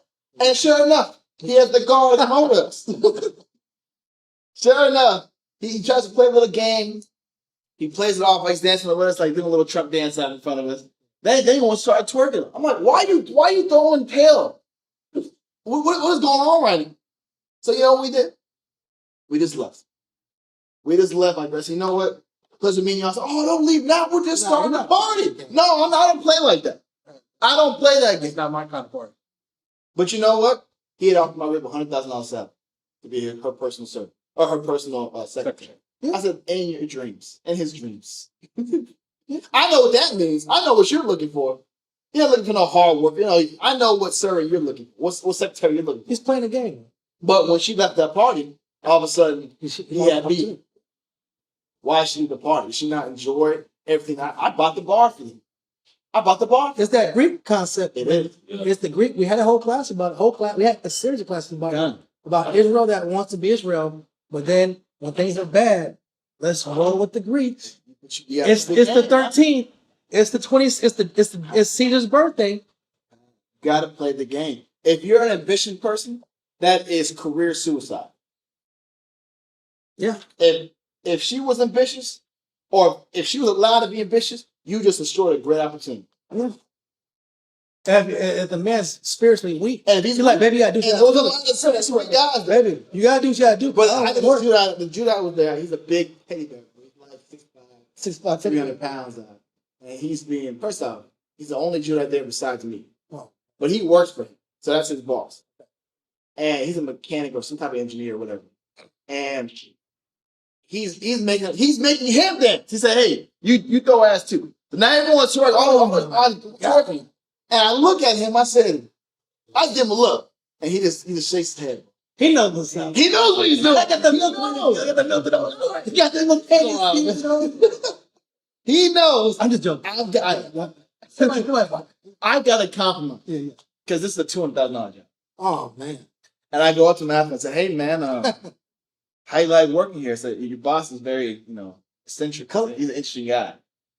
Yeah, don't pay him no mind, bro. I said, I'm not minding, but you gotta work for him. He said, yeah, man. He just went silent. But he was getting clowned the entire time. He was the dude boy. He was, hey, go get us some drinks. Go dance for us. He's a class clown. He's the company. I really felt bad. But he accepted, this is my role, because I want this money. And my morals and what I think is right, that doesn't matter because I want this. Which he said basically he's for sale or he can compromise. He's flexible. He entertained compromise. He's compromising, but a lot of us compromise. We might not be on a large scale. We might not be compromising for a $200,000 contract, but we're compromising on small scales to fit in socially. And a little leaven does what? Leaven's a whole lot. So if you compromise on a small scale, there's no telling what else you might compromise. And that's why the spirit of integrity, the spirit of Christ can't guide us if we keep entertaining that leaven. For instance, there was a trend before OnlyFans started. Before OnlyFans, for those that know what it is, they don't know about it. There was a feet trend. People like feet. So I'll send you feet pictures. And women are getting hundreds and hundreds of dollars sending feet pictures. But you know what you realize when you start sending feet pictures? If I'm getting $1,000 a year just sending pictures of my feet, how much more can I send? What's next? Other body parts shown. Covered still, but how much more? If I keep elevating this, how much more could I get? Now that door is wide open to whatever. Then you're seeing people making millions of dollars. Well, if they're making millions of dollars, I can make millions of dollars. What am I saying? When you're in different distresses, when you're in different circumstances, your morality is constantly being tested. What you know is constantly being tested. Your faith is constantly being tested. That's why. In the good and in the bad. This is about the core of who you are and your foundation. Do you have a biblical foundation or not? Do you believe or not? Are you going to lose for the Lord or not? Or when you, and the truth, some people They'll only give when they're in a lose situation. When they're in distress, that's their most faithful time. When they're on top, faith is out the window. When my bills is paid, class attendance drops down. When my life is stable, class attendance drops down. Or in reverse, I'm only going to praise the Lord when I'm on top. If I'm on top, I praise the Lord. If I'm down, rock bottom, I'm going back to my vices. I'm going back to my distractions. I'm going back to whatever makes me escape. So I can only serve Lord on one occasion or the other. That's why he's putting out so many different variations. Whether you're in honor or you're in dishonor, you're going to be faithful. You're going to love God. You're going to choose to be blameless. When you're in, either when you have an evil report on your name or a good report, you're going to be faithful. You're going to choose God. You're going to choose to be blameless. Whatever you might be thrown at, whatever life circumstance you might be thrown at, what are you going to be relying on? Who are you? Who are you? Most guys are always looking to find out, who are you? Are you your Hebrew name or are you your Jake name? Come on. Let's finish that up. 2 Corinthians chapter 6 and verse 9. As unknown and yet well known, as dying and behold we live, as chastened and not killed. And this is the point. As unknown, yet well known, as dying, behold we live. Meaning, I'm dying socially every single day. And the Most High is looking at how we're dying. Come.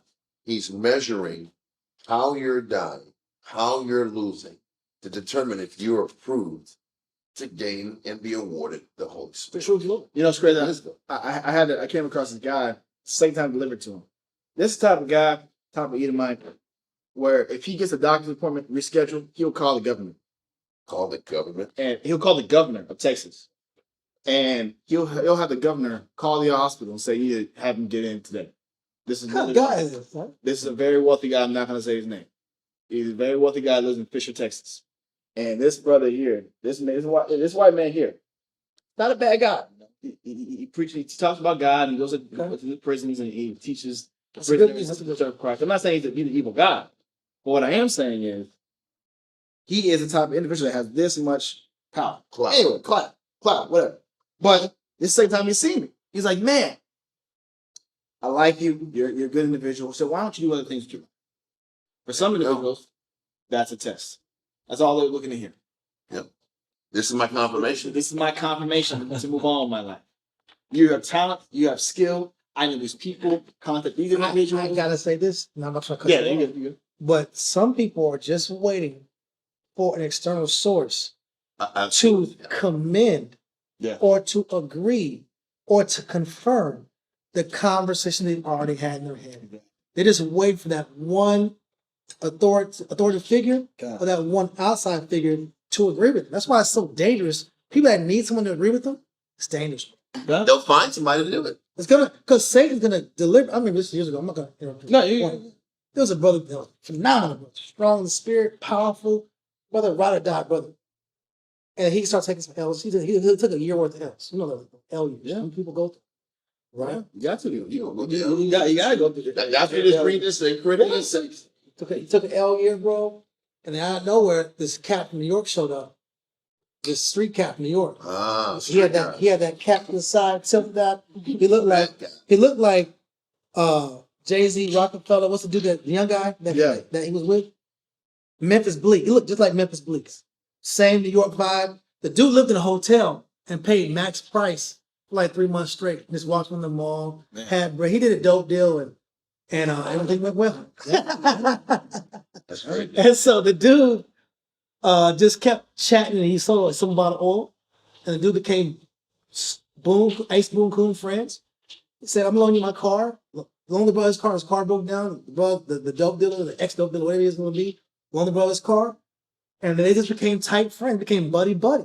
But the dude was wicked. Yeah. The dude was off. And then the dude all of a sudden started always talking to him, man, you know what, I know you're a hustler, man, but I know you hustle over here. This is hustle I do. He started topping. These kind of people top everything you do. They're always one level above you in everything you do. And then eventually, bro, just lost his confidence in Christ. Yeah. Because if you need someone to validate you in this arena, Or you need a certain amount of money to validate you. you need money to validate you, or you need a These person to people- pay to validate you, then Satan's game is let me put somebody that can top you. And then they'll break you because you need their validation. And over time, the brother just broke his validation and broke his confidence But brothers were broken from women like that. Oh, women, especially women.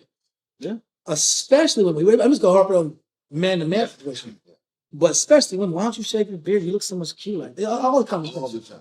Or you get this job. If you go quit your job and go to this job, He's a man that did work. That this guy that does this kind of job, that's the kind of guy I like. Less than you know, the brother gone. The brother left. doing that A week job. later, the brother's gone. Doing that. And then he's the top salesman of the area. And she's like, nah, I still don't. And then she said, I still like it. Yeah. Gotcha. That is the true story. So This ain't funny for those today, that's all I'm like that. Just a different case about the wrong path. Facts. So whatever your area of weakness is, you better strengthen yourself in your area of insecurity. That's like circa 7 years ago. Yeah. Anyway, Because insecurity is another angle that Satan manipulates righteous people with, and he can break your integrity. Because you don't feel good about you. All that, I don't feel good about me, and I don't feel comfortable in my own skin. That's a door for the devil. Yeah.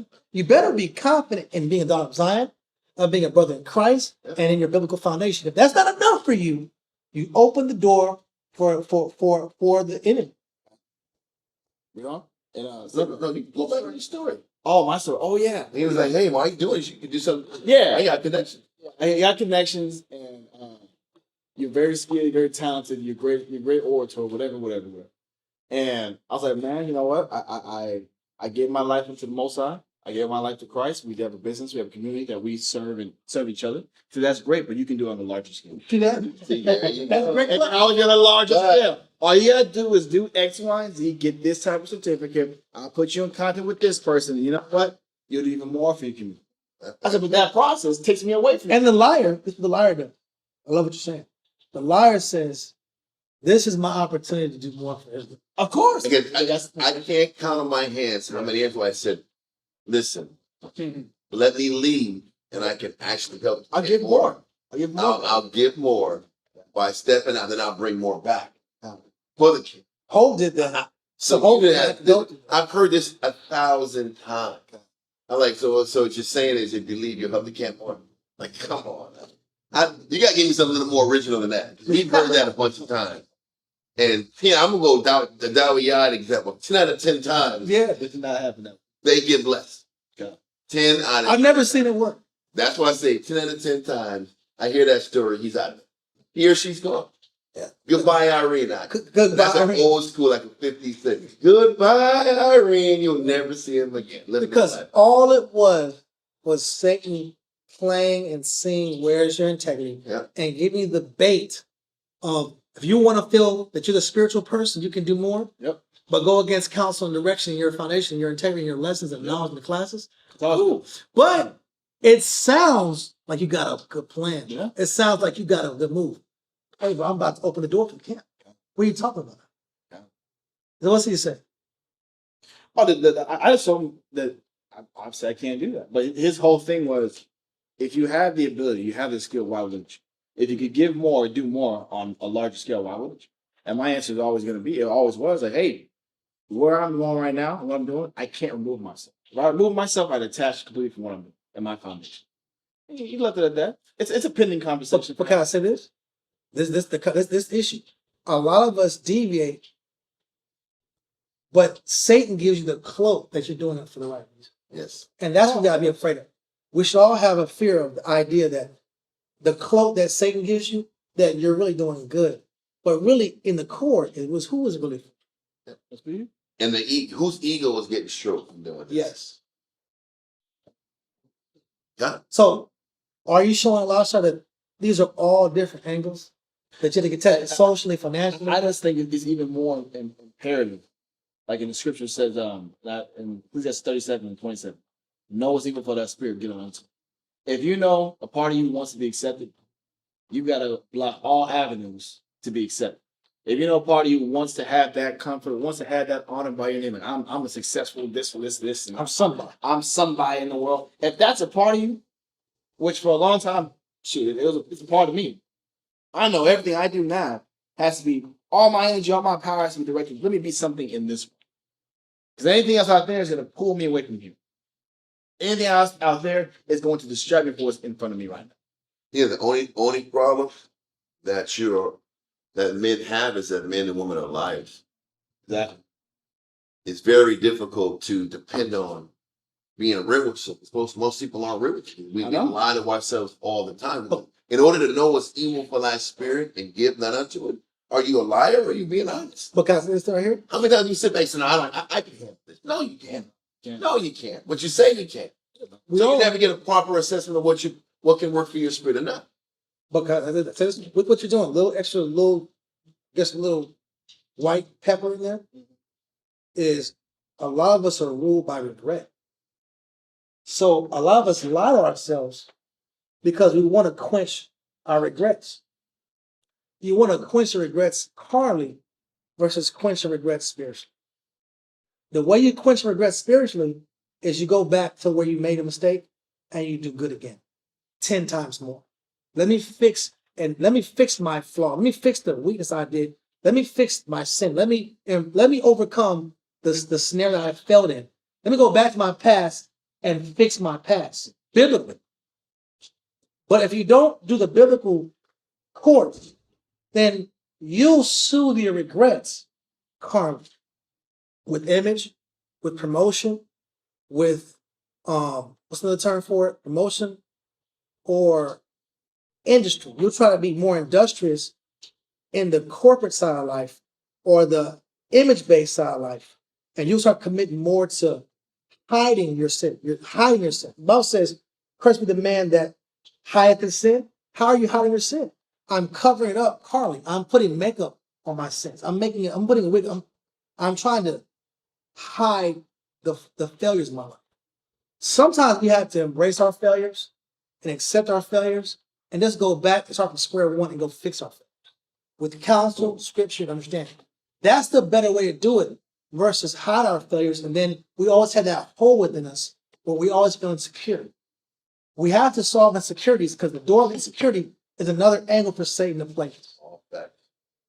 So that liar element of us, it's easy to lie to myself so I don't have to feel insecure versus deal with the reality I failed.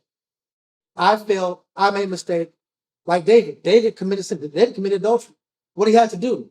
Live the rest of life with egg on his face and be a man of honor. Whatever sin or fault you commit in your past life before the truth, whether you were a woman that you went through numbers in the world, whether you were a man that you did some cowardly acts in your past, your life's all going to be about overcoming the cowardly acts. And then as a woman of dignity, use your failures as stepping stones to be a greater person. My point. Your failures have to be your stepping stone. I will not be this person again. I will not be a coward again. I will not be an unchaste woman again. That's how you overcome and quench your inner insecurities. That's how you quench your regrets to where you're not subject to Satan playing with you because you haven't solved and addressed these problems. You can't operate and be how. My point. Yeah. Keep reading. Well, listen, we're in verse 10, right? We were at 9. We didn't finish 9. Okay. 2 Corinthians chapter 6 and verse 9. As unknown and yet well known, as dying and behold we live, as chastened and not killed. It's all about perspective. It's all how you spin your reality. Yeah. And can you properly spin your reality the right way? Am I going to sit back and look at my life as I'm living my life and it's full of problems and issues and chaos and drama? Or can I say, man, the Most High hasn't killed me. He really loves me. How can you spin your scenarios? Am I going to look at my life as am I dying or am I spiritually living? Coming to life in Christ? But This life in Christ am I coming to life in Christ or am I dying and I'm losing all these? And I hate What my perspective life. am I taking in the path I'm doing? Once again, verse 4 says, in all things that we do, the exhortation is to approve ourselves, to justify ourselves as being ministers of the Lord. In everything we do, we have to prove to the Most High that the Most High chose the right person. So when you're losing things, when you're inconvenienced, am I going to extract from the inconvenience I'm dying? Or am I going to extract from my scenario that I'm growing in the spirit? And what warriors do, I'm growing in utterance. I'm growing in my perspective. The Most High is giving me a lot of lessons to learn. How am I spinning my reality? and the warrior mentality is a great metaphor for the scenario. The warriors look for every scar they have, every wound they have was a sign of honor. Come. That's how a warrior thinks. Well, but that's how a spiritual person thinks also. That's why Simon was saying, listen, me not loving my life is the greatest glory I can have. Me losing my family members and losing all these things is the best thing the most I can put me. Read the next verse, verse 10. Verse 10. As sorrowful, yet always rejoicing. So I'm sorrowful in the battles I'm going. I'm sorrowful in the constant, I'm going from one battle to another. One battle to another. So on the outside, I am sorrowful. But on the inside, I'm doing what? Yet always rejoicing. I'm always appreciative. Can I process whatever I'm going through? I can rejoice in the lesson. And at the same time, go through a battle. Because once again, even when you read Paul say you have to sit back and be joyous in tribulation, that doesn't even sound like a real thing. How can you be yes, but you're suffering? But that's the key to spiritual life. While I'm going through something, while I'm sorrowful and losing things, what can I pull from this and extract spiritually from my scenario? And how well I'm able to do that is me improving myself as a true servant of the Heavenly Father. And you know, if that is so, if you're at peace with your conditions. That's what we're saying. It's how you process it. Read the next line. As poor. So you know damn well you're lacking. To be poor means I'm lacking. And if I'm lacking, when a person is lacking, the first thought is to worry about what? Me. Yeah. When I'm lacking, when I'm poor in whatever arena I might be poor in, the sentiment is let me cover me and do me to get myself together before I can help somebody else out. But he says, but as being poor, read on. Yet making many rich. How many of us can be in circumstances where you are being neglected and you are behind, but you still have enough intestinal fortitude to give, even though in the back of your head, nobody's looking after me? Because that's what being spiritual is. I'm poor. I am lacking. I'm hurting. For good reason. Obviously for good. For good cause. Yeah. Yeah. But I am hurting for a good cause. And I still can muster up giving, consideration. I'm going to make others rich in spirit, in counsel, and energy. But I'm suffering. I don't have enough. That he's saying, in your capability to do that, is how you approve yourself as being a true servant of the Most High. That's why so many people are not good servants of the Most High, because most people are focused on themselves. And then once I am at 100% optimal, then I'll give to people. Well, I'm 85% good, then I'll try a little bit to give. But if that's how most people think, but a true spiritually minded person understands when I'm up and down, the people get my best energy. Regardless. Read on. As having nothing. And then he says, as having nothing. When a person comes to the realization that they have nothing, what does a person want to do?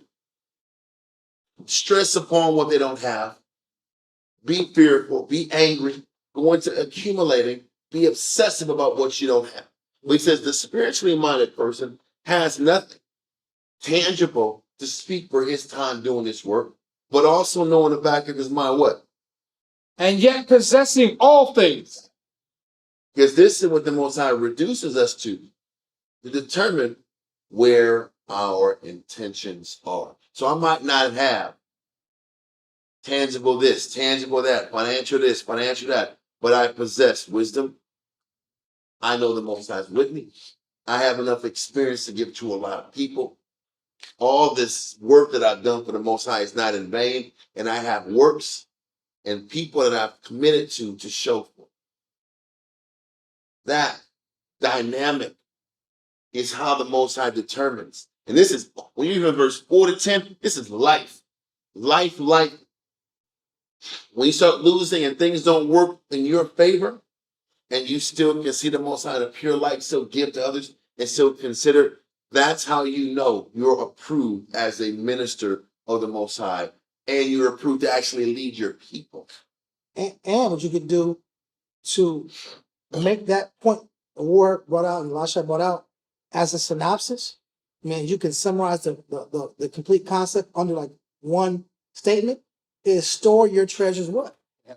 In heaven. This is the application in detail of store your treasures in heaven. Mm-hmm. You store your treasures in heaven by how you live a life based off integrity. And you put yourself last for your nation, your family, and your people. And your church, and your school, and your community. Got it. So we're going here. Just express, even with Jonathan, he is still a hostage right now. He is in a difficult bind for doing the right thing. And despite that, the Most High is with him. Despite that, he has to maintain the optimism and the acceptance of whatever the Most High is willing. And determining by that will determine how well of a servant he is. With all these victories in war and all this political leverage, doesn't mean nothing if he can't handle the imprisonment the right way. If he can't handle the imprisonment with the purity of outlook. Which is, what kind of servant are you? It What kind of determines servant what are you? caliber servant are you. Are you truly a minister of the Most High? Can you take the good, the bad, the imprisonments, the war victories, the ups, the downs, the political leverage, The whole court. the reestablish? Because we're here at the twilight of his life. And can he sit back here and accept all these conditions with gladfulness and joyfulness? The next question is, can you do that? Could you have done that? And with that, we're going to shut down class. Okay. We'll go into the finality of what happened. We'll go back to First Maccabees 13 and we'll work our way down and get to the end of this. Are there any questions? Okay. Imagine Mupanya, Yerah Shalom.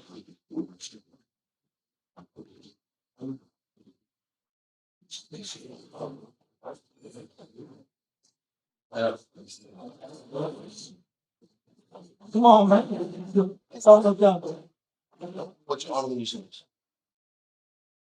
Yahweh. Yahweh. In the name of Yahweh Shai. In the name of Yahweh. Please listen to us right now. Please listen to us right now. Send my God Say, my Yahweh. and the righteous angels And the righteous angels. to watch over, To watch over. bless, Bless. heal, Heal. protect, Protect. and make strong. And make strong. People of Yasharal. People of Yahweh. Also send unto us Also send unto us much wisdom, much wisdom, much knowledge, much knowledge, much understanding, much understanding, much patience, much patience, much faith, much faith, much brotherhood, much brotherhood, and much love, and much love, spiritual power, spiritual power, and forgive all of our sins. and forgive all of our sins. Yahweh Shai come quickly. Yahweh shall come quickly. For indeed For indeed is our hope, is our hope, always, always, and forever. and forever. Amen. Amen.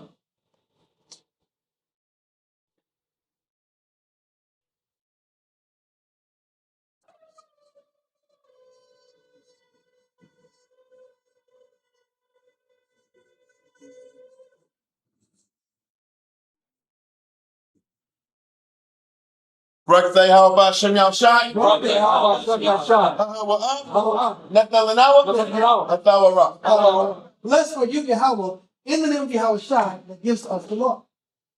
Barak how about Shem Yahshai? Baruch Yahweh Hashem Yahshai. Hallelujah. Hallelujah. Nathanawa. Hallelujah. Award. Award. Lara. Hallelujah.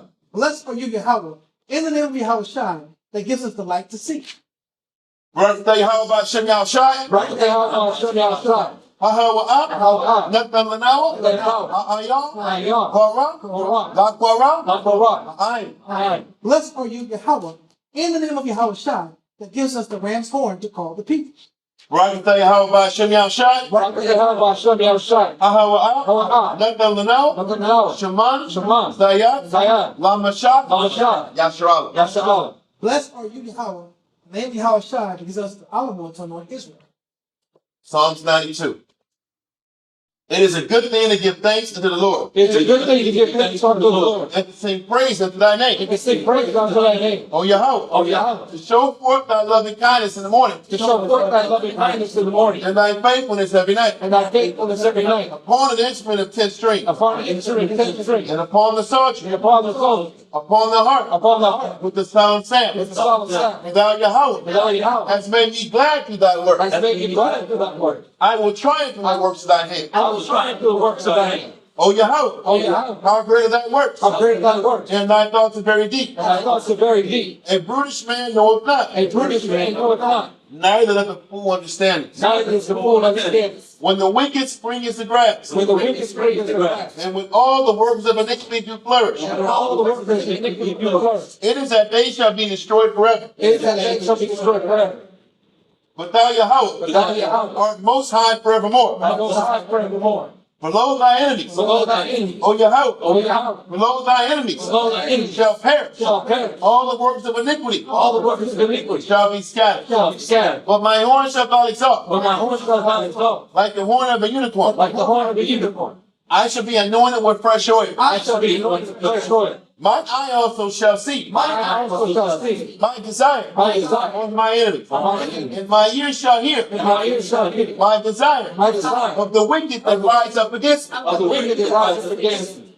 The righteous shall flourish like the palm tree. The righteous shall flourish like a palm tree. He shall grow like a cedar in Lebanon. He shall grow like a cedar in Lebanon. Those that be planted in the house of the Lord Those that be planted in the house of the Lord shall flourish in the courts of our power. shall flourish in the courts of our power. They shall still bring forth fruit in old age. They shall still bring forth fruit in old age. They shall be fat and flourishing. They shall be fat and flourishing. To show that the Lord is upright. To show that the Lord is upright. He is my rock. He is my rock. And there is no unrighteousness in him. There is no righteousness in him. By Shem Yahshua. I'll show you outside.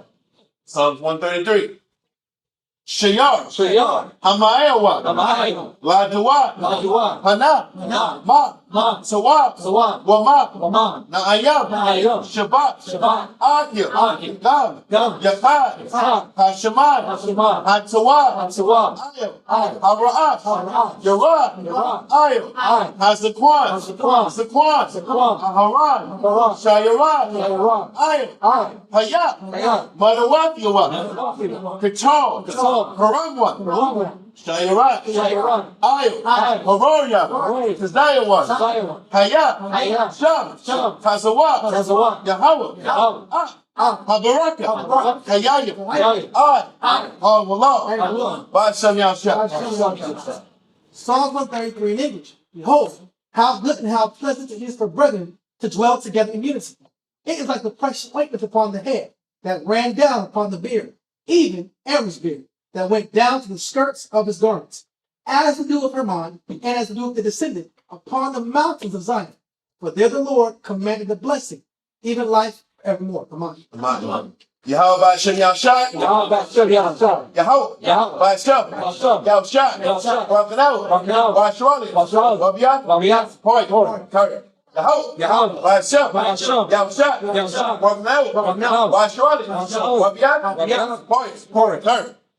Yahweh. Yahweh. By Shem. By Shem. Yahshua. Yahshua. Rakanao. Rakanao. By Shirley. Yahshua. Rabiyat. Yahshua. Point. Point. Turn. Yahweh. Yahweh. By Shem. By Shem. Yahshua. Yahshua. Rakanao. Rakanao. By Shirley. Yahshua. Rabiyat. Yahshua. Point. Point.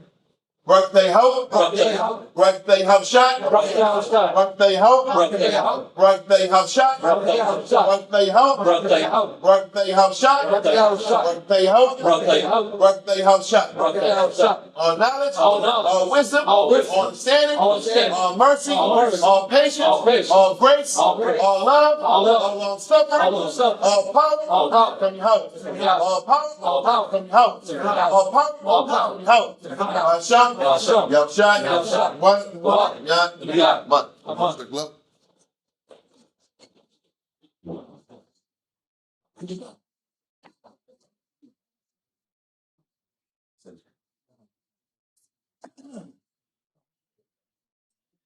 Saluting out in the heavenly order, Yahweh, Wa Yahweh Shai, Wa Yahshua, men of Israel, Amajim, Barak, Yahweh Hashem Yahshua Barakatah. Call me yourself. Barakatah. Call me yourself. Barakatah. Call me yourself. Call me yourself. From the top, turn and face the sisters. Please stand. Imam Shabbat. Saluting out the daughters of Zion, men of Israel, Muslim, Barak. Yeah. Now it's smile done by Hashem Yahushai. Yes, what's up? Dismissed. Fall out. Guardians for tuning in. Thanks for getting us your ear. We'll see you guys on Monday.